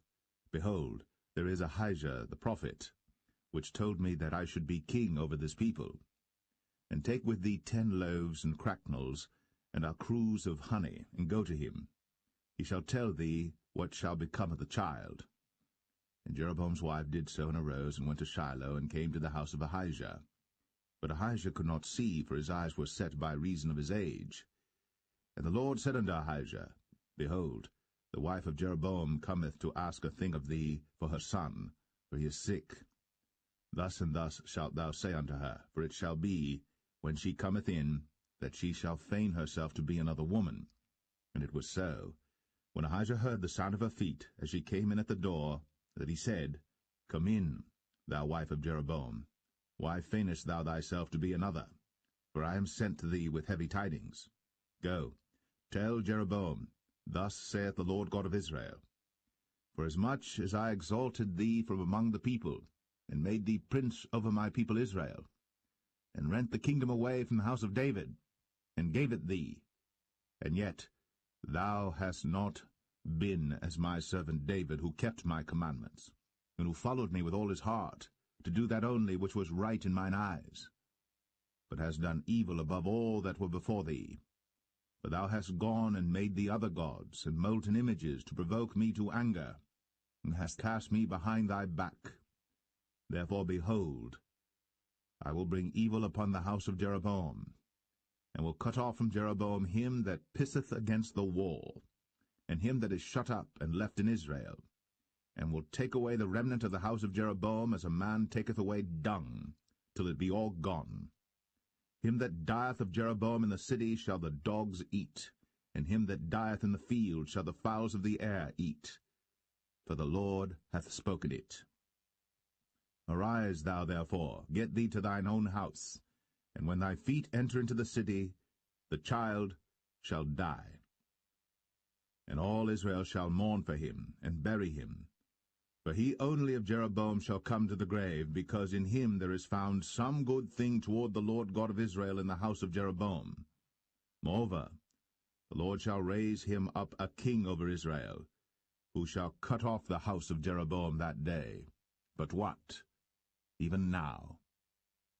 For the Lord shall smite Israel, as a reed is shaken in the water, and he shall root up Israel out of this good land, which he gave to their fathers, and shall scatter them beyond the river, because they have made their groves, provoking the Lord to anger. And he shall give Israel up, because of the sins of Jeroboam, who did sin, and who made Israel to sin. And Jeroboam's wife arose and departed, and came to Tirzah. And when she came to the threshold of the door, the child died, and they buried him. And all Israel mourned for him according to the word of the Lord, which he spake by the hand of his servant Ahijah the prophet. And the rest of the acts of Jeroboam, how he warred and how he reigned, behold, they are written in the book of the Chronicles of the kings of Israel. And the days which Jeroboam reigned were 22 years, and he slept with his fathers, and Nadab his son reigned in his stead. And Rehoboam the son of Solomon reigned in Judah. Rehoboam was 41 years old when he began to reign, and he reigned 17 years in Jerusalem, the city which the Lord did choose out of all the tribes of Israel, to put his name there. And his mother's name was Naamah, an Ammonitess. And Judah did evil in the sight of the Lord, and they provoked him to jealousy with their sins which they had committed, above all that their fathers had done. For they also built them high places and images and groves on every high hill, and under every green tree. And there were also Sodomites in the land, and they did according to all the abominations of the nations which the Lord cast out before the children of Israel. And it came to pass in the 5th year of King Rehoboam, that Shishak king of Egypt came up against Jerusalem. And he took away the treasures of the house of the Lord, and the treasures of the king's house. He even took away all, and he took away all the shields of gold which Solomon had made. And King Rehoboam made in their stead brazen shields, and committed them unto the hands of the chief of the guard which kept the door of the king's house. And it was so, when the king went into the house of the Lord, that the guard bare them and brought them back into the guard chamber. Now the rest of the acts of Rehoboam, and all that he did, are they not written in the book of the Chronicles of the kings of Judah? And there was war between Rehoboam and Jeroboam all their days. And Rehoboam slept with his fathers, and was buried with his fathers in the city of David. And his mother's name was Naamah, an Ammonitess. And Abijam, his son, reigned in his stead.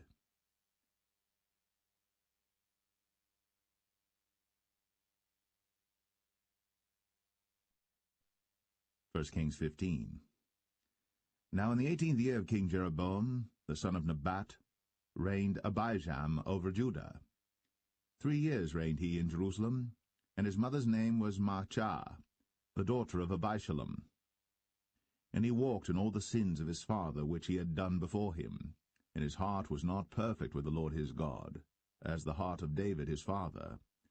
Nevertheless, for David's sake did the Lord his God give him a lamp in Jerusalem to set up his son after him, and to establish Jerusalem, because David did that which was right in the eyes of the Lord, and turned not aside from anything that he commanded him all the days of his life, save only in the matter of Uriah the Hittite.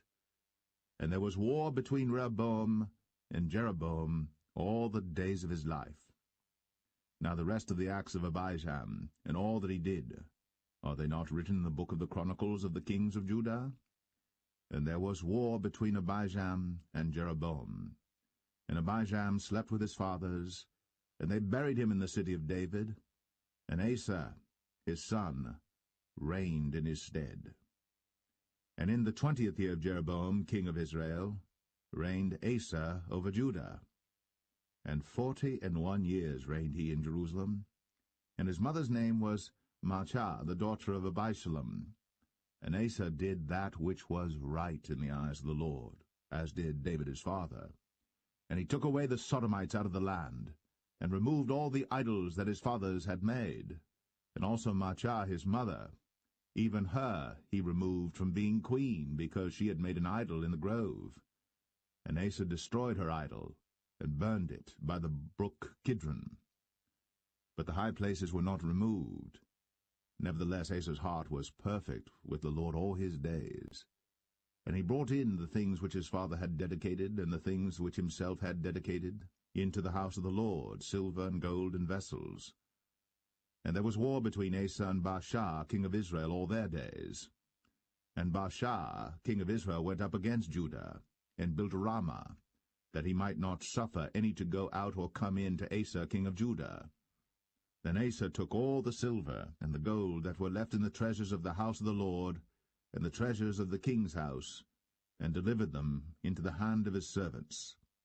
And King Asa sent them to Ben-Hadad, the son of Tabrimon, the son of Hezion, king of Syria, that dwelt at Damascus, saying, There is a league between me and thee, and between my father and thy father.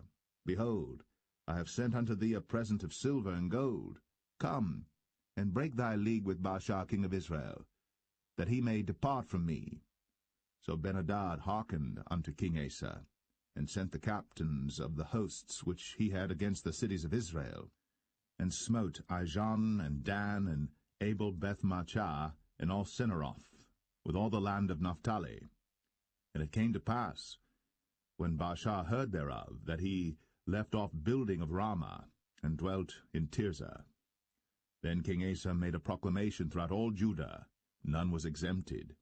And they took away the stones of Ramah, and the timber thereof, wherewith Baasha had builded. And King Asa built with them Geba of Benjamin, and Mizpah.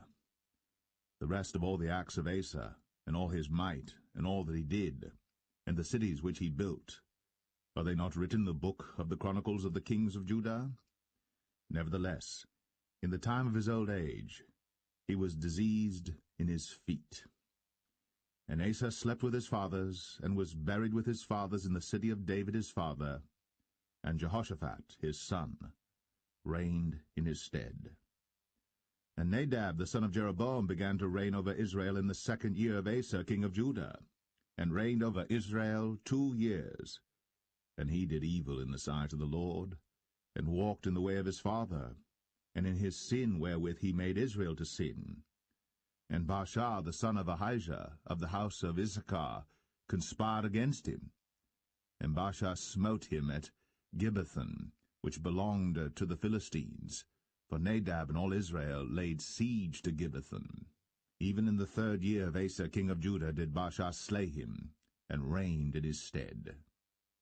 And it came to pass when he reigned, that he smote all the house of Jeroboam. He left not to Jeroboam any that breathed, until he had destroyed him, according unto the saying of the Lord, which he spake by his servant Ahijah the Shilonite. Because of the sins of Jeroboam which he sinned, in which he made Israel sin, by his provocation wherewith he provoked the Lord God of Israel to anger.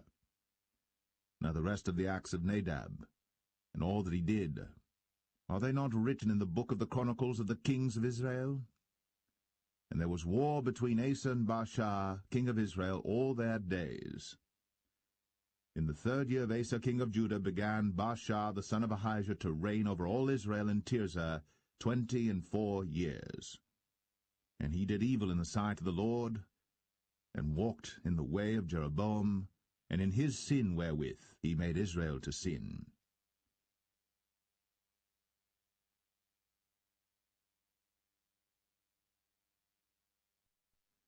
1 Kings 16. Then the word of the Lord came to Jehu the son of Hanani against Baasha, saying, Forasmuch as I exalted thee out of the dust, and made thee prince over my people Israel, and thou hast walked in the way of Jeroboam, and hast made my people Israel to sin, to provoke me to anger with their sins, behold, I will take away the posterity of Baasha, and the posterity of his house, and will make thy house like the house of Jeroboam the son of Nebat. Him that dieth of Baasha in the city shall the dogs eat, and him that dieth of his in the fields shall the fowls of the air eat. Now the rest of the acts of Baasha, and what he did, and his might, are they not written in the book of the Chronicles of the kings of Israel? So Baasha slept with his fathers, and was buried in Tirzah, and Elah his son reigned in his stead. And also by the hand of the prophet Jehu, the son of Hanani, came the word of the Lord against Baasha, and against his house, even for all the evil that he did in the sight of the Lord, in provoking him to anger, with the work of his hands, in being like the house of Jeroboam, and because he killed him. In the 26th year of Asa, king of Judah, began Elah the son of Baasha to reign over Israel in Tirzah 2 years. And his servant Zimri, captain of half his chariots, conspired against him, as he was in Tirzah drinking himself drunk in the house of Arzah, steward of his house in Tirzah. And Zimri went in, and smote him, and killed him, in the 27th year of Asa king of Judah, and reigned in his stead. And it came to pass, when he began to reign, as soon as he sat on his throne, that he slew all the house of Baasha. He left him not one that pisseth against a wall, neither of his kinsfolks, nor of his friends. Thus did Zimri destroy all the house of Baasha, according to the word of the Lord which he spake against Baasha by Jehu the prophet. For all the sins of Baasha, and the sins of Elah his son, by which they sinned, and by which they made Israel to sin, in provoking the Lord God of Israel to anger with their vanities. Now the rest of the acts of Elah, and all that he did, are they not written in the book of the Chronicles of the kings of Israel? In the 27th year of Asa king of Judah did Zimri reign 7 days in Tirzah. And the people were encamped against Gibbethon, which belonged to the Philistines. And the people that were encamped heard say, Zimri hath conspired, and hath also slain the king. Wherefore all Israel made Omri, the captain of the host, king over Israel that day in the camp. And Omri went up from Gibbethon, and all Israel with him, and they besieged Tirzah. And it came to pass, when Zimri saw that the city was taken, that he went into the palace of the king's house, and burnt the king's house over him with fire, and died. For his sins, which he sinned in doing evil in the sight of the Lord, and walking in the way of Jeroboam, and in his sin which he did, to make Israel to sin. Now the rest of the acts of Zimri, and his treason that he wrought, are they not written in the book of the Chronicles of the kings of Israel? Then were the people of Israel divided into 2 parts. Half of the people followed Tibni the son of Ginath, to make him king, and half followed Omri. But the people that followed Omri prevailed against the people that followed Tibni the son of Ginath. So Tibni died, and Omri reigned. In the 31st year of Asa king of Judah began Omri to reign over Israel 12 years. 6 years reigned he in Tirzah.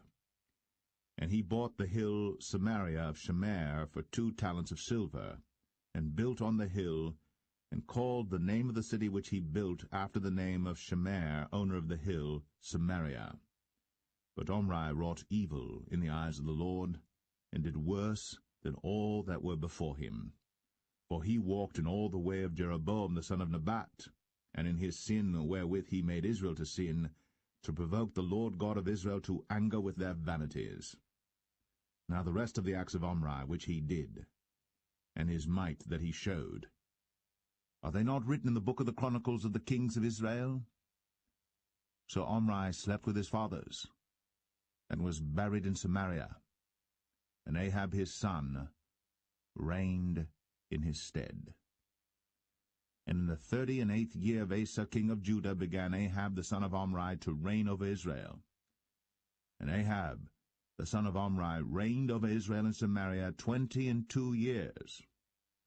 And Ahab the son of Omri did evil in the sight of the Lord above all that were before him. And it came to pass, as if it had been a light thing for him to walk in the sins of Jeroboam the son of Nebat, that he took to wife Jezebel, the daughter of Ethbaal, king of the Zidonians, and went and served Baal, and worshipped him. And he reared up an altar for Baal in the house of Baal, which he had built in Samaria.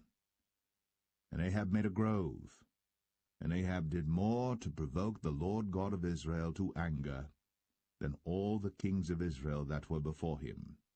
In his days did Hiel the Bethelite build Jericho.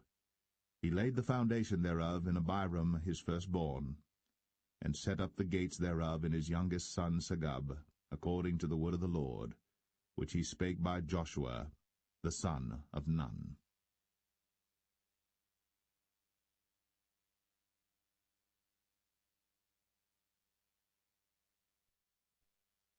1 Kings 17. And Elijah the Tishbite, who was of the inhabitants of Gilead, said unto Ahab, As the Lord God of Israel liveth, before whom I stand, there shall not be dew nor rain these years, but according to my word. And the word of the Lord came unto him, saying, Get thee hence, and turn thee eastward, and hide thyself by the brook Cherith, that is before Jordan. And it shall be that thou shalt drink of the brook, and I have commanded the ravens to feed thee there. So he went and did according unto the word of the Lord, for he went and dwelt by the brook Cherith, that is before Jordan. And the ravens brought him bread and flesh in the morning, and bread and flesh in the evening, and he drank of the brook. And it came to pass after a while that the brook dried up, because there had been no rain in the land. And the word of the Lord came unto him, saying, Arise, get thee to Zarephath, which belongeth to Zidon, and dwell there. Behold, I have commanded a widow woman there to sustain thee. So he arose and went to Zarephath. And when he came to the gate of the city, behold, the widow woman was there gathering of sticks. And he called to her, and said, Fetch me, I pray thee, a little water in a vessel, that I may drink. And as she was going to fetch it, he called to her, and said, Bring me, I pray thee, a morsel of bread in thine hand.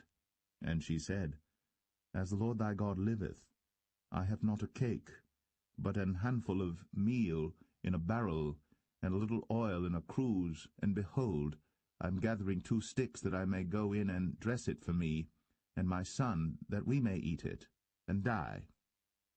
And Elijah said unto her, Fear not, go and do as thou hast said, but make me thereof a little cake first, and bring it unto me, and after make for thee and for thy son. For thus saith the Lord God of Israel, The barrel of meal shall not waste, neither shall the cruse of oil fail, until the day that the Lord sendeth rain upon the earth. And she went and did according to the saying of Elijah, and she and he and her house did eat many days. And the barrel of meal wasted not, neither did the cruse of oil fail, according to the word of the Lord, which he spake by Elijah. And it came to pass after these things, that the son of the woman, the mistress of the house, fell sick, and his sickness was so sore, that there was no breath left in him. And she said unto Elijah, What have I to do with thee, O thou man of God? Art thou come unto me to call my sin to remembrance, and to slay my son? And he said unto her, give me thy son. And he took him out of her bosom, and carried him up into a loft, where he abode, and laid him upon his own bed. And he cried unto the Lord, and said, O Lord my God, hast thou also brought evil upon the widow with whom I sojourn by slaying her son? And he stretched himself upon the child 3 times, and cried unto the Lord, and said, O Lord my God, I pray thee, let this child's soul come into him again. And the Lord heard the voice of Elijah, and the soul of the child came into him again, and he revived. And Elijah took the child, and brought him down out of the chamber into the house, and delivered him unto his mother. And Elijah said, See, thy son liveth. And the woman said to Elijah, Now by this I know that thou art a man of God, and that the word of the Lord in thy mouth is truth.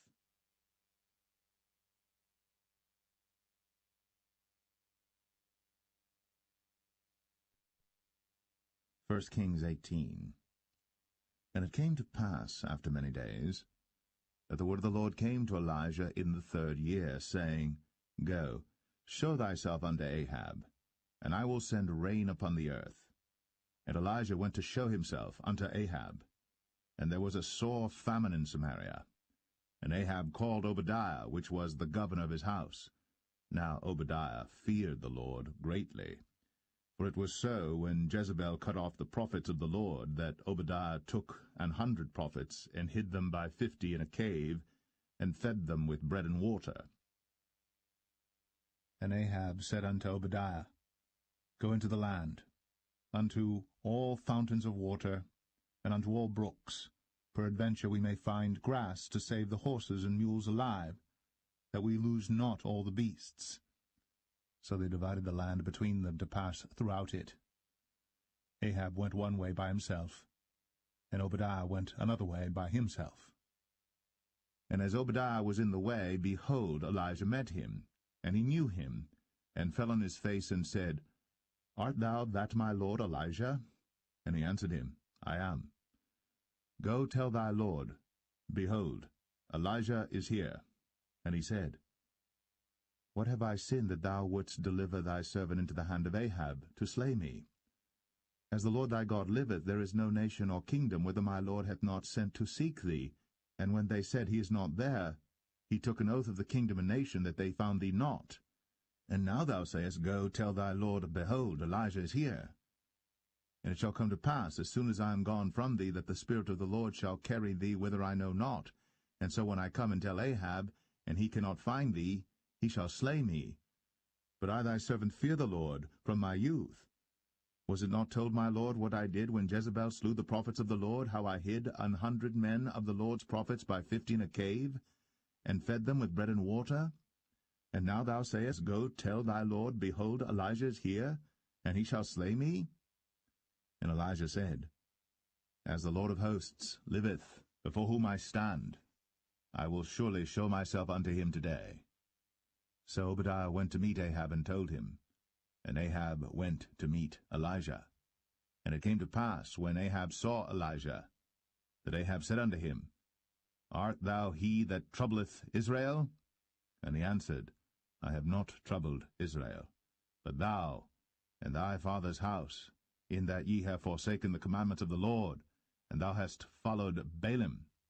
Now therefore send and gather to me all Israel unto Mount Carmel, and the prophets of Baal 450, and the prophets of the groves 400, which eat at Jezebel's table. So Ahab sent unto all the children of Israel, and gathered the prophets together unto Mount Carmel. And Elijah came unto all the people, and said, How long halt ye between 2 opinions? If the Lord be God, follow him.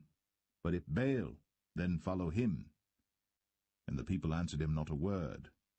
Then said Elijah unto the people, I, even I only, remain a prophet of the Lord. But Baal's prophets are 450 men. Let them therefore give us 2 bullocks. And let them choose 1 bullock from themselves, and cut it in pieces, and lay it on wood, and put no fire under. And I will dress the other bullock, and lay it on wood, and put no fire under. And call ye on the name of your gods, and I will call on the name of the Lord. And the God that answereth by fire, let him be God. And all the people answered and said, It is well spoken. And Elijah said unto the prophets of Baal, Choose you one bullock for yourselves, and dress it first, for ye are many, and call on the name of your gods, but put no fire under. And they took the bullock which was given them, and they dressed it, and called on the name of Baal from morning even until noon, saying, O Baal, hear us! But there was no voice, nor any that answered. And they leaped upon the altar which was made. And it came to pass at noon that Elijah mocked them, and said, Cry aloud, for he is a god. Either he is talking, or he is pursuing, or he is in a journey, or peradventure he sleepeth, and must be awaked. And they cried aloud, and cut themselves after their manner with knives and lancets, till the blood gushed out upon them. And it came to pass, when midday was past, and they prophesied until the time of the offering of the evening sacrifice, that there was neither voice, nor any to answer, nor any that regarded. And Elijah said unto all the people, Come near unto me. And all the people came near unto him, and he repaired the altar of the Lord that was broken down.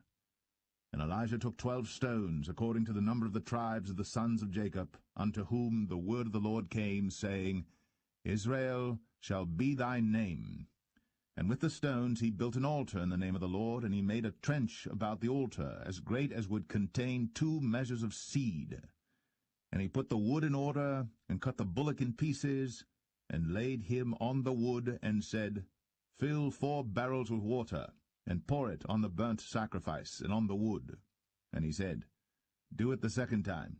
And they did it the 2nd time. And he said, Do it the 3rd time. And they did it the 3rd time. And the water ran round about the altar, and he filled the trench also with water. And it came to pass, at the time of the offering of the evening sacrifice, that Elijah the prophet came near and said, Lord God of Abraham, Isaac, and of Israel, let it be known this day that thou art God in Israel, and that I am thy servant, and that I have done all these things at thy word. Hear me, O Lord, hear me, that this people may know that thou art the Lord God, and that thou hast turned their heart back again. Then the fire of the Lord fell, and consumed the burnt sacrifice, and the wood, and the stones, and the dust, and licked up the water that was in the trench. And when all the people saw it, they fell on their faces, and they said, The Lord, he is the God. The Lord, he is the God. And Elijah said unto them, Take the prophets of Baal, let not one of them escape. And they took them. And Elijah brought them down to the brook Kishon, and slew them there. And Elijah said unto Ahab, Get thee up, eat and drink, for there is a sound of abundance of rain. So Ahab went up to eat and to drink. And Elijah went up to the top of Carmel, and he cast himself down upon the earth, and put his face between his knees, and said to his servant, Go up now, look toward the sea. And he went up and looked, and said, There is nothing. And he said, Go again 7 times. And it came to pass at the 7th time that he said, Behold, there ariseth a little cloud out of the sea like a man's hand. And he said, Go up, say unto Ahab, Prepare thy chariot, and get thee down, that the rain stop thee not. And it came to pass in the meanwhile that the heaven was black with clouds and wind, and there was a great rain. And Ahab rode, and went to Jezreel. And the hand of the Lord was on Elijah, and he girded up his loins, and ran before Ahab to the entrance of Jezreel.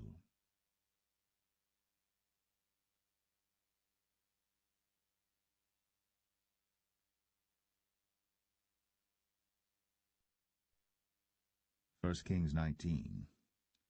And Ahab told Jezebel all that Elijah had done, and withal how he had slain all the prophets with the sword. Then Jezebel sent a messenger unto Elijah, saying, So let the gods do to me, and more also, if I make not thy life as the life of one of them by tomorrow about this time. And when he saw that, he rose, and went for his life, and came to Beersheba, which belongeth to Judah, and left his servant there. But he himself went a day's journey into the wilderness, and came and sat down under a juniper tree. And he requested for himself that he might die, and said, It is enough. Now, O Lord, take away my life, for I am not better than my fathers. And as he lay and slept under a juniper tree, behold, then an angel touched him, and said unto him, Arise and eat. And he looked, and behold, there was a cake baked on the coals, and a cruse of water at his head. And he did eat and drink, and laid him down again. And the angel of the Lord came again the second time, and touched him, and said, Arise and eat, because the journey is too great for thee. And he arose and did eat and drink, and went in the strength of that meat 40 days and 40 nights unto Horeb the mount of God. And he came thither unto a cave, and lodged there. And behold, the word of the Lord came to him, and he said unto him, What doest thou here, Elijah? And he said, I have been very jealous for the Lord God of hosts, for the children of Israel have forsaken thy covenant, thrown down thine altars, and slain thy prophets with the sword, and I, even I only am left, and they seek my life to take it away. And he said, Go forth, and stand upon the mount before the Lord. And behold, the Lord passed by, and a great and strong wind rent the mountains, and brake in pieces the rocks before the Lord. But the Lord was not in the wind. And after the wind an earthquake. But the Lord was not in the earthquake. And after the earthquake a fire. But the Lord was not in the fire. And after the fire a still small voice. And it was so, when Elijah heard it, that he wrapped his face in his mantle, and went out, and stood in the entering in of the cave. And behold, there came a voice unto him, and said, What doest thou here, Elijah? And he said, I have been very jealous for the Lord God of hosts, because the children of Israel have forsaken thy covenant, thrown down thine altars, and slain thy prophets with the sword, and I, even I only, am left. And they seek my life, to take it away. And the Lord said unto him, Go, return on thy way to the wilderness of Damascus, and when thou comest, anoint Hazael to be king over Syria. And Jehu the son of Nimshi shalt thou anoint to be king over Israel. And Elisha the son of Shaphat of Abel-Meholah shalt thou anoint to be prophet in thy room. And it shall come to pass that him that escapeth the sword of Hazael shall Jehu slay, and him that escapeth from the sword of Jehu shall Elisha slay. Yet I have left me 7,000 in Israel, all the knees which have not bowed unto Baal, and every mouth which hath not kissed him. So he departed thence, and found Elisha the son of Shaphat, who was plowing with 12 yoke of oxen before him, and he with the 12th. And Elijah passed by him, and cast his mantle upon him. And he left the oxen, and ran after Elijah, and said, Let me, I pray thee, kiss my father and my mother, and then I will follow thee. And he said unto him, Go back again, for what have I done to thee? And he returned back from him, and took a yoke of oxen, and slew them, and boiled their flesh with the instruments of the oxen, and gave unto the people, and they did eat. Then he arose, and went after Elijah, and ministered unto him.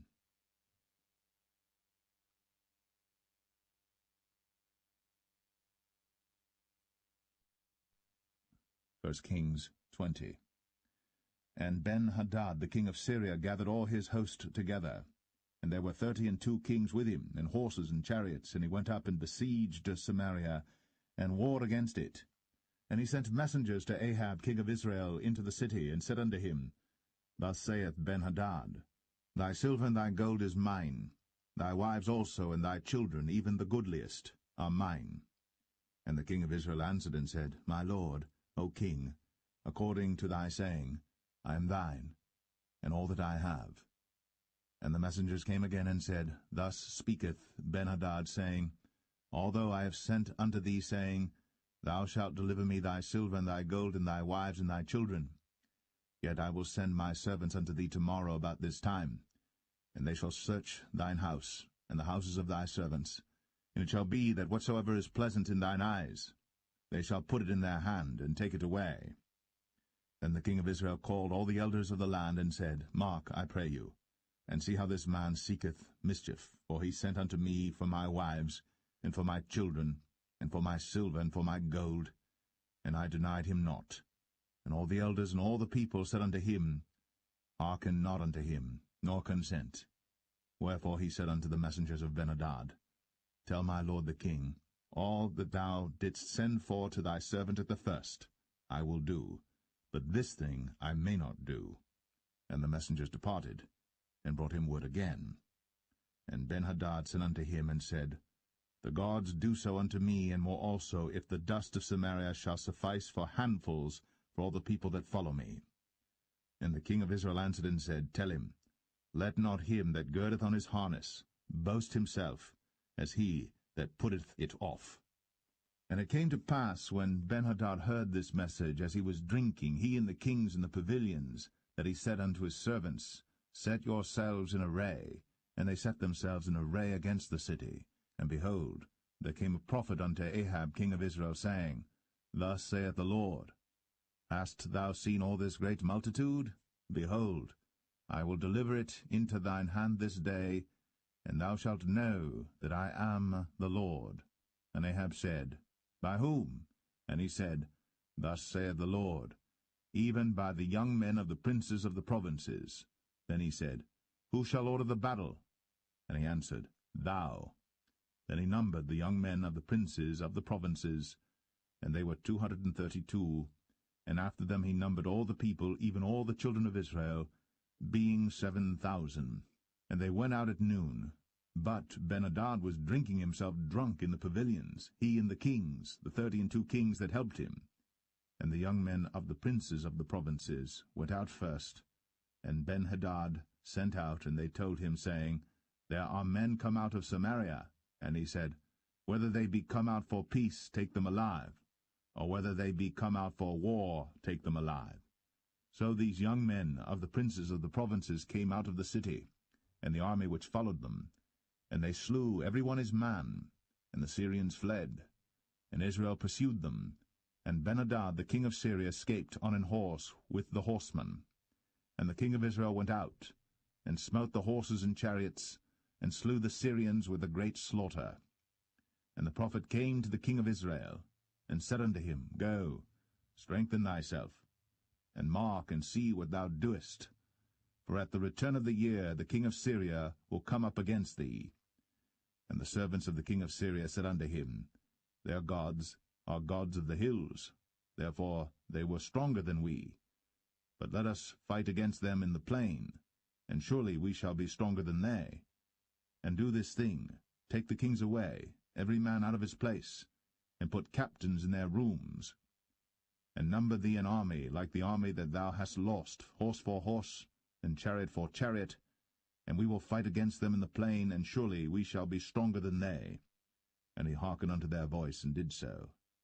And it came to pass, at the return of the year, that Benhadad numbered the Syrians, and went up to Aphek to fight against Israel. And the children of Israel were numbered, and were all present, and went against them. And the children of Israel pitched before them like 2 little flocks of kids, but the Syrians filled the country. And there came a man of God, and spake unto the king of Israel, and said, Thus saith the Lord, Because the Syrians have said, The Lord is God of the hills, but he is not God of the valleys. Therefore will I deliver all this great multitude into thine hand, and ye shall know that I am the Lord. And they pitched one over against the other 7 days, and so it was, that in the 7th day the battle was joined, and the children of Israel slew of the Syrians 100,000 footmen in 1 day. But the rest fled to Aphek into the city, and there a wall fell upon 27,000 of the men that were left. And Benhadad fled, and came into the city, into an inner chamber. And his servants said unto him, Behold now, we have heard that the kings of the house of Israel are merciful kings. Let us, I pray thee, put sackcloth on our loins, and ropes upon our heads, and go out to the king of Israel. Peradventure he will save thy life. So they girded sackcloth on their loins, and put ropes on their heads, and came to the king of Israel, and said, Thy servant Ben-hadad saith, I pray thee, let me live.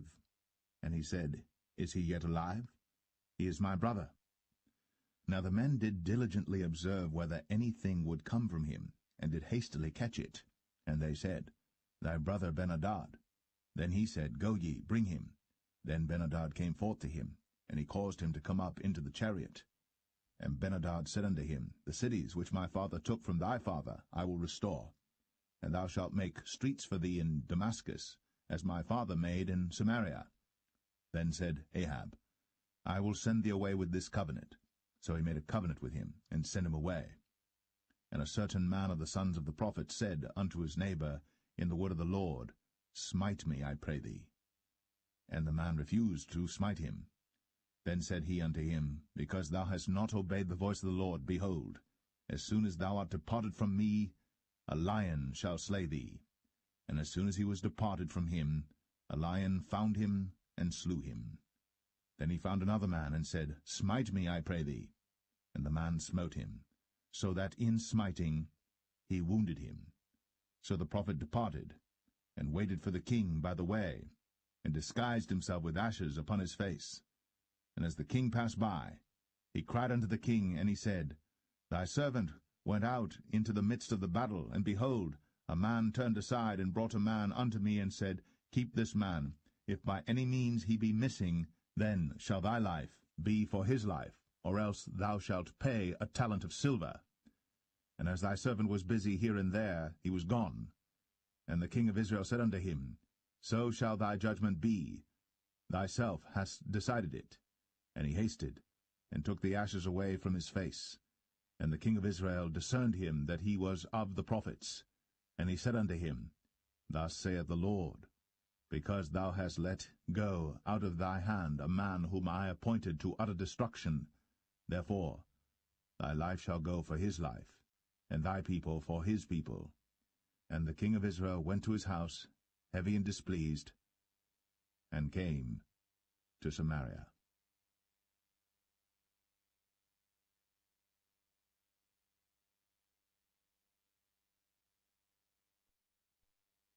1 Kings 21. And it came to pass after these things that Naboth the Jezreelite had a vineyard which was in Jezreel, hard by the palace of Ahab king of Samaria. And Ahab spake unto Naboth, saying, Give me thy vineyard, that I may have it for a garden of herbs, because it is near unto my house. And I will give thee for it a better vineyard than it. Or, if it seem good to thee, I will give thee the worth of it in money. And Naboth said to Ahab, The Lord forbid it me, that I should give the inheritance of my fathers unto thee. And Ahab came into his house heavy and displeased, because of the word which Naboth the Jezreelite had spoken to him. For he had said, I will not give thee the inheritance of my fathers. And he laid him down upon his bed, and turned away his face, and would eat no bread. But Jezebel his wife came to him, and said unto him, Why is thy spirit so sad that thou eatest no bread? And he said unto her, Because I spake unto Naboth the Jezreelite, and said unto him, Give me thy vineyard for money, or else, if it please thee, I will give thee another vineyard for it. And he answered, I will not give thee my vineyard. And Jezebel his wife said unto him, Dost thou now govern the kingdom of Israel? Arise, and eat bread, and let thine heart be merry. I will give thee the vineyard of Naboth the Jezreelite. So she wrote letters in Ahab's name, and sealed them with his seal, and sent the letters unto the elders and to the nobles that were in his city dwelling with Naboth.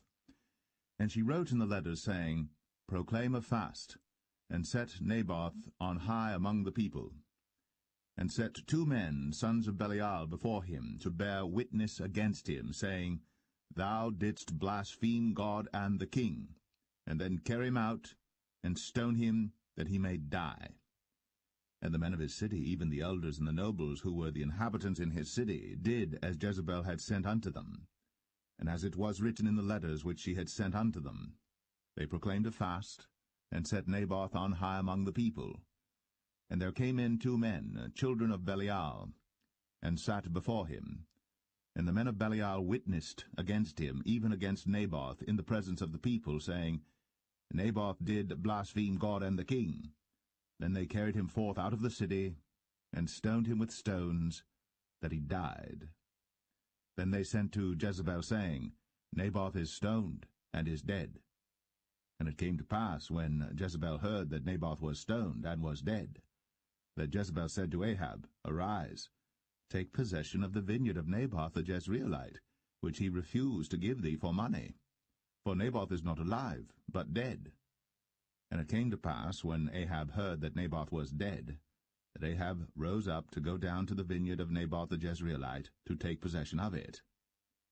And the word of the Lord came to Elijah the Tishbite, saying, Arise, go down to meet Ahab king of Israel, which is in Samaria. Behold, he is in the vineyard of Naboth, whither he is gone down to possess it. And thou shalt speak unto him, saying, Thus saith the Lord, Hast thou killed and also taken possession? And thou shalt speak unto him, saying, Thus saith the Lord, In the place where dogs licked the blood of Naboth shall dogs lick thy blood, even thine.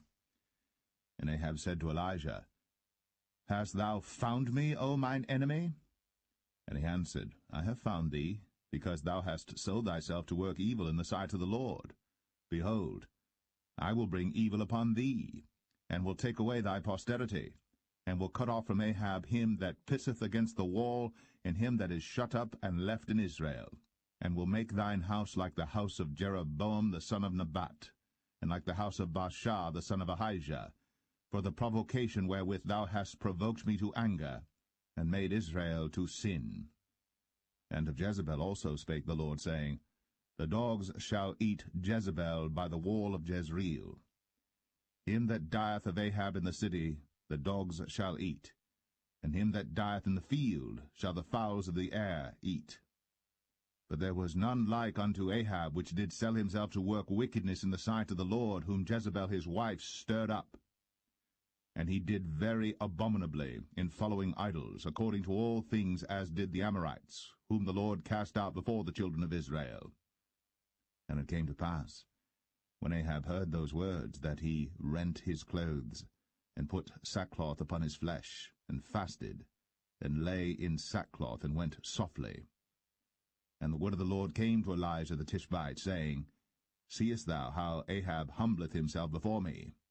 Because he humbleth himself before me, I will not bring the evil in his days, but in his son's days will I bring the evil upon his house.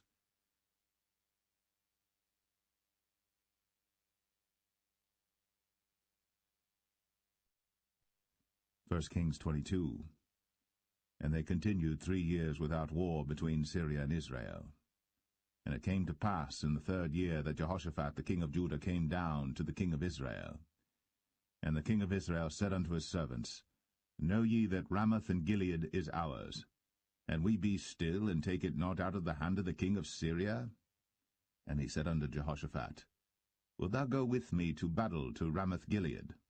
And Jehoshaphat said to the king of Israel, I am as thou art, my people as thy people, my horses as thy horses. And Jehoshaphat said unto the king of Israel, Inquire, pray thee, at the word of the Lord today. Then the king of Israel gathered the prophets together, about 400 men, and said unto them, Shall I go against Ramoth Gilead to battle, or shall I forbear?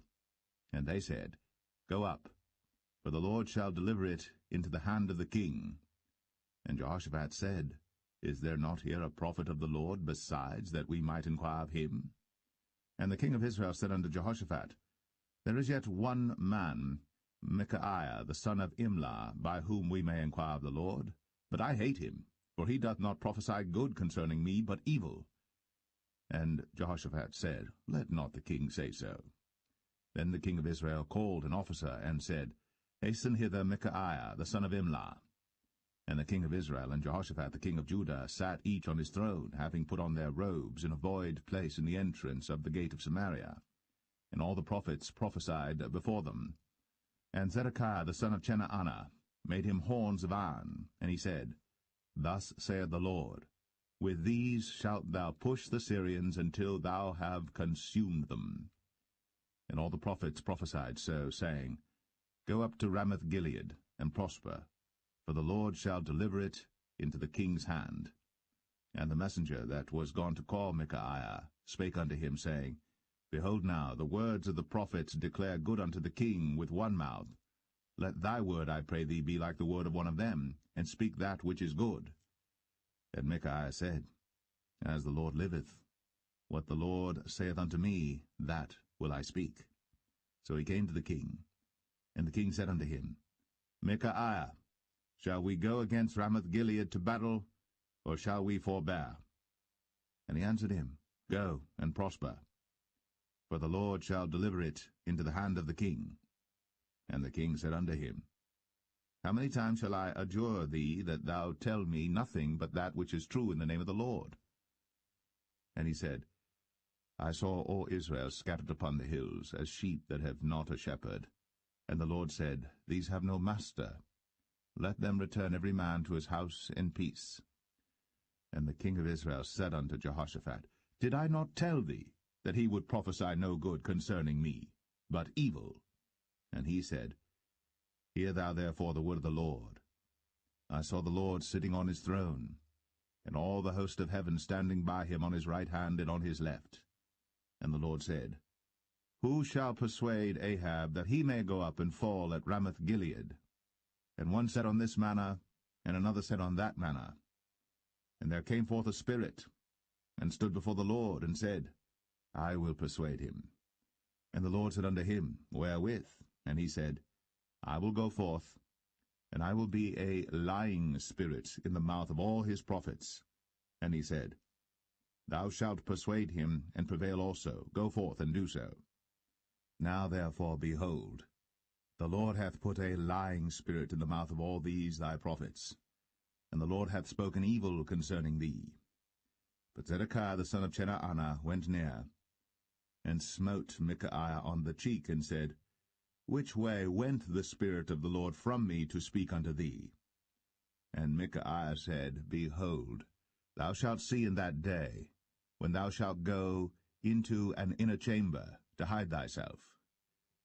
And the king of Israel said, Take Micaiah, and carry him back unto Amon the governor of the city, and to Joash the king's son, and say, Thus saith the king, Put this fellow in the prison, and feed him with bread of affliction and with water of affliction, until I come in peace. And Micaiah said, If thou return at all in peace, the Lord hath not spoken by me. And he said, Hearken, O people, every one of you.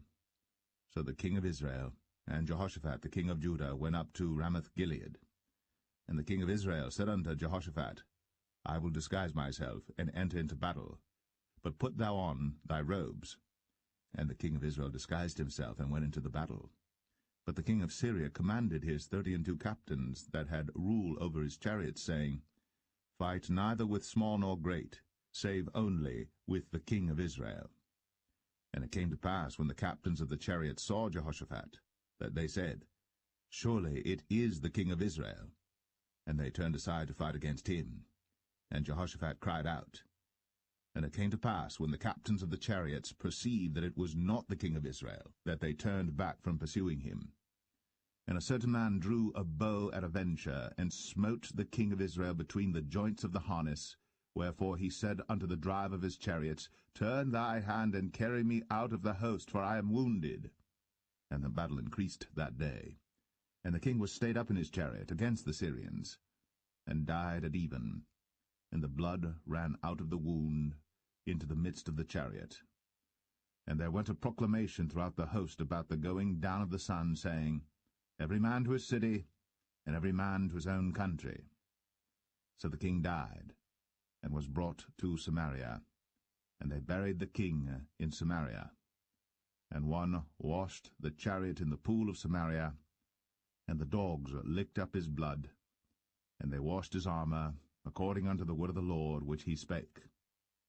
Now the rest of the acts of Ahab, and all that he did, and the ivory house which he made, and all the cities that he built, are they not written in the book of the Chronicles of the kings of Israel?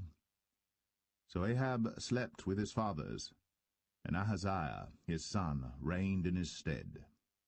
And Jehoshaphat the son of Asa began to reign over Judah in the 4th year of Ahab king of Israel. Jehoshaphat was 35 years old when he began to reign, and he reigned 25 years in Jerusalem. And his mother's name was Azubah, the daughter of Shilhi. And he walked in all the ways of Asa his father. He turned not aside from it, doing that which was right in the eyes of the Lord. Nevertheless the high places were not taken away, but the people offered and burnt incense yet in the high places. And Jehoshaphat made peace with the king of Israel. Now the rest of the acts of Jehoshaphat, and his might that he showed, and how he warred, are they not written in the book of the Chronicles of the kings of Judah? And the remnant of the Sodomites, which remained in the days of his father Asa, he took out of the land. There was then no king in Edom, a deputy was king. Jehoshaphat made ships of Tarshish to go to Ophir for gold, but they went not, for the ships were broken at Ezion-Geber. Then said Ahaziah the son of Ahab unto Jehoshaphat, Let my servants go with thy servants in the ships. But Jehoshaphat would not. And Jehoshaphat slept with his fathers, and was buried with his fathers in the city of David his father. And Jehoram his son reigned in his stead.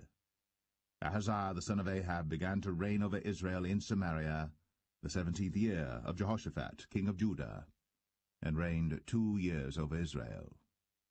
And he did evil in the sight of the Lord, and walked in the way of his father, and in the way of his mother, and in the way of Jeroboam the son of Nebat, who made Israel to sin.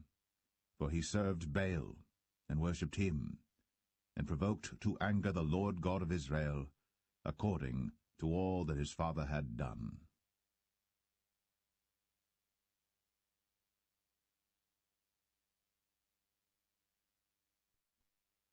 The second book of Kings, chapter 1. Then Moab rebelled against Israel after the death of Ahab. And Ahaziah fell down through a lattice in his upper chamber that was in Samaria, and was sick. And he sent messengers, and said unto them, Go, inquire of Baal-zebub, the god of Ekron, whether I shall recover of this disease. But the angel of the Lord said to Elijah the Tishbite, Arise, go up to meet the messengers of the king of Samaria, and say unto them, Is it not because there is not a God in Israel that ye go to inquire of Baal-zebub, the god of Ekron? Now therefore thus saith the Lord, Thou shalt not come down from that bed on which thou art gone up, but shalt surely die. And Elijah departed. And when the messengers turned back unto him, he said unto them, Why are ye now turned back? And they said unto him, There came a man up to meet us, and said unto us, Go, turn again unto the king that sent you, and say unto him, Thus saith the Lord, Is it not because there is not a God in Israel that thou sendest to inquire of Baal-zebub, the god of Ekron? Therefore thou shalt not come down from that bed on which thou art gone up, but shalt surely die. And he said unto them, What manner of man was he which came up to meet you, and told you these words? And they answered him, He was an hairy man, and girt with a girdle of leather about his loins. And he said, It is Elijah the Tishbite.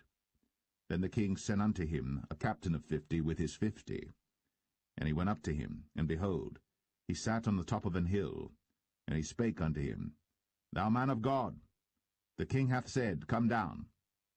And Elijah answered and said to the captain of 50, If I be a man of God, then let fire come down from heaven, and consume thee and thy 50. And there came down fire from heaven, and consumed him and his 50. Again also he sent unto him another captain of 50 with his 50. And he answered and said unto him, O man of God, thus hath the king said, Come down quickly. And Elijah answered and said unto them, If I be a man of God, let fire come down from heaven, and consume thee and thy 50. And the fire of God came down from heaven, and consumed him and his 50. And he sent again a captain of the third 50 with his 50. And the third captain of the 50 went up, and came and fell on his knees before Elijah, and besought him, and said unto him, O man of God, I pray thee, let my life and the life of these 50 thy servants be precious in thy sight. Behold, there came fire down from heaven, and burnt up the 2 captains of the former 50s with their 50s. Therefore let my life now be precious in thy sight.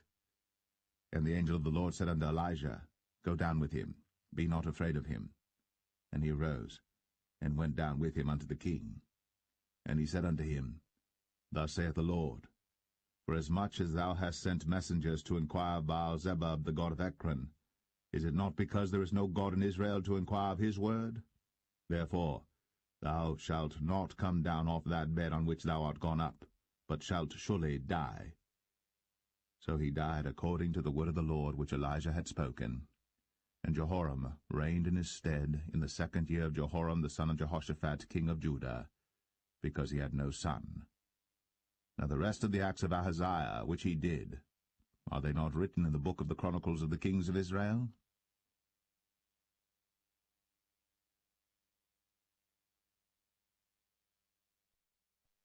Second Kings 2. And it came to pass, when the Lord would take up Elijah into heaven by a whirlwind, that Elijah went with Elisha from Gilgal. And Elijah said unto Elisha, Tarry here, I pray thee, for the Lord hath sent me to Bethel. And Elisha said unto him, As the Lord liveth, and as thy soul liveth, I will not leave thee. So they went down to Bethel.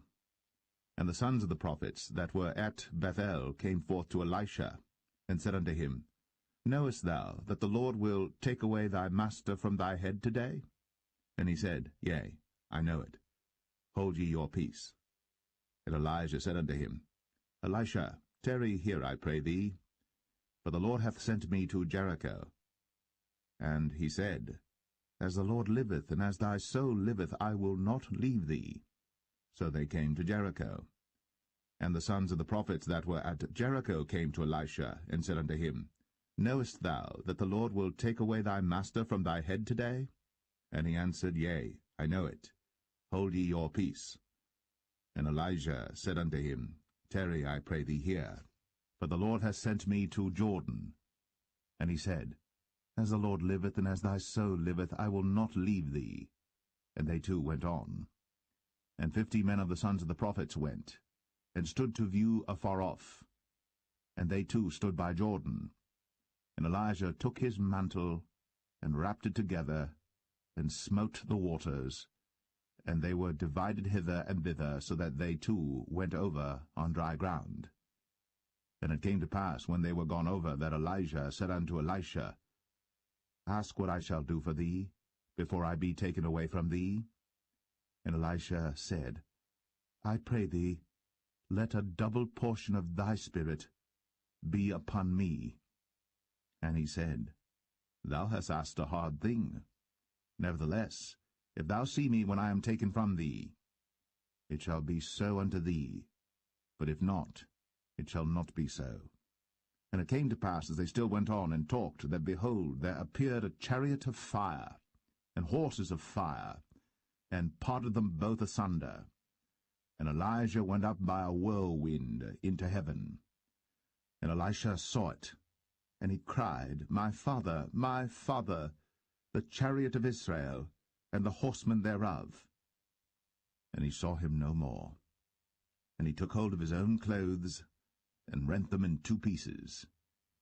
He took up also the mantle of Elijah that fell from him, and went back and stood by the bank of Jordan. And he took the mantle of Elijah that fell from him, and smote the waters, and said, Where is the Lord God of Elijah? And when he also had smitten the waters, they parted hither and thither, and Elisha went over. And when the sons of the prophets which were to view at Jericho saw him, they said, The spirit of Elijah doth rest on Elisha. And they came to meet him, and bowed themselves to the ground before him. And they said unto him, Behold now, there be with thy servants 50 strong men. Let them go, we pray thee, and seek thy master, lest peradventure the Spirit of the Lord hath taken him up, and cast him upon some mountain, or into some valley. And he said, Ye shall not send. And when they urged him till he was ashamed, he said, Send. They sent therefore 50 men, and they sought 3 days, but found him not. And when they came again to him, for he tarried at Jericho, he said unto them, Did I not say unto you, Go not? And the men of the city said unto Elisha, Behold, I pray thee, the situation of this city is pleasant, as my Lord seeth, but the water is not, and the ground barren. And he said, Bring me a new cruse, and put salt therein. And they brought it to him. And he went forth unto the spring of the waters, and cast the salt in there, and said, Thus saith the Lord, I have healed these waters. There shall not be from thence any more death or barren land. So the waters were healed unto this day, according to the saying of Elisha which he spake. And he went up from thence unto Bethel, and as he was going up by the way, there came forth little children out of the city, and mocked him, and said unto him, Go up, thou bald head, go up, thou bald head. And he turned back, and looked on them, and cursed them in the name of the Lord. And there came forth 2 she-bears out of the wood, and tare 42 children of them. And he went from thence to Mount Carmel, and from thence he returned to Samaria.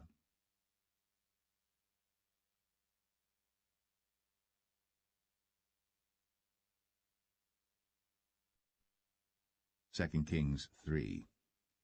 Now Jehoram the son of Ahab began to reign over Israel in Samaria the 18th year of Jehoshaphat king of Judah, and reigned 12 years. And he wrought evil in the sight of the Lord, but not like his father and like his mother, for he put away the image of Baal that his father had made. Nevertheless he cleaved unto the sins of Jeroboam the son of Nebat, which made Israel to sin. He departed not therefrom.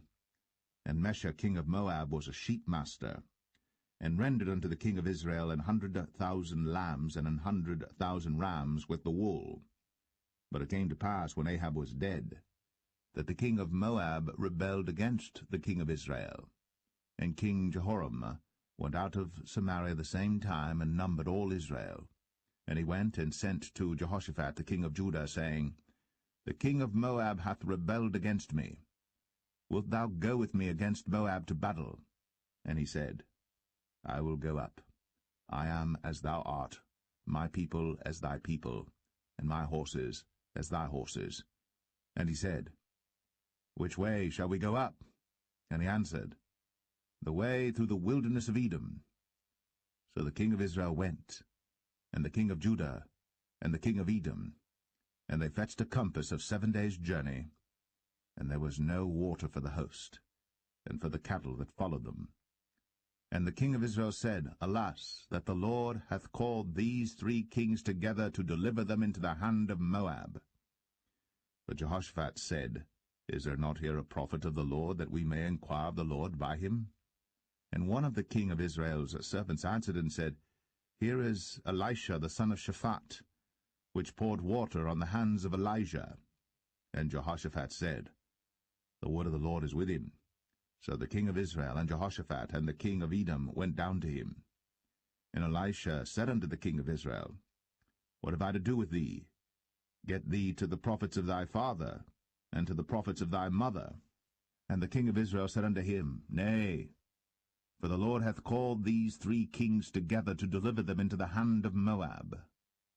And Elisha said, As the Lord of hosts liveth, before whom I stand, surely, were it not that I regard the presence of Jehoshaphat the king of Judah, I would not look toward thee, nor see thee. But now bring me a minstrel. And it came to pass, when the minstrel played, that the hand of the Lord came upon him. And he said, Thus saith the Lord, Make this valley full of ditches. For thus saith the Lord, Ye shall not see wind, neither shall ye see rain, yet that valley shall be filled with water, that ye may drink, both ye, and your cattle, and your beasts. And this is but a light thing in the sight of the Lord. He will deliver the Moabites also into your hand.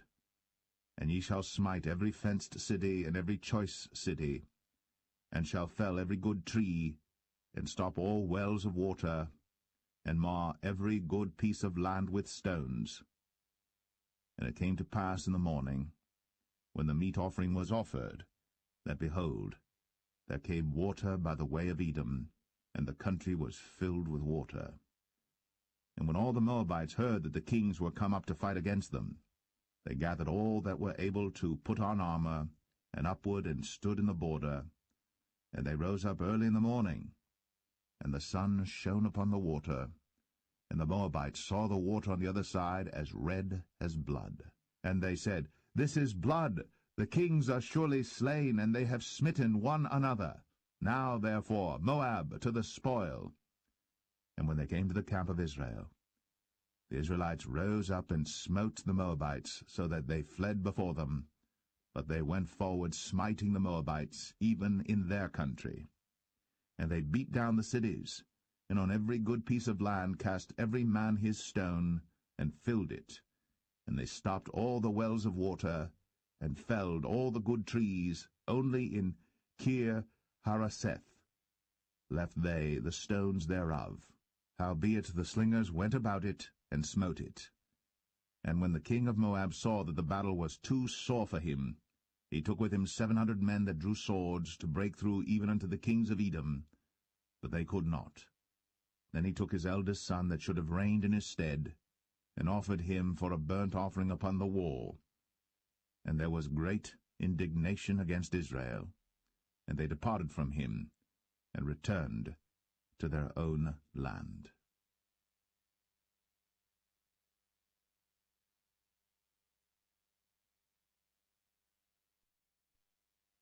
2 Kings 4. Now there cried a certain woman of the wives of the sons of the prophets unto Elisha, saying, Thy servant my husband is dead, and thou knowest that thy servant did fear the Lord, and the creditors come to take unto him my 2 sons to be bondmen. And Elisha said unto her, What shall I do for thee? Tell me, what hast thou in the house? And she said, Thine handmaid hath not anything in the house, save a pot of oil. Then he said, Go borrow thee vessels abroad of all thy neighbors, even empty vessels, borrow not a few. And when thou art come in, thou shalt shut the door upon thee and upon thy sons, and shalt pour out into all those vessels, and thou shalt set aside that which is full. So she went from him, and shut the door upon her, and upon her sons, who brought the vessels to her, and she poured out. And it came to pass, when the vessels were full, that she said unto her son, Bring me yet a vessel. And he said unto her, There is not a vessel more. And the oil stayed. Then she came and told the man of God, and he said, Go sell the oil, and pay thy debt, and live thou and thy children of the rest. And it fell on a day that Elisha passed to Shunem, where was a great woman, and she constrained him to eat bread. And so it was, that as oft as he passed by, he turned in thither to eat bread. And she said unto her husband, Behold now, I perceive that this is an holy man of God, which passeth by us continually. Let us make a little chamber, I pray thee, on the wall, and let us set for him there a bed, and a table, and a stool, and a candlestick. And it shall be, when he cometh to us, that he shall turn in thither. And it fell on a day that he came thither, and he turned into the chamber, and lay there. And he said to Gehazi his servant, Call this Shunammite. And when he had called her, she stood before him. And he said unto him, Say now unto her, Behold, thou hast been careful for us with all this care. What is to be done for thee? Wouldest thou be spoken for to the king, or to the captain of the host? And she answered, I dwell among mine own people. And he said, What then is to be done for her? And Gehazi answered, Verily, she hath no child, and her husband is old. And he said, Call her. And when he had called her, she stood in the door. And he said, About this season, according to the time of life, thou shalt embrace a son. And she said, Nay, my lord, thou man of God, do not lie unto thine handmaid. And the woman conceived, and bare a son at that season that Elisha had said unto her, according to the time of life. And when the child was grown, it fell on a day that he went out to his father to the reapers. And he said unto his father, My head, my head. And he said to a lad, Carry him to his mother. And when he had taken him, and brought him to his mother, he sat on her knees till noon, and then died. And she went up, and laid him on the bed of the man of God, and shut the door upon him, and went out. And she called unto her husband, and said, Send me, I pray thee, one of the young men, and one of the asses, that I may run to the man of God, and come again. And he said, Wherefore wilt thou go to him today? It is neither new moon nor Sabbath. And she said, It shall be well. Then she saddled an ass, and said to her servant, Drive, and go forward. Slack not thy riding for me, except I bid thee.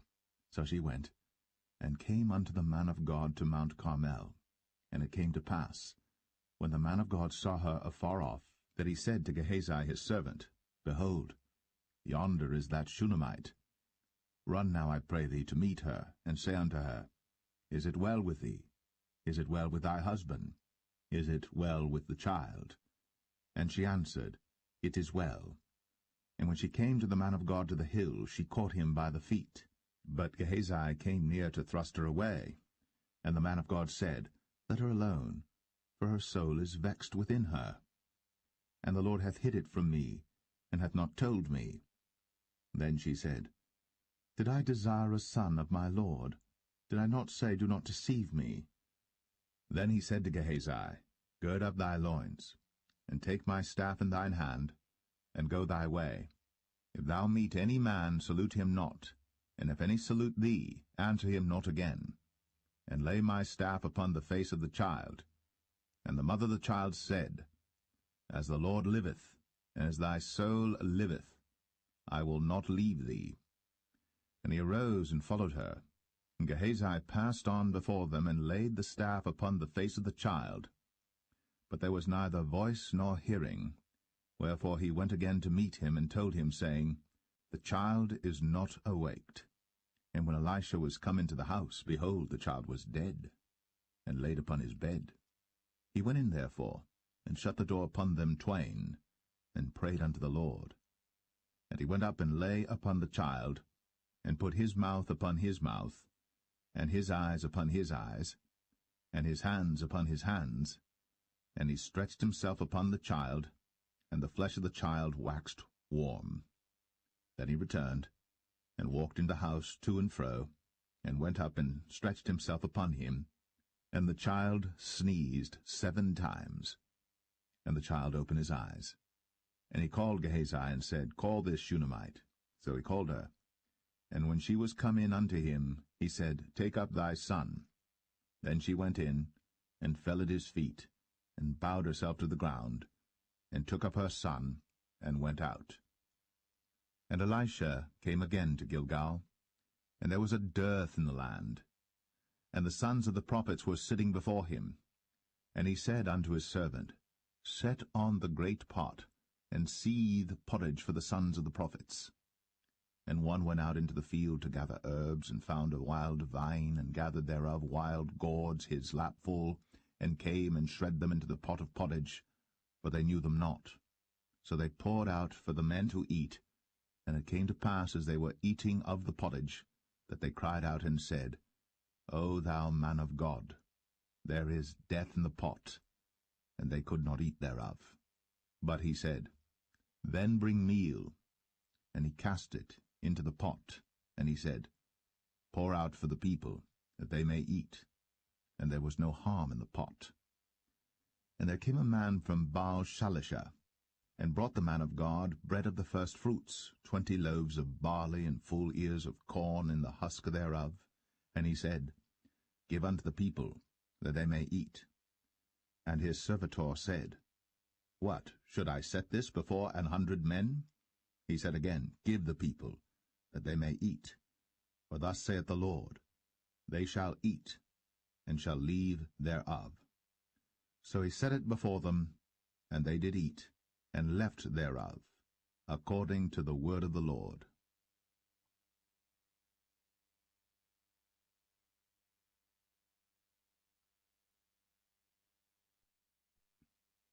2 Kings 5. Now Naaman, captain of the host of the king of Syria, was a great man with his master, and honorable, because by him the Lord had given deliverance unto Syria. He was also a mighty man in valor, but he was a leper. And the Syrians had gone out by companies, and had brought away captive out of the land of Israel a little maid, and she waited on Naaman's wife. And she said unto her mistress, Would God my Lord were with the prophet that is in Samaria, for he would recover him of his leprosy. And one went in and told his lord, saying, Thus and thus said the maid that is of the land of Israel. And the king of Syria said, Go to, go, and I will send a letter unto the king of Israel. And he departed, and took with him 10 talents of silver, and 6,000 pieces of gold, and 10 changes of raiment. And he brought the letter to the king of Israel, saying, Now when this letter is come unto thee, behold, I have therewith sent Naaman my servant to thee, that thou mayest recover him of his leprosy. And it came to pass, when the king of Israel had read the letter, that he rent his clothes, and said, Am I God to kill and to make alive, that this man doth send unto me to recover a man of his leprosy? Wherefore consider, I pray you, and see how he seeketh a quarrel against me. And it was so, when Elisha the man of God had heard that the king of Israel had rent his clothes, that he sent to the king, saying, Wherefore hast thou rent thy clothes? Let him come now to me, and he shall know that there is a prophet in Israel. So Naaman came with his horses and with his chariot, and stood at the door of the house of Elisha. And Elisha sent a messenger unto him, saying, Go, and wash in Jordan 7 times, and thy flesh shall come again to thee, and thou shalt be clean. But Naaman was wroth, and went away, and said, Behold, I thought, he will surely come out to me, and stand, and call on the name of the Lord his God, and strike his hand over the place, and recover the leper. Are not Abana and Pharpar, rivers of Damascus, better than all the waters of Israel? May I not wash in them and be clean? So he turned, and went away in a rage. And his servants came near, and spake unto him, and said, My father, if the prophet had bid thee do some great thing, wouldst thou not have done it? How much rather then, when he saith to thee, Wash and be clean? Then went he down, and dipped himself 7 times in Jordan, according to the saying of the man of God, and his flesh came again like unto the flesh of a little child, and he was clean. And he returned to the man of God, he and all his company, and came and stood before him. And he said, Behold, now I know that there is no God in all the earth, but in Israel. Now therefore I pray thee, take a blessing of thy servant. But he said, As the Lord liveth, before whom I stand, I will receive none. And he urged him to take it, but he refused. And Naaman said, Shall there not then, I pray thee, be given to thy servant 2 mules burden of earth? For thy servant will henceforth offer neither burnt offering nor sacrifice unto other gods, but unto the Lord. In this thing the Lord pardon thy servant, that when my master goeth into the house of Rimmon to worship there, and he leaneth on my hand, and I bow myself in the house of Rimmon, when I bow down myself in the house of Rimmon, the Lord pardon thy servant in this thing. And he said unto him, Go in peace. So he departed from him a little way. But Gehazi, the servant of Elisha, the man of God, said, Behold, my master hath spared Naaman this Syrian in not receiving at his hands that which he brought. But as the Lord liveth, I will run after him, and take somewhat of him. So Gehazi followed after Naaman. And when Naaman saw him running after him, he lighted down from the chariot to meet him, and said, Is all well? And he said, All is well. My master hath sent me, saying, Behold, even now there be come to me from Mount Ephraim 2 young men of the sons of the prophets. Give them, I pray thee, a talent of silver, and 2 changes of garments. And Naaman said, Be content, take 2 talents. And he urged him, and bound 2 talents of silver in 2 bags, with 2 changes of garments, and laid them upon 2 of his servants, and they bare them before him. And when he came to the tower, he took them from their hand, and bestowed them in the house. And he let the men go, and they departed. But he went in and stood before his master. And Elisha said unto him, Whence comest thou, Gehazi? And he said, Thy servant went no whither. And he said unto him, Went not mine heart with thee, when the man turned again from his chariot to meet thee? Is it a time to receive money, and to receive garments and oliveyards, and vineyards, and sheep, and oxen, and men servants, and maidservants? The leprosy therefore of Naaman shall cleave unto thee, and unto thy seed forever. And he went out from his presence, a leper as white as snow.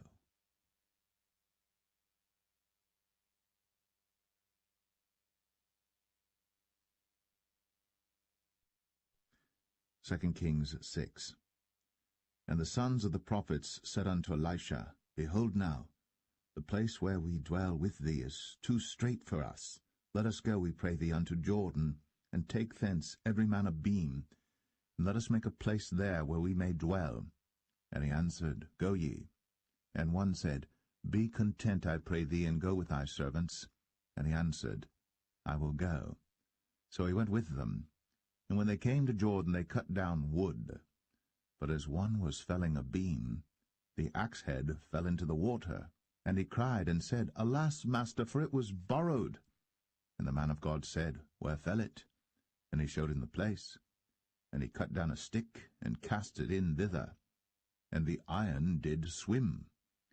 Therefore said he, Take it up to thee. And he put out his hand, and took it. Then the king of Syria warred against Israel, and took counsel with his servants, saying, In such and such a place shall be my camp. And the man of God sent unto the king of Israel, saying, Beware that thou pass not such a place, for thither the Syrians are come down. And the king of Israel sent to the place which the man of God told him, and warned him of, and saved himself there, not once nor twice. Therefore the heart of the king of Syria was sore troubled for this thing. And he called his servants, and said unto them, Will ye not show me which of us is for the king of Israel? And one of his servants said, None, my lord, O king. But Elisha, the prophet that is in Israel, telleth the king of Israel the words that thou speakest in thy bedchamber. And he said, Go and spy where he is, that I may send and fetch him. And it was told him, saying, Behold, he is in Dothan. Therefore sent he thither horses and chariots and a great host. And they came by night and compassed the city about. And when the servant of the man of God was risen early and gone forth, behold, an host compassed the city both with horses and chariots. And his servant said unto him, Alas, my master, how shall we do? And he answered, Fear not, for they that be with us are more than they that be with them. And Elisha prayed, and said, Lord, I pray thee, open his eyes, that he may see.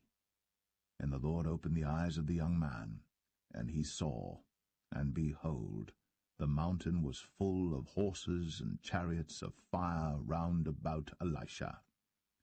And when they came down to him, Elisha prayed unto the Lord, and said, Smite this people, I pray thee, with blindness. And he smote them with blindness according to the word of Elisha. And Elisha said unto them, This is not the way, neither is this the city. Follow me, and I will bring you to the man whom ye seek. But he led them to Samaria. And it came to pass, when they were come into Samaria, that Elisha said, Lord, open the eyes of these men, that they may see. And the Lord opened their eyes, and they saw, and behold, they were in the midst of Samaria. And the king of Israel said unto Elisha, when he saw them, My father, shall I smite them? Shall I smite them? And he answered, Thou shalt not smite them. Wouldst thou smite those whom thou hast taken captive with thy sword and with thy bow? Set bread and water before them, that they may eat and drink, and go to their master. And he prepared great provision for them. And when they had eaten and drunk, he sent them away, and they went to their master. So the bands of Syria came no more into the land of Israel. And it came to pass after this that Ben-Hadad, king of Syria, gathered all his host, and went up, and besieged Samaria. And there was a great famine in Samaria, and behold, they besieged it, until an ass's head was sold for 80 pieces of silver, and the 4th part of a cab of dove's dung for 5 pieces of silver. And as the king of Israel was passing by upon the wall, they cried a woman unto him, saying, Help my lord, O king. And he said, If the Lord do not help thee, whence shall I help thee? Out of the barn floor, out of the winepress? And the king said unto her, What aileth thee? And she answered, This woman said unto me, Give thy son, that we may eat him today, and we will eat my son tomorrow. So we boiled my son, and did eat him. And I said unto her on the next day, Give thy son, that we may eat him. And she hath hid her son. And it came to pass, when the king heard the words of the woman, that he rent his clothes, and he passed by upon the wall. And the people looked, and behold, he had sackcloth within upon his flesh.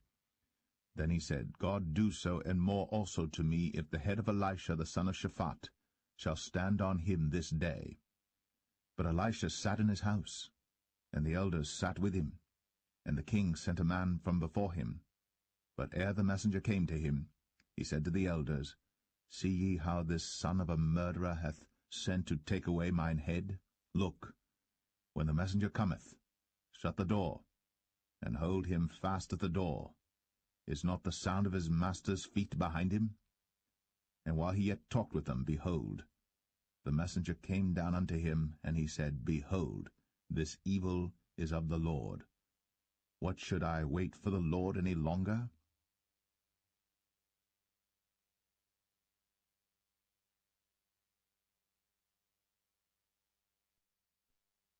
Second Kings 7. Then Elisha said, Hear ye the word of the Lord. Thus saith the Lord, Tomorrow about this time shall a measure of fine flour be sold for a shekel, and 2 measures of barley for a shekel, in the gate of Samaria. Then a lord, on whose hand the king leaned, answered the man of God, and said, Behold, if the Lord would make windows in heaven, might this thing be? And he said, Behold, thou shalt see it with thine eyes, but shalt not eat thereof. And there were 4 leprous men at the entering in of the gate, and they said one to another, Why sit we here until we die? If we say we will enter into the city, then the famine is in the city, and we shall die there. And if we sit still here, we die also. Now therefore come, and let us fall unto the host of the Syrians. If they save us alive, we shall live, and if they kill us, we shall but die. And they rose up in the twilight, to go unto the camp of the Syrians. And when they were come to the uttermost part of the camp of Syria, behold, there was no man there. For the Lord had made the host of the Syrians to hear a noise of chariots, and a noise of horses, even the noise of a great host. And they said one to another, Lo, the king of Israel hath hired against us the kings of the Hittites, and the kings of the Egyptians, to come upon us. Wherefore they arose and fled in the twilight, and left their tents and their horses and their asses, even the camp as it was, and fled for their life. And when these lepers came to the uttermost part of the camp, they went into one tent, and did eat and drink, and carried thence silver and gold and raiment, and went and hid it, and came again, and entered into another tent, and carried thence also, and went and hid it. Then they said one to another, We do not well. This day is a day of good tidings, and we hold our peace. If we tarry till the morning light, some mischief will come upon us. Now therefore come, that we may go and tell the king's household. So they came and called unto the port of the city. And they told them, saying, We came to the camp of the Syrians, and behold, there was no man there, neither voice of man, but horses tied and asses tied, and the tents as they were. And he called the porters, and they told it to the king's house within. And the king arose in the night, and said unto his servants, I will now show you what the Syrians have done to us. They know that we be hungry, therefore are they gone out of the camp to hide themselves in the field, saying, When they come out of the city we shall catch them alive, and get into the city. And one of his servants answered and said, Let some take, I pray thee, 5 of the horses that remain, which are left in the city. Behold, they are as all the multitude of Israel that are left in it. Behold, I say, they are even as all the multitude of the Israelites that are consumed. And let us send and see. They took therefore 2 chariot horses, and the king sent after the host of the Syrians, saying, Go and see. And they went after them unto Jordan, and lo, all the way was full of garments and vessels, which the Syrians had cast away in their haste. And the messengers returned, and told the king. And the people went out and spoiled the tents of the Syrians. So a measure of fine flour was sold for a shekel, and 2 measures of barley for a shekel, according to the word of the Lord. And the king appointed the Lord on whose hand he leaned to have the charge of the gate. And the people trod upon him in the gate, and he died, as the man of God had said, who spake when the king came down to him. And it came to pass, as the man of God had spoken to the king, saying, 2 measures of barley for a shekel, and a measure of fine flour for a shekel, shall be tomorrow about this time in the gate of Samaria. And that Lord answered the man of God, and said, Now behold, if the Lord should make windows in heaven, might such a thing be? And he said, Behold, thou shalt see it with thine eyes, but shalt not eat thereof. And so it fell out unto him, for the people trod upon him in the gate, and he died.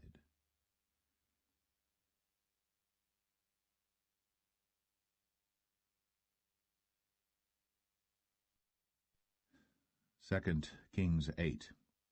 Then spake Elisha unto the woman, whose son he had restored to life, saying, Arise, and go thou in thine household, and sojourn wheresoever thou canst sojourn. For the Lord hath called for a famine, and it shall also come upon the land 7 years. And the woman arose, and did after the saying of the man of God. And she went with her household, and sojourned in the land of the Philistines 7 years. And it came to pass at the 7 years' end, that the woman returned out of the land of the Philistines. And she went forth to cry unto the king for her house and for her land. And the king talked with Gehazi, the servant of the man of God, saying, Tell me, I pray thee, all the great things that Elisha hath done. And it came to pass, as he was telling the king how he had restored a dead body to life, that, behold, the woman, whose son he had restored to life, cried to the king for her house and for her land. And Gehazi said, My lord, O king, this is the woman, and this is her son, whom Elisha restored to life. And when the king asked the woman, she told him. So the king appointed unto her a certain officer, saying, Restore all that was hers, and all the fruits of the field, since the day that she left the land, even until now. And Elisha came to Damascus, and Benhadad the king of Syria was sick. And it was told him, saying, The man of God is come hither. And the king said unto Hazael, Take a present in thine hand, and go, meet the man of God, and inquire of the Lord by him, saying, Shall I recover of this disease? So Hazael went to meet him, and took a present with him, even of every good thing of Damascus, 40 camels' burden, and came and stood before him, and said, Thy son Ben-Hadad, king of Syria, hath sent me to thee, saying, Shall I recover of this disease? And Elisha said unto him, Go, say unto him, Thou mayest certainly recover. Howbeit, the Lord hath shown me that he shall surely die. And he settled his countenance steadfastly, until he was ashamed, and the man of God wept. And Hazael said, Why weepeth my lord? And he answered, Because I know the evil that thou wilt do unto the children of Israel. Their strongholds wilt thou set on fire, and their young men wilt thou slay with the sword, and wilt dash their children, and rip up their women with child. And Hazael said, But what, is thy servant a dog, that he should do this great thing? And Elisha answered, The Lord hath shown me that thou shalt be king over Syria. So he departed from Elisha, and came to his master, who said to him, What said Elisha to thee? And he answered, He told me that thou shouldst surely recover.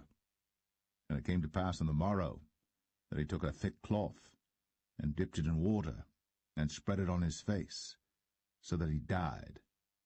And Hazael reigned in his stead. And in the 5th year of Joram, the son of Ahab, king of Israel, Jehoshaphat being then king of Judah, Jehoram the son of Jehoshaphat, king of Judah, began to reign. 32 old was he when he began to reign, and he reigned 8 years in Jerusalem. And he walked in the way of the kings of Israel, as did the house of Ahab. For the daughter of Ahab was his wife, and he did evil in the sight of the Lord.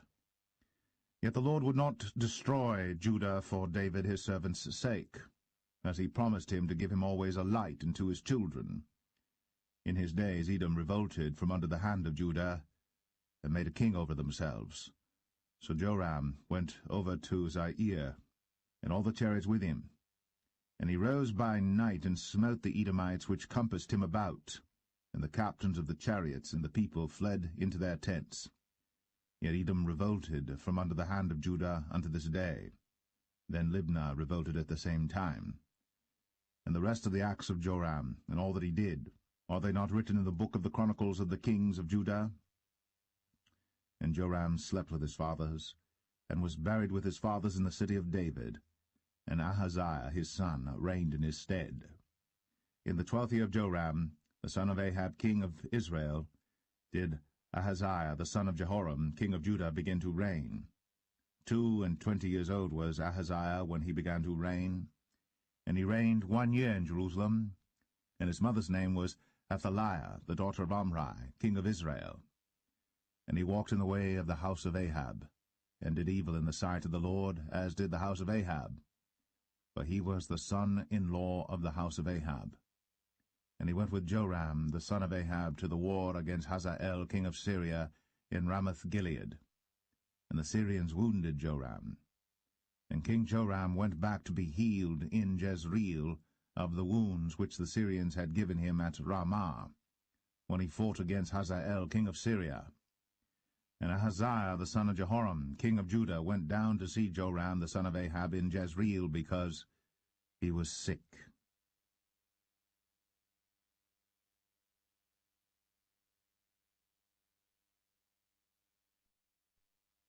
2 Kings 9. And Elisha the prophet called one of the children of the prophets, and said unto him, Gird up thy loins, and take this box of oil in thine hand, and go to Ramoth-Gilead.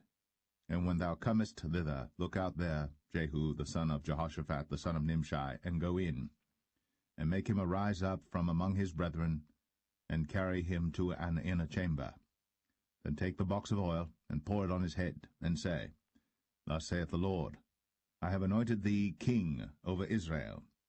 Then open the door, and flee, and tarry not. So the young man, even the young man the prophet, went to Ramoth-Gilead. And when he came, behold, the captains of the host were sitting. And he said, I have an errand to thee, O captain. And Jehu said, Unto which of all us? And he said, To thee, O captain. And he arose and went into the house. And he poured the oil on his head, and said unto him, Thus saith the Lord God of Israel, I have anointed thee king over the people of the Lord, even over Israel. And thou shalt smite the house of Ahab thy master, that I may avenge the blood of my servants the prophets, and the blood of all the servants of the Lord, at the hand of Jezebel. For the whole house of Ahab shall perish, and I will cut off from Ahab him that pisseth against the wall, and him that is shut up and left in Israel. And I will make the house of Ahab like the house of Jeroboam the son of Nebat, and like the house of Baasha the son of Ahijah. And the dogs shall eat Jezebel in the portion of Jezreel, and there shall be none to bury her. And he opened the door and fled. Then Jehu came forth to the servants of his lord, and one said unto him, Is all well? Wherefore came this mad fellow to thee?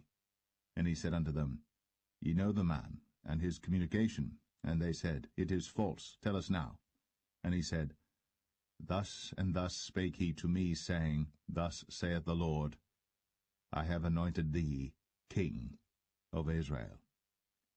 Then they hasted, and took every man his garment, and put it under him on the top of the stairs, and blew with trumpets, saying, Jehu is king. So Jehu, the son of Jehoshaphat, the son of Nimshi, conspired against Joram. Now Joram had kept Ramoth-Gilead, he and all Israel, because of Hazael king of Syria. But King Joram was returned to be healed in Jezreel of the wounds which the Syrians had given him, when he fought with Hazael king of Syria. And Jehu said, If it be your minds, then let none go forth nor escape out of the city to go to tell it in Jezreel. So Jehu rode in a chariot, and went to Jezreel. For Joram lay there, and Ahaziah king of Judah was come down to see Joram. And there stood a watchman on the tower in Jezreel. And he spied the company of Jehu as he came, and said, I see a company. And Joram said, Take an horseman, and send to meet them, and let him say, Is it peace? So there went one on horseback to meet him, and said, Thus saith the king, Is it peace? And Jehu said, What hast thou to do with peace? Turn thee behind me. And the watchman told, saying, The messenger came to them, but he cometh not again. Then he sent out a second on horseback, which came to them, and said, Thus saith the king, Is it peace? And Jehu answered, What hast thou to do with peace? Turn thee behind me. And the watchman told, saying, He came even unto them, and cometh not again. And the driving is like the driving of Jehu the son of Nimshi, for he driveth furiously. And Joram said, Make ready. And his chariot was made ready. And Joram king of Israel, and Ahaziah king of Judah went out, each in his chariot. And they went out against Jehu, and met him in the portion of Naboth the Jezreelite. And it came to pass, when Joram saw Jehu, that he said, Is it peace, Jehu? And he answered, What peace, so long as the whoredoms of thy mother Jezebel and her witchcrafts are so many? And Joram turned his hands and fled, and said to Ahaziah, There is treachery, O Ahaziah. And Jehu drew a bow with his full strength, and smote Jehoram between his arms, and the arrow went out at his heart, and he sunk down in his chariot. Then said Jehu to Bidkar his captain, Take up, and cast him in the portion of the field of Naboth the Jezreelite. Remember how that when I and thou rode together after Ahab his father, the Lord laid this burden upon him. Surely I have seen yesterday the blood of Naboth and the blood of his son, saith the Lord. And I will requite thee in this plat, saith the Lord. Now therefore take and cast him into the plat of ground, according to the word of the Lord. But when Ahaziah the king of Judah saw this, he fled by the way of the garden house. And Jehu followed after him, and said, Smite him also in the chariot. And they did so at the going up to Gur, which is by Ibleam. And he fled to Megiddo, and died there. And his servants carried him in a chariot to Jerusalem, and buried him in his sepulchre with his fathers in the city of David. And in the 11th year of Joram the son of Ahab began Ahaziah to reign over Judah. And when Jehu was come to Jezreel, Jezebel heard of it, and she painted her face, and tired her head, and looked out at a window. And as Jehu entered in at the gate, she said, Had Zimri peace, who slew his master? And he lifted up his face to the window, and said, Who is on my side? Who? And there looked out to him 2 or 3 eunuchs. And he said, Throw her down. So they threw her down, and some of her blood was sprinkled on the wall and on the horses, and he trode her under foot. And when he was come in, he did eat and drink, and said, Go, see now this cursed woman, and bury her, for she is a king's daughter. And they went to bury her. But they found no more of her than the skull, and the feet, and the palms of her hands. Wherefore they came again and told him, and he said, This is the word of the Lord, which he spake by his servant Elijah the Tishbite, saying, In the portion of Jezreel shall dogs eat the flesh of Jezebel, and the carcass of Jezebel shall be as dung upon the face of the field in the portion of Jezreel, so that they shall not say, This is Jezebel.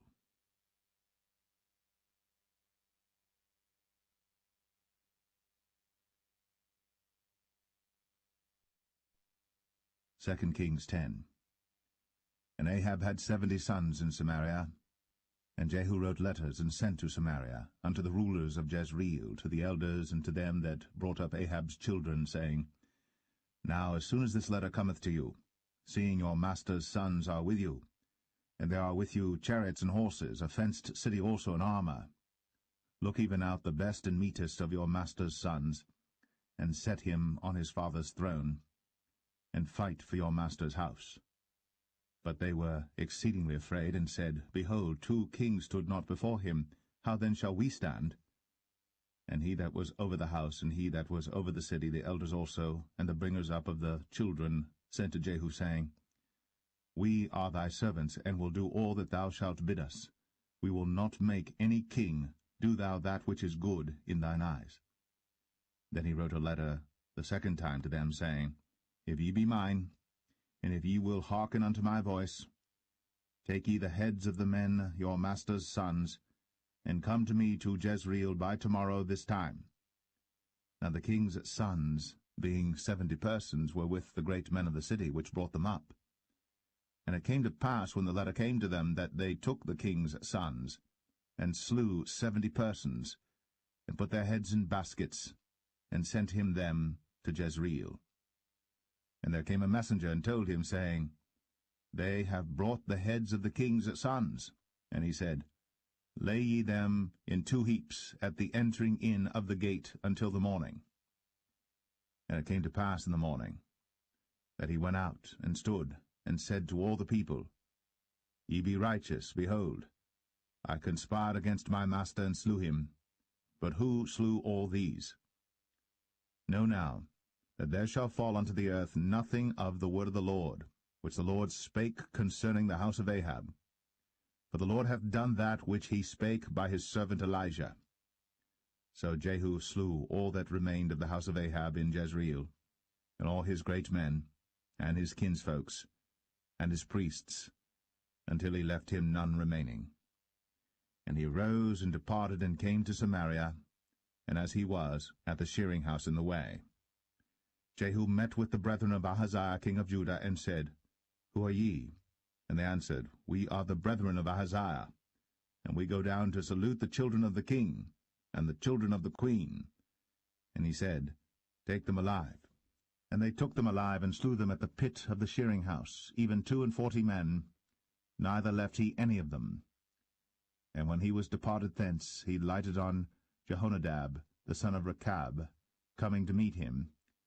And he saluted him, and said to him, Is thine heart right, as my heart is with thy heart? And Jehonadab answered, It is.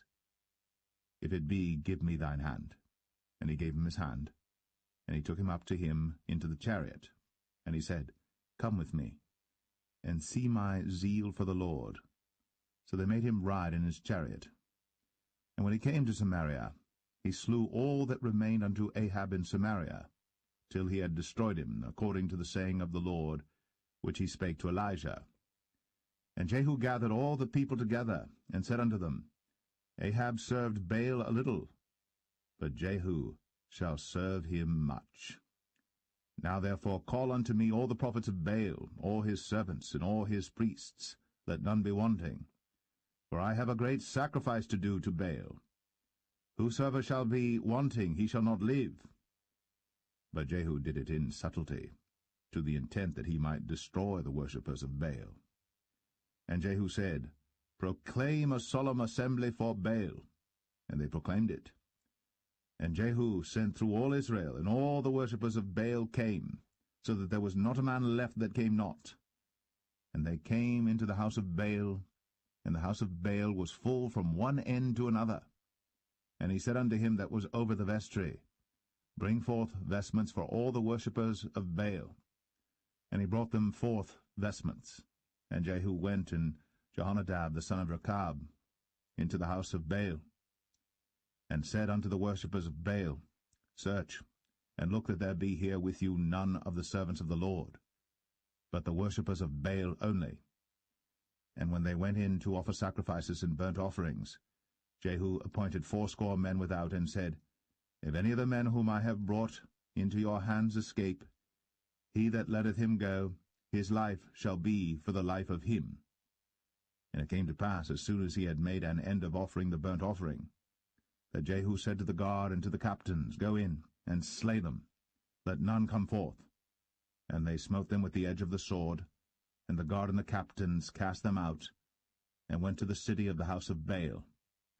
And they brought forth the images out of the house of Baal, and burned them.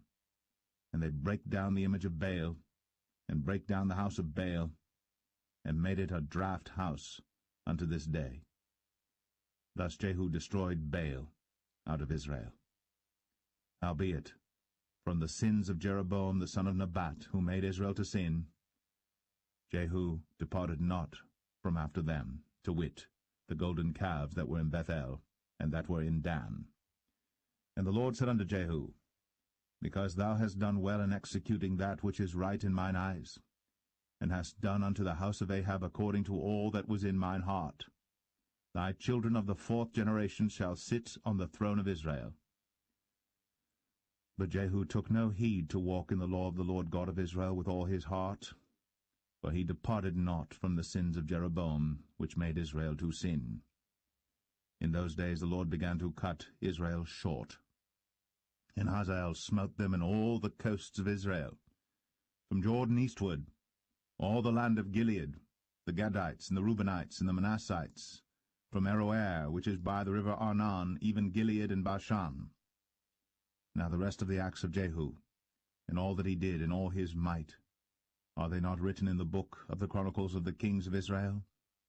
And Jehu slept with his fathers, and they buried him in Samaria, and Jehoahaz, his son, reigned in his stead. And the time that Jehu reigned over Israel in Samaria was 28 years.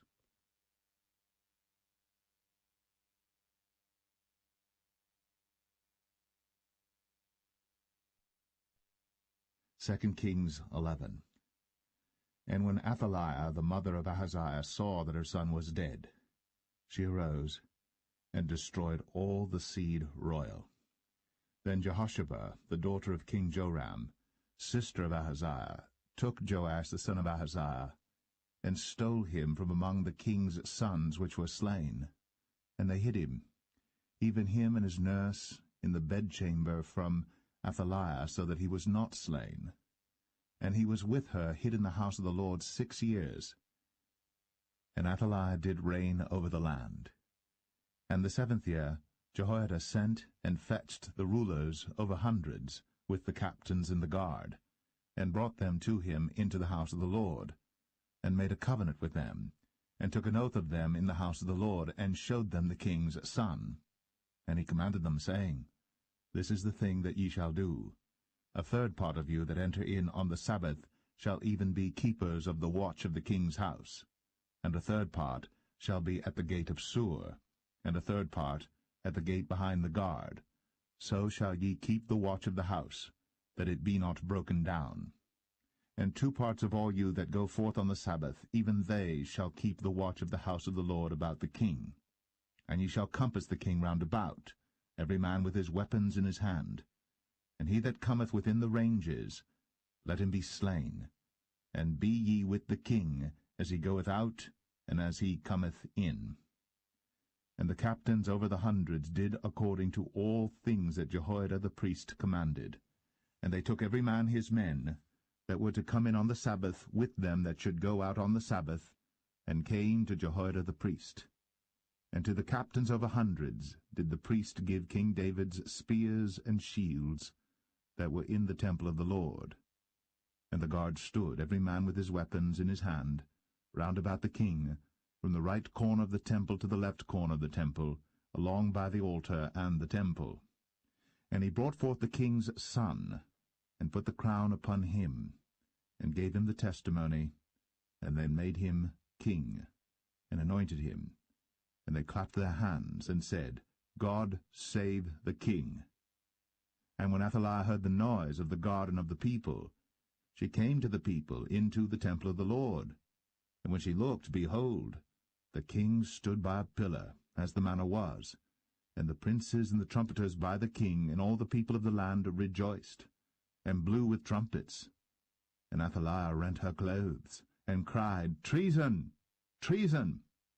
But Jehoiada the priest commanded the captains of the hundreds, the officers of the host, and said unto them, Have her forth without the ranges, and him that followeth her kill with the sword.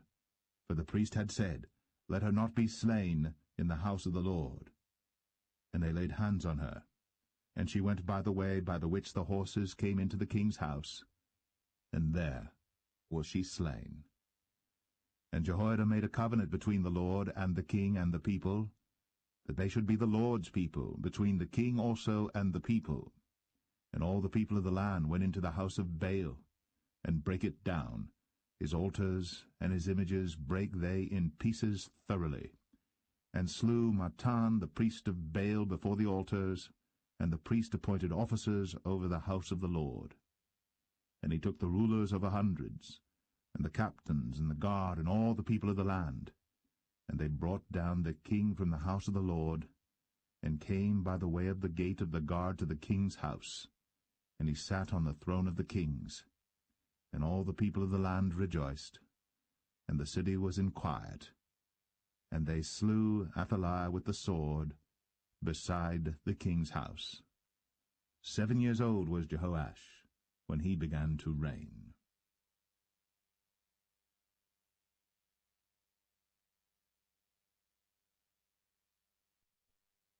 2 Kings 12. In the 7th year of Jehu, Jehoash began to reign, and 40 years reigned he in Jerusalem, and his mother's name was Zibiah of Beersheba. And Jehoash did that which was right in the sight of the Lord all his days, wherein Jehoiada the priest instructed him. But the high places were not taken away. The people still sacrificed, and burnt incense in the high places. And Jehoash said to the priests, All the money of the dedicated things that is brought into the house of the Lord, even the money of every one that passeth the account, the money that every man is set at, and all the money that cometh into any man's heart to bring into the house of the Lord, let the priests take it to them, every man of his acquaintance, and let them repair the breaches of the house, wheresoever any breach shall be found. But it was so that in the 23 year of King Jehoash, the priests had not repaired the breaches of the house. Then King Jehoash called for Jehoiada the priest and the other priests, and said unto them, Why repair ye not the breaches of the house? Now therefore receive no more money of your acquaintance, but deliver it for the breaches of the house. And the priests consented to receive no more money of the people, neither to repair the breaches of the house. But Jehoiada the priest took a chest, and bored a hole in the lid of it, and set it beside the altar, on the right side as one cometh into the house of the Lord. And the priests that kept the door put therein all the money that was brought into the house of the Lord. And it was so, when they saw that there was much money in the chest, that the king's scribe and the high priest came up, and they put up in bags, and told the money that was found in the house of the Lord. And they gave the money, being told, into the hands of them that did the work, that had the oversight of the house of the Lord. And they laid it out to the carpenters and builders that wrought upon the house of the Lord, and to masons and hewers of stone, and to buy timber and hewed stone to repair the breaches of the house of the Lord, and for all that was laid out for the house to repair it. Howbeit, there were not made for the house of the Lord bowls of silver, snuffers, basins, trumpets, any vessels of gold or vessels of silver, of the money that was brought into the house of the Lord. But they gave that to the workmen, and repaired therewith the house of the Lord. Moreover, they reckoned not with the men, into whose hand they delivered the money to be bestowed on workmen, for they dealt faithfully. The trespass money and the sin money was not brought into the house of the Lord, it was the priests. Then Hazael king of Syria went up, and fought against Gath, and took it. And Hazael set his face to go up to Jerusalem. And Jehoash king of Judah took all the hallowed things that Jehoshaphat and Jehoram and Ahaziah his fathers kings of Judah had dedicated, and his own hallowed things, and all the gold that was found in the treasures of the house of the Lord and in the king's house, and sent it to Hazael king of Syria. And he went away from Jerusalem. And the rest of the acts of Joash, and all that he did, are they not written in the book of the chronicles of the kings of Judah? And his servants arose and made a conspiracy, and slew Joash in the house of Millo, which goeth down to Silla. For Josachar the son of Shemaeth, and Jehozabad the son of Shomer, his servants, smote him, and he died. And they buried him with his fathers in the city of David. And Amaziah his son reigned in his stead.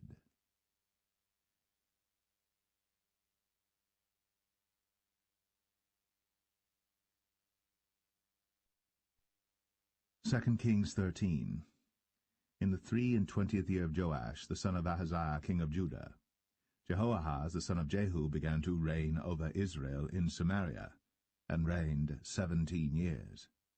And he did that which was evil in the sight of the Lord, and followed the sins of Jeroboam the son of Nebat, which made Israel to sin. He departed not therefrom. And the anger of the Lord was kindled against Israel, and he delivered them into the hand of Hazael king of Syria, and into the hand of Benhadad the son of Hazael all their days.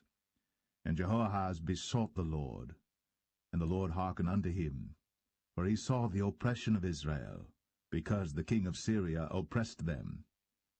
And the Lord gave Israel a Saviour, so that they went out from under the hand of the Syrians, and the children of Israel dwelt in their tents as beforetime. Nevertheless, they departed not from the sins of the house of Jeroboam, who made Israel sin, but walked therein. And they remained at the grove also in Samaria. Neither did he leave of the people to Jehoahaz but 50 horsemen, and 10 chariots, and 10,000 footmen. For the king of Syria had destroyed them, and had made them like the dust by threshing. Now the rest of the acts of Jehoahaz, and all that he did, and his might, are they not written in the book of the Chronicles of the kings of Israel? And Jehoahaz slept with his fathers, and they buried him in Samaria, and Joash his son reigned in his stead.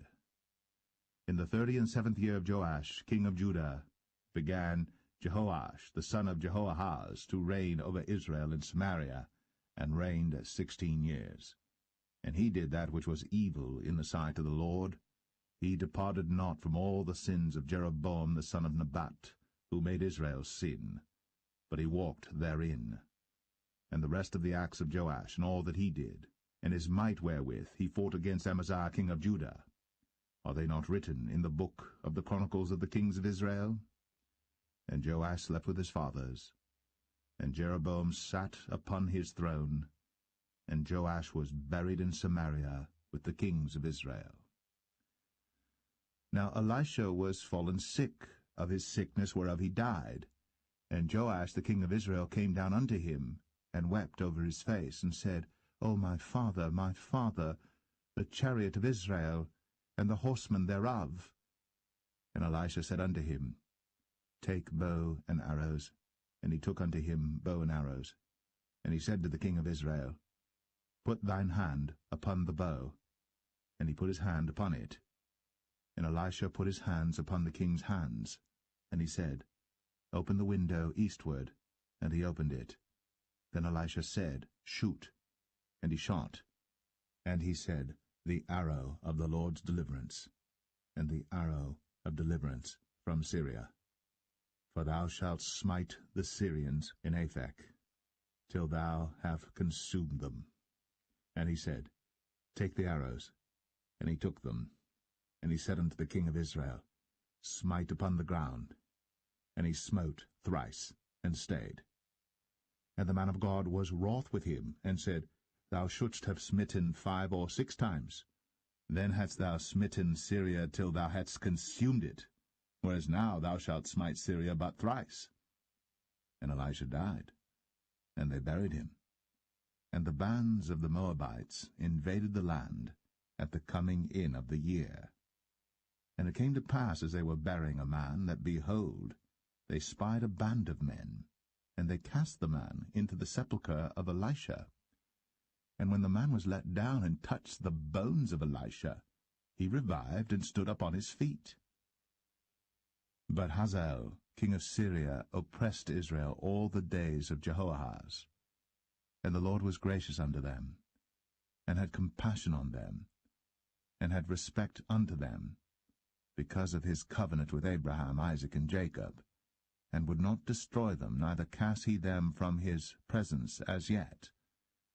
So Hazael, king of Syria, died, and Ben-Hadad, his son, reigned in his stead. And Jehoash, the son of Jehoahaz, took again out of the hand of Ben-Hadad, the son of Hazael, the cities which he had taken out of the hand of Jehoahaz his father by war. 3 times did Joash beat him, and recovered the cities of Israel.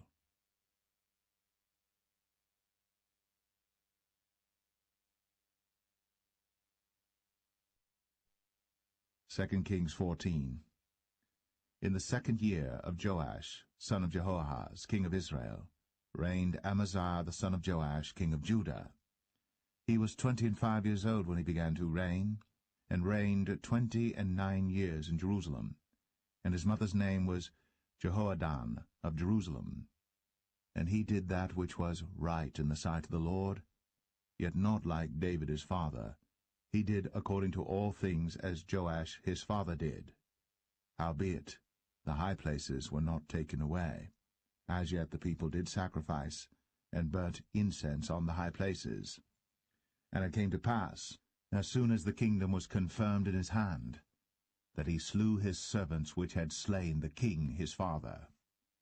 But the children of the murderers he slew not, according unto that which is written in the book of the law of Moses, wherein the Lord commanded, saying, The fathers shall not be put to death for the children, nor the children be put to death for the fathers, but every man shall be put to death for his own sin. He slew of Edom in the valley of Salt 10,000, and took Selah by war, and called the name of it Joktheel unto this day. Then Amaziah sent messengers to Jehoash the son of Jehoahaz, son of Jehu, king of Israel, saying, Come, let us look one another in the face. And Jehoash the king of Israel sent to Amaziah king of Judah, saying, The thistle that was in Lebanon sent to the cedar that was in Lebanon, saying, Give thy daughter to my son to wife. And there passed by a wild beast that was in Lebanon, and trod down the thistle. Thou hast indeed smitten Edom, and thine heart hath lifted thee up. Glory of this, and tarry at home. For why shouldst thou meddle to thy hurt, that thou shouldst fall, even thou, and Judah with thee? But Amaziah would not hear. Therefore Jehoash, king of Israel, went up, and he and Amaziah, king of Judah, looked one another in the face at Beth-shemesh, which belongeth to Judah. And Judah was put to the worse before Israel, and they fled every man to their tents. And Jehoash, king of Israel, took Amaziah, king of Judah, the son of Jehoash, the son of Ahaziah, at Beth-shemesh, and came to Jerusalem, and brake down the wall of Jerusalem from the gate of Ephraim unto the corner gate, 400 cubits. And he took all the gold and silver, and all the vessels that were found in the house of the Lord, and in the treasures of the king's house, and hostages, and returned to Samaria. Now the rest of the acts of Jehoash, which he did, and his might, and how he fought with Amaziah king of Judah, are they not written in the book of the chronicles of the kings of Israel? And Jehoash slept with his fathers, and was buried in Samaria with the kings of Israel. And Jeroboam his son reigned in his stead. And Amaziah the son of Joash, king of Judah, lived after the death of Jehoash, son of Jehoahaz, king of Israel, 15 years. And the rest of the acts of Amaziah, are they not written in the book of the chronicles of the kings of Judah? Now they made a conspiracy against him in Jerusalem, and he fled to Lachish. But they sent after him to Lachish, and slew him there. And they brought him on horses, and he was buried at Jerusalem with his fathers in the city of David.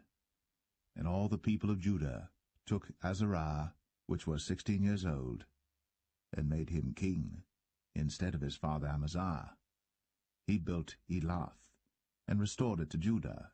After that the king slept with his fathers. In the 15th year of Amaziah the son of Joash, king of Judah, Jeroboam the son of Joash, king of Israel, began to reign in Samaria, and reigned 41 years. and he did that which was evil in the sight of the Lord. He departed not from all the sins of Jeroboam the son of Nebat, who made Israel to sin. He restored the coast of Israel, from the entering of Hamath unto the sea of the plain, according to the word of the Lord God of Israel, which he spake by the hand of his servant Jonah the son of Amittai the prophet, which was of Gath-hepher. For the Lord saw the affliction of Israel, that it was very bitter, for there was not any shut up, nor any left, nor any helper for Israel. And the Lord said not that he would blot out the name of Israel from under heaven, but he saved them by the hand of Jeroboam the son of Joash. Now the rest of the acts of Jeroboam, and all that he did in his might, how he warred, and how he recovered Damascus and Hamath, which belonged to Judah, for Israel, are they not written in the book of the Chronicles of the kings of Israel? And Jeroboam slept with his fathers, even with the kings of Israel, and Zechariah his son reigned in his stead.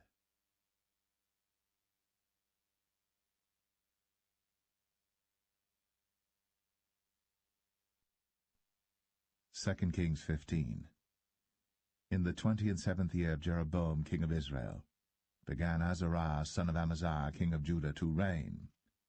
16 years old was he when he began to reign, and he reigned 52 years in Jerusalem, and his mother's name was Jechaliah of Jerusalem. And he did that which was right in the sight of the Lord, according to all that his father Amaziah had done, save that the high places were not removed. The people sacrificed, and burnt incense still on the high places. And the Lord smote the king, so that he was a leper unto the day of his death, and dwelt in a several house. And Jotham the king's son was over the house, judging the people of the land.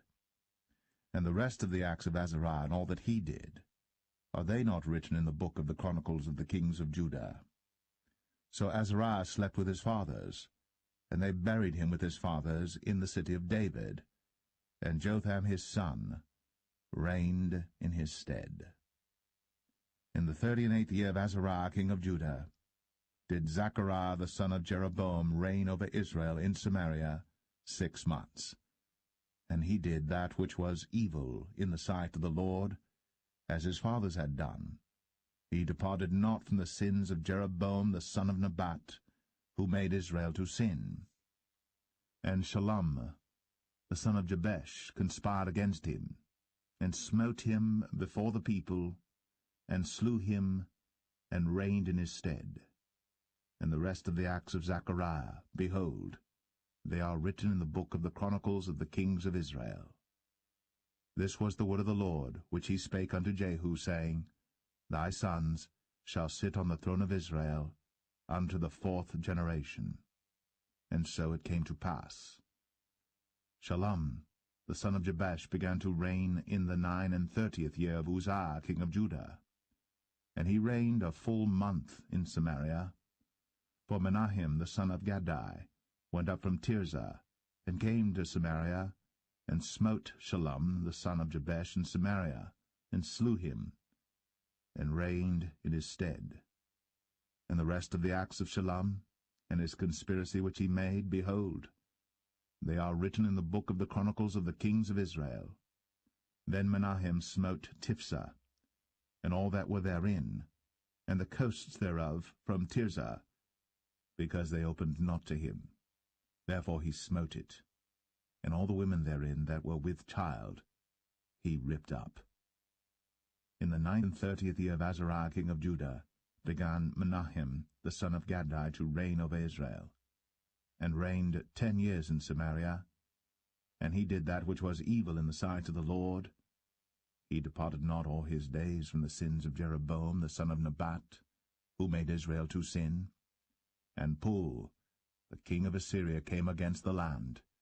And Menahem gave Pul 1,000 talents of silver, that his hand might be with him to confirm the kingdom in his hand. And Menahem exacted the money of Israel, even of all the mighty men of wealth, of each man 50 shekels of silver, to give to the king of Assyria. So the king of Assyria turned back, and stayed not there in the land. And the rest of the acts of Menahem, and all that he did, are they not written in the book of the chronicles of the kings of Israel? And Menahem slept with his fathers, and Pekahiah his son reigned in his stead. In the 50th year of Azariah king of Judah, Pekahiah the son of Menahem began to reign over Israel in Samaria, and reigned 2 years. And he did that which was evil in the sight of the Lord. He departed not from the sins of Jeroboam the son of Nebat, who made Israel to sin. But Pekah the son of Remaliah, a captain of his, conspired against him, and smote him in Samaria in the palace of the king's house, with Argob and Arieh, and with him 50 men of the Gileadites. And he killed him, and reigned in his room.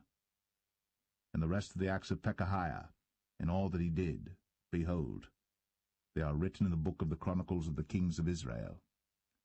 In the 52nd year of Azariah king of Judah, Pekah the son of Remaliah began to reign over Israel in Samaria, and reigned 20 years. And he did that which was evil in the sight of the Lord.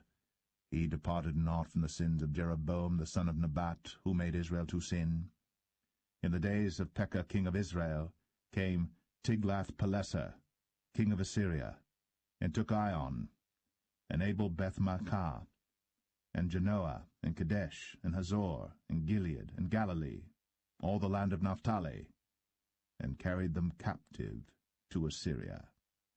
And Hoshea the son of Elah made a conspiracy against Pekah the son of Remaliah, and smote him, and slew him, and reigned in his stead, in the 20th year of Jotham the son of Uzziah. And the rest of the acts of Pekah, and all that he did, behold, they are written in the book of the chronicles of the kings of Israel. In the 2nd year of Pekah the son of Remaliah, king of Israel, began Jotham the son of Uzziah, king of Judah, to reign. 25 years old was he when he began to reign, and he reigned 16 years in Jerusalem. And his mother's name was Jerusha, the daughter of Zadok. And he did that which was right in the sight of the Lord. He did according to all that his father Uzziah had done. Howbeit the high places were not removed. The people sacrificed, and burned incense still in the high places. He built the higher gate of the house of the Lord. Now the rest of the acts of Jotham, and all that he did, are they not written in the book of the chronicles of the kings of Judah? In those days the Lord began to send against Judah Rezin, the king of Syria, and Pekah the son of Remaliah. And Jotham slept with his fathers, and was buried with his fathers in the city of David his father. And Ahaz, his son, reigned in his stead.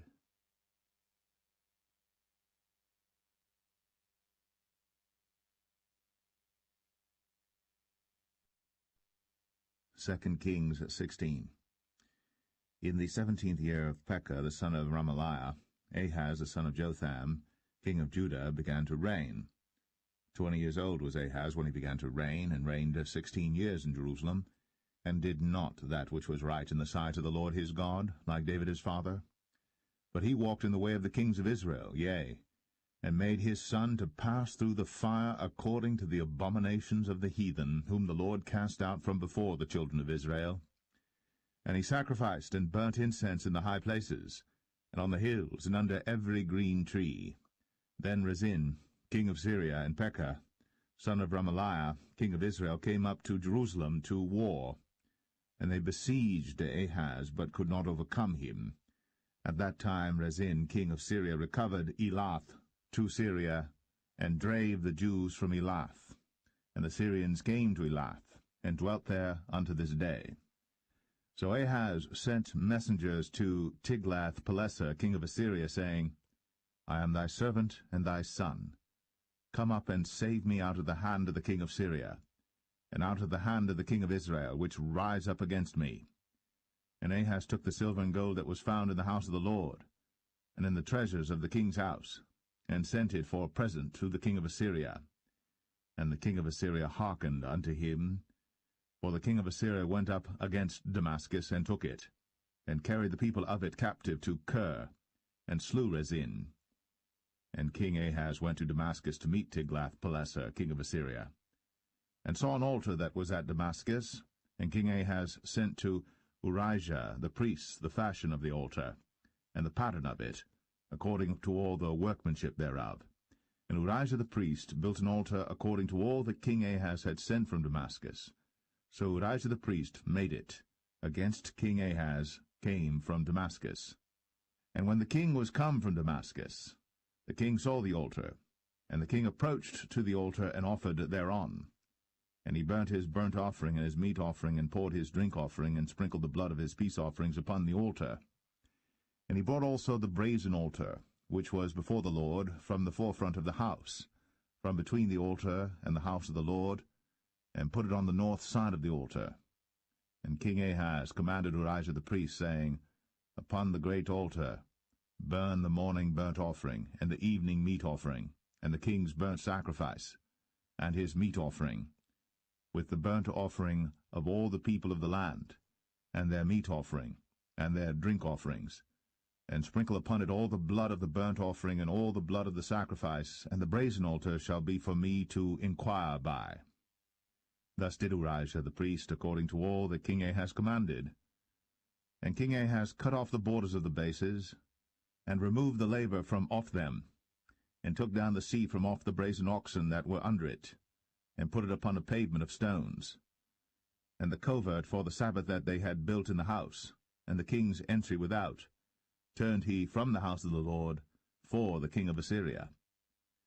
Now the rest of the acts of Ahaz which he did, are they not written in the book of the Chronicles of the kings of Judah? And Ahaz slept with his fathers, and was buried with his fathers in the city of David, and Hezekiah his son reigned in his stead.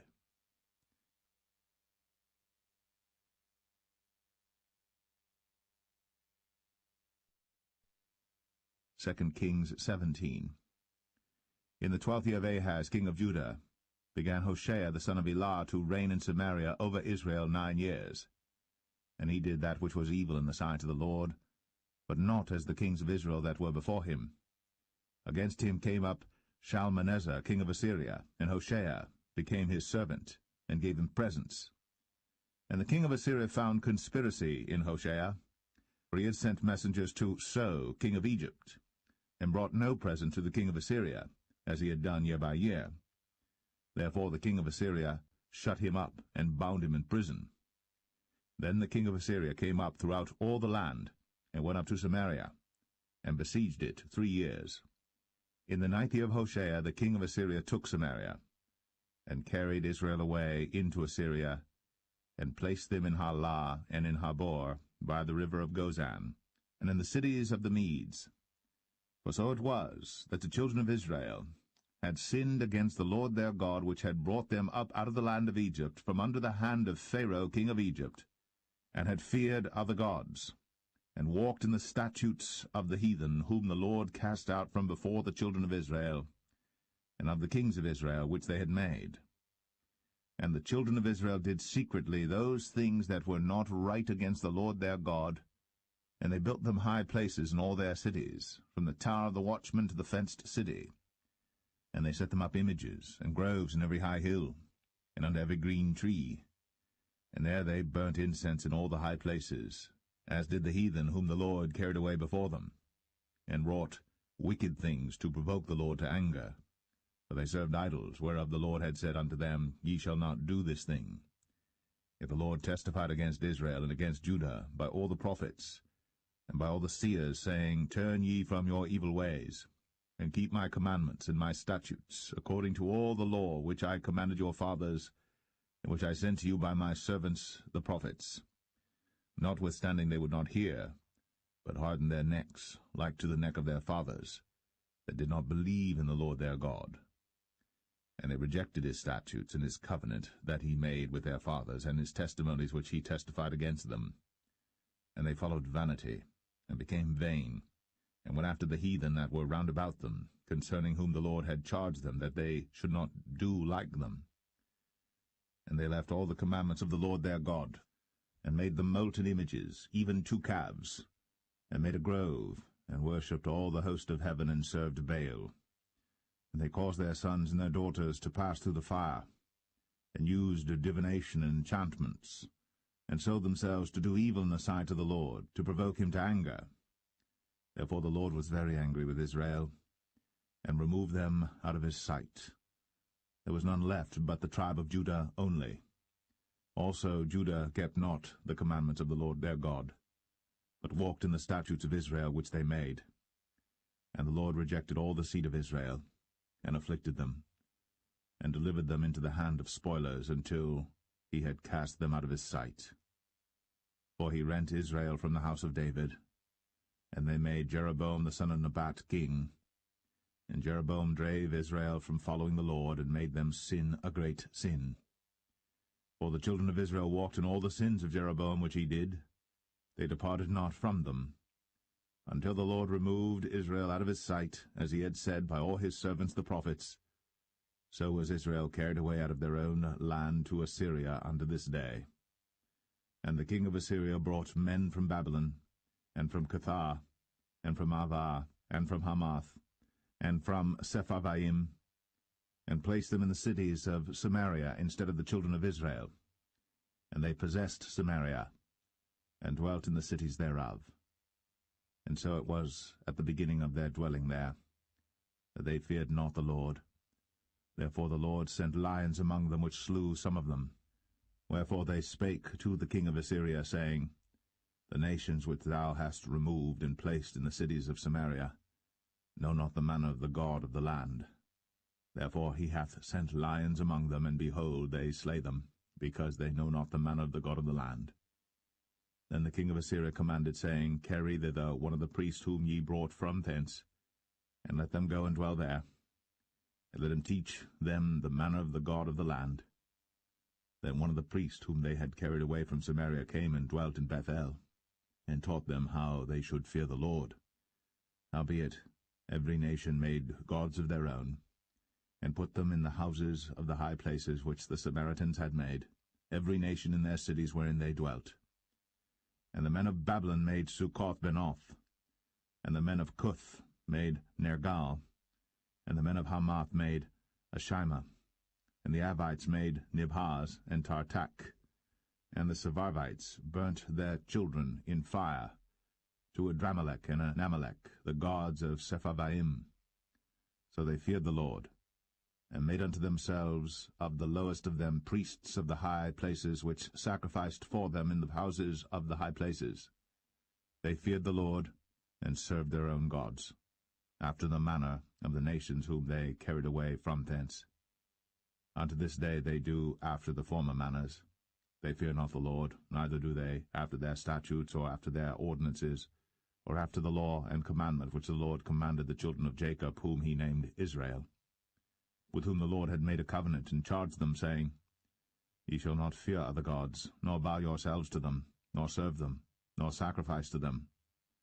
But the Lord, who brought you up out of the land of Egypt with great power and a stretched out arm, him shall ye fear, and him shall ye worship, and to him shall ye do sacrifice.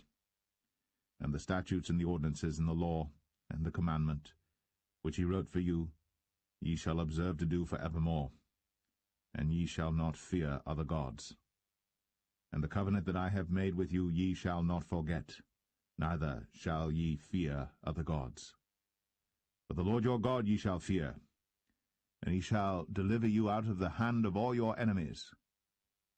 Howbeit they did not hearken, but they did after their former manner.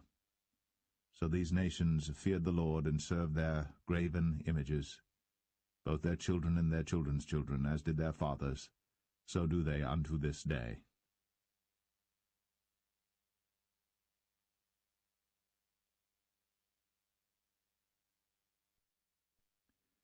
2 Kings 18. Now it came to pass in the 3rd year of Hoshea son of Elah, king of Israel, that Hezekiah the son of Ahaz, king of Judah, began to reign. 25 years old was he when he began to reign, and he reigned 29 years in Jerusalem. His mother's name also was Abi, the daughter of Zechariah. And he did that which was right in the sight of the Lord, according to all that David his father did. He removed the high places, and brake the images, and cut down the groves, and brake in pieces the brazen serpent that Moses had made. For unto those days the children of Israel did burn incense to it. And he called it Nehushtan. He trusted in the Lord God of Israel, so that after him was none like him among all the kings of Judah, nor any that were before him. For he clave to the Lord, and departed not from following him, but kept his commandments which the Lord commanded Moses. And the Lord was with him, and he prospered whithersoever he went forth. And he rebelled against the king of Assyria, and served him not. He smote the Philistines even unto Gaza, and the borders thereof, from the tower of the watchman to the fenced city. And it came to pass in the 4th year of King Hezekiah, which was the 7th year of Hoshea, son of Elah, king of Israel, that Shalmaneser, king of Assyria, came up against Samaria, and besieged it. And at the end of 3 years they took it. Even in the 6th year of Hezekiah, that is the 9th year of Hoshea, king of Israel, Samaria was taken. And the king of Assyria did carry away Israel unto Assyria, and put them in Halah, and in Habor by the river of Gozan, and in the cities of the Medes, because they obeyed not the voice of the Lord their God, but transgressed his covenant, and all that Moses the servant of the Lord commanded, and would not hear them, nor do them. Now in the 14th year of King Hezekiah did Sennacherib king of Assyria come up against all the fenced cities of Judah, and took them. And Hezekiah king of Judah sent to the king of Assyria to Lachish, saying, I have offended, return from me, that which thou puttest on me will I bear. And the king of Assyria appointed unto Hezekiah king of Judah 300 talents of silver, and 30 talents of gold. And Hezekiah gave him all the silver that was found in the house of the Lord, and in the treasures of the king's house. At that time did Hezekiah cut off the gold from the doors of the temple of the Lord, and from the pillars which Hezekiah king of Judah had overlaid, and gave it to the king of Assyria. And the king of Assyria sent Tartan, and Rabsaris, and Rabshakeh from Lachish to King Hezekiah with a great host against Jerusalem. And they went up and came to Jerusalem. And when they were come up, they came and stood by the conduit of the upper pool, which is in the highway of the fuller's field. And when they had called to the king, there came out to them Eliakim the son of Hilkiah, which was over the household, and Shebna the scribe, and Joah the son of Asaph the recorder. And Rabshakeh said unto them, Speak ye now to Hezekiah.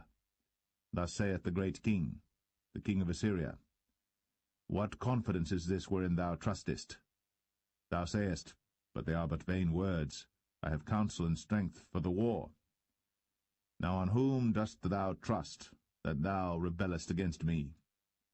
Now behold, thou trustest upon the staff of this bruised reed, even upon Egypt, on which, if a man lean, it will go into his hand, and pierce it. So is Pharaoh king of Egypt unto all that trust on him.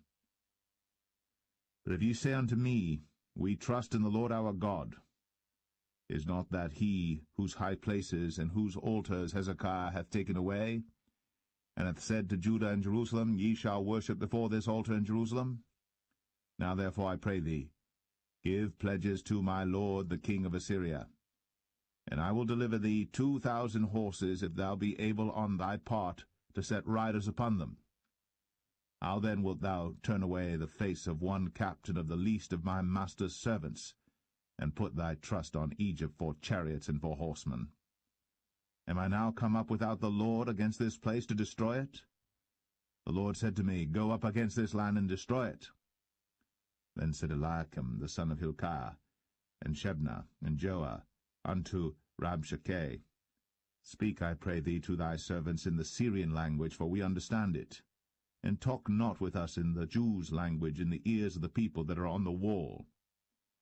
But Rabshakeh said unto them, Hath my master sent me to thy master, and to thee to speak these words? Hath he not sent me to the men which sit on the wall, that they may eat their own dung and drink their own piss with you? Then Rabshakeh stood and cried with a loud voice in the Jews' language, and spake, saying, Hear the word of the great king, the king of Assyria. Thus saith the king, Let not Hezekiah deceive you, for he shall not be able to deliver you out of his hand. Neither let Hezekiah make you trust in the Lord, saying, The Lord will surely deliver us, and the city shall not be delivered into the hand of the king of Assyria. Hearken not to Hezekiah, for thus saith the king of Assyria, Make an agreement with me by a present, and come out to me. And then eat ye every man of his own vine, and every one of his fig tree, and drink ye every one the waters of his cistern, until I come and take you away to a land like your own land, a land of corn and wine, a land of bread and vineyards, a land of oil olive and of honey, that ye may live and not die. And hearken not unto Hezekiah, when he persuadeth you, saying, The Lord will deliver us. Hath any of the gods of the nations delivered at all his land out of the hand of the king of Assyria? Where are the gods of Hamath and of Arpad? Where are the gods of Sepharvaim, Hena, and Eva? Have they delivered Samaria out of mine hand? Who are they among all the gods of the countries that have delivered their country out of mine hand, that the Lord should deliver Jerusalem out of mine hand? But the people held their peace, and answered him not a word, for the king's commandment was, saying, Answer him not. Then came Eliakim the son of Hilkiah, which was over the household, and Shebna the scribe, and Joah the son of Asaph the recorder, to Hezekiah with their clothes rent, and told him the words of Rabshakeh.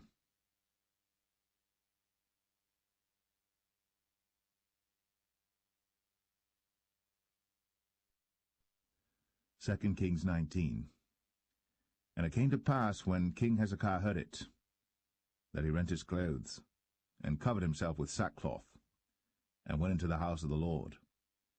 And he sent Eliakim, which was over the household, and Shebna the scribe, and the elders of the priests, covered with sackcloth, to Isaiah the prophet, the son of Amoz. And they said unto him, Thus saith Hezekiah, This day is a day of trouble, and of rebuke and blasphemy, for the children are come to the birth, and there is not strength to bring forth. It may be the Lord thy God will hear all the words of Rabshakeh, whom the king of Assyria his master hath sent to reproach the living God, and will reprove the words which the Lord thy God hath heard. Wherefore lift up thy prayer for the remnant that are left. So the servants of King Hezekiah came to Isaiah. And Isaiah said unto them, Thus shall ye say to your master, Thus saith the Lord, Be not afraid of the words which thou hast heard, with which the servants of the king of Assyria have blasphemed me. Behold, I will send a blast upon him, and he shall hear a rumour, and shall return to his own land, and I will cause him to fall by the sword in his own land. So Rabshakeh returned, and found the king of Assyria warring against Libnah, for he had heard that he was departed from Lachish. And when he heard say of Tirhakah, king of Ethiopia, Behold, he is come out to fight against thee, he sent messages again unto Hezekiah, saying, Thus shall ye speak to Hezekiah, king of Judah, saying, Let not thy God in whom thou trustest deceive thee, saying, Jerusalem shall not be delivered into the hand of the king of Assyria. Behold, thou hast heard what the kings of Assyria have done to all lands by destroying them utterly, and shalt thou be delivered?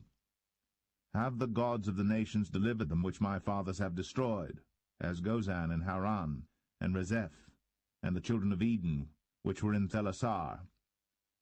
Where is the king of Hamath, and the king of Arpad, and the king of the city of Sepharvaim, of Hena and Ivah? And Hezekiah received the letter of the hand of the messengers, and read it. And Hezekiah went up into the house of the Lord, and spread it before the Lord. And Hezekiah prayed before the Lord, and said, O Lord God of Israel, which dwellest between the cherubims, thou art the God, even thou alone, of all the kingdoms of the earth. Thou hast made heaven and earth. Lord, bow down thine ear, and hear. Open, Lord, thine eyes, and see. And hear the words of Sennacherib, which hath sent him to reproach the living God. Of a truth, Lord, the kings of Assyria have destroyed the nations and their lands, and have cast their gods into the fire. For they were no gods, but the work of men's hands, wood and stone. Therefore they have destroyed them.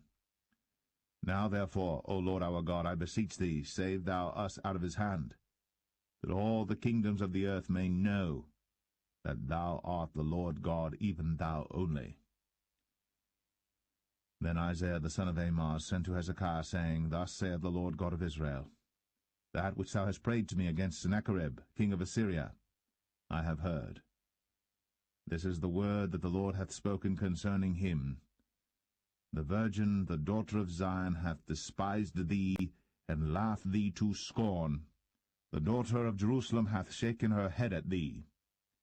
Whom hast thou reproached and blasphemed? And against whom hast thou exalted thy voice, and lifted up thine eyes on high, even against the Holy One of Israel? By thy messengers thou hast reproached the Lord, and hast said, With the multitude of my chariots I am come up to the height of the mountains, to the sides of Lebanon, and will cut down the tall cedar trees thereof, and the choice fir trees thereof, and I will enter into the lodgings of his borders, and into the forest of his Carmel. I have digged and drunk strange waters, and with the sole of my feet have I dried up all the rivers of besieged places. Hast thou not heard long ago how I have done it, and of ancient times that I have formed it? Now have I brought it to pass, that thou shouldst be to lay waste fenced cities into ruinous heaps. Therefore their inhabitants were of small power. They were dismayed and confounded.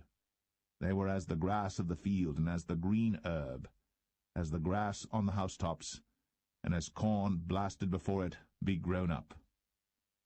But I know thy abode, and thy going out, and thy coming in, and thy rage against me, because thy rage against me and thy tumult is come up into mine ears. Therefore I will put my hook in thy nose, and my bridle in thy lips, and I will turn thee back by the way by which thou camest. And this shall be a sign unto thee. Ye shall eat this year such things as grow of themselves, in the second year that which springeth of the same. And in the third year sow ye and reap, and plant vineyards, and eat the fruits thereof. And the remnant that is escaped of the house of Judah shall yet again take root downward, and bear fruit upward. For out of Jerusalem shall go forth a remnant, and they that escape out of Mount Zion. The zeal of the Lord of hosts shall do this.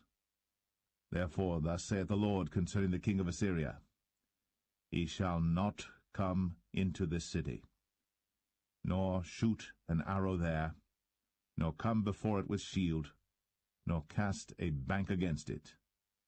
By the way that he came, by the same shall he return, and shall not come into this city, saith the Lord.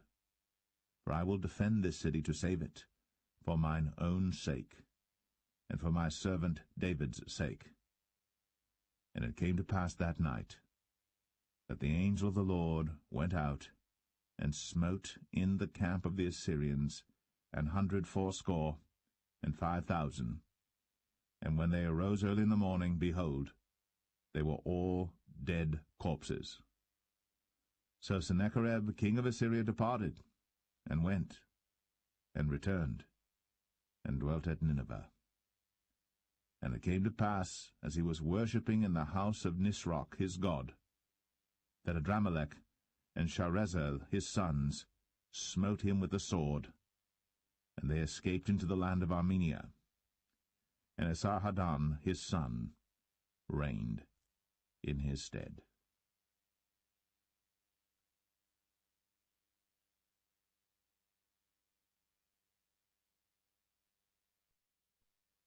Second Kings 20.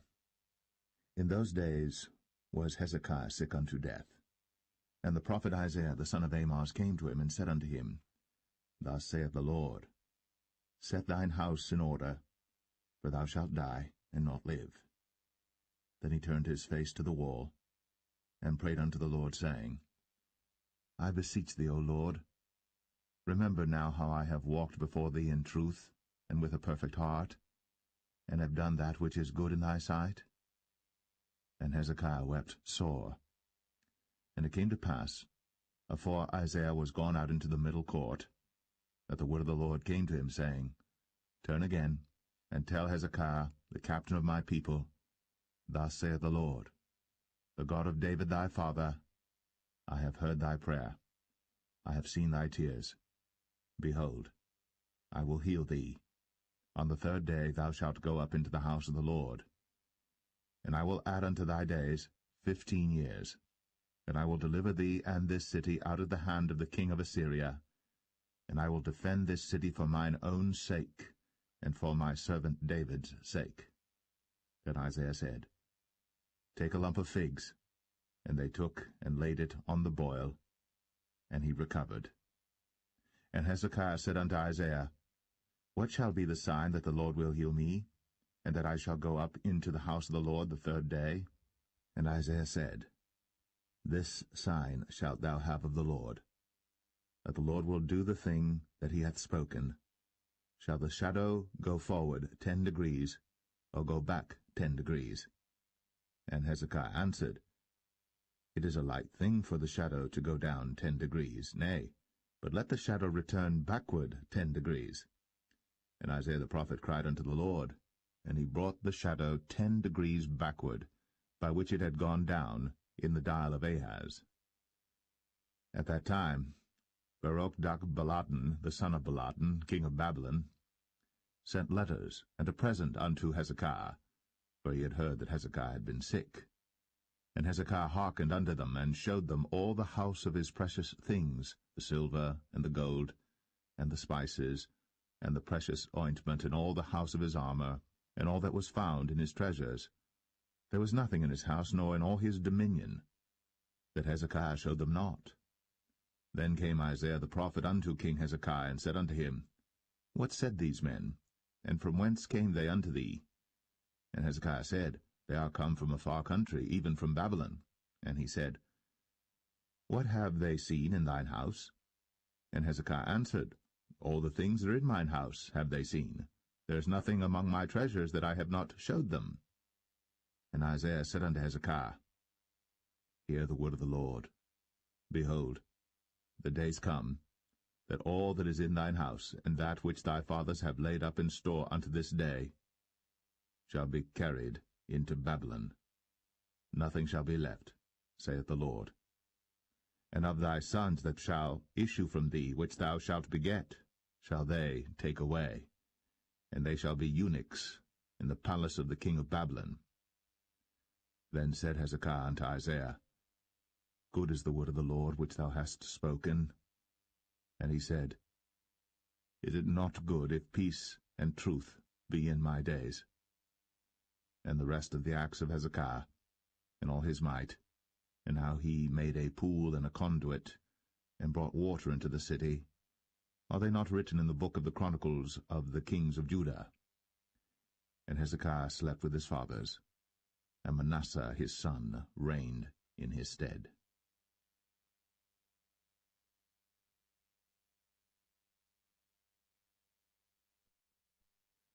2 Kings 21. Manasseh was 12 years old when he began to reign, and reigned 55 years in Jerusalem. And his mother's name was Hephzibah. And he did that which was evil in the sight of the Lord, after the abominations of the heathen whom the Lord cast out before the children of Israel. For he built up again the high places which Hezekiah his father had destroyed. And he reared up altars for Baal, and made a grove, as did Ahab king of Israel, and worshipped all the host of heaven, and served them. And he built altars in the house of the Lord, of which the Lord said, In Jerusalem will I put my name.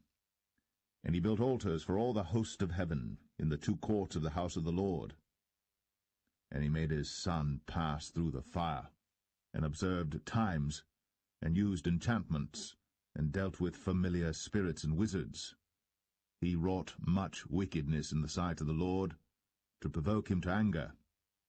And he set a graven image of the grove that he had made in the house, of which the Lord said to David and to Solomon his son, In this house and in Jerusalem, which I have chosen, out of all tribes of Israel, will I put my name forever.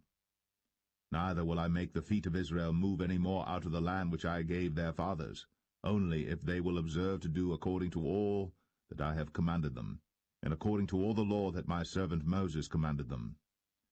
But they hearkened not. And Manasseh seduced them to do more evil than did the nations whom the Lord destroyed before the children of Israel. And the Lord spake by his servants the prophets, saying, Because Manasseh king of Judah hath done these abominations, and hath done wickedly above all that the Amorites did which were before him, and hath made Judah also to sin with his idols. Therefore thus saith the Lord God of Israel, Behold, I am bringing such evil upon Jerusalem and Judah, that whosoever heareth of it, both his ears shall tingle. And I will stretch over Jerusalem the line of Samaria, and the plummet of the house of Ahab. And I will wipe Jerusalem as a man wipeth a dish, wiping it and turning it upside down. And I will forsake the remnant of mine inheritance, and deliver them into the hand of their enemies. And they shall become a prey and a spoil to all their enemies. Because they have done that which was evil in my sight, and have provoked me to anger, since the day their fathers came forth out of Egypt, even unto this day. Moreover, Manasseh shed innocent blood very much, till he had filled Jerusalem from one end to another, beside his sin wherewith he made Judah to sin, in doing that which was evil in the sight of the Lord. Now the rest of the acts of Manasseh, and all that he did, and his sin that he sinned, are they not written in the book of the Chronicles of the kings of Judah? And Manasseh slept with his fathers, and was buried in the garden of his own house, in the garden of Uzzah, and Amon his son reigned in his stead. Amon was 22 years old when he began to reign, and he reigned 2 years in Jerusalem. And his mother's name was Meshullemeth, the daughter of Haruz of Jotbah. And he did that which was evil in the sight of the Lord, as his father Manasseh did. And he walked in all the way that his father walked in, and served the idols that his father served, and worshipped them. And he forsook the Lord God of his fathers, and walked not in the way of the Lord. And the servants of Amon conspired against him, and slew the king in his own house. And the people of the land slew all them that had conspired against King Amon. And the people of the land made Josiah his son king in his stead. Now the rest of the acts of Amon which he did, are they not written in the book of the Chronicles of the kings of Judah? And he was buried in his sepulchre in the garden of Uzzah, and Josiah his son reigned in his stead.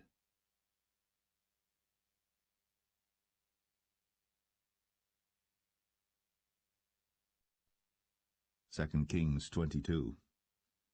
Josiah was 8 years old when he began to reign, and he reigned 31 years in Jerusalem.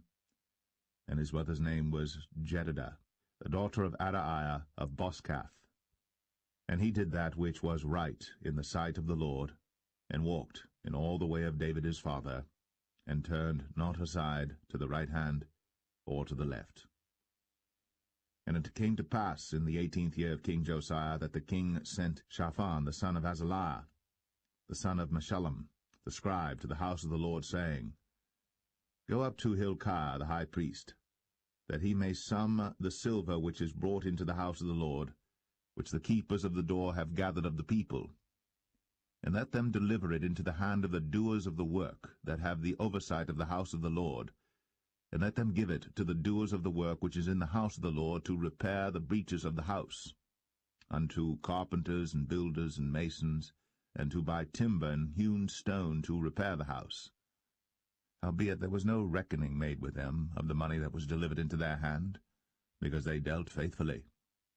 And Hilkiah the high priest said unto Shaphan the scribe, I have found the book of the law in the house of the Lord. And Hilkiah gave the book to Shaphan, and he read it. And Shaphan the scribe came to the king, and brought the king word again, and said, Thy servants have gathered money that was found in the house, and have delivered it into the hand of them that do the work, that have the oversight of the house of the Lord. And Shaphan the scribe showed the king, saying, Hilkiah the priest hath delivered me a book. And Shaphan read it before the king.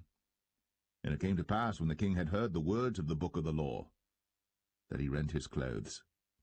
And the king commanded Hilkiah the priest, and Ahikam the son of Shaphan, and Achbor the son of Micaiah, and Shaphan the scribe, and Asahiah a servant of the king's, saying, Go ye, inquire the Lord for me, and for the people, and for all Judah, concerning the words of this book that is found. For great is the wrath of the Lord that is kindled against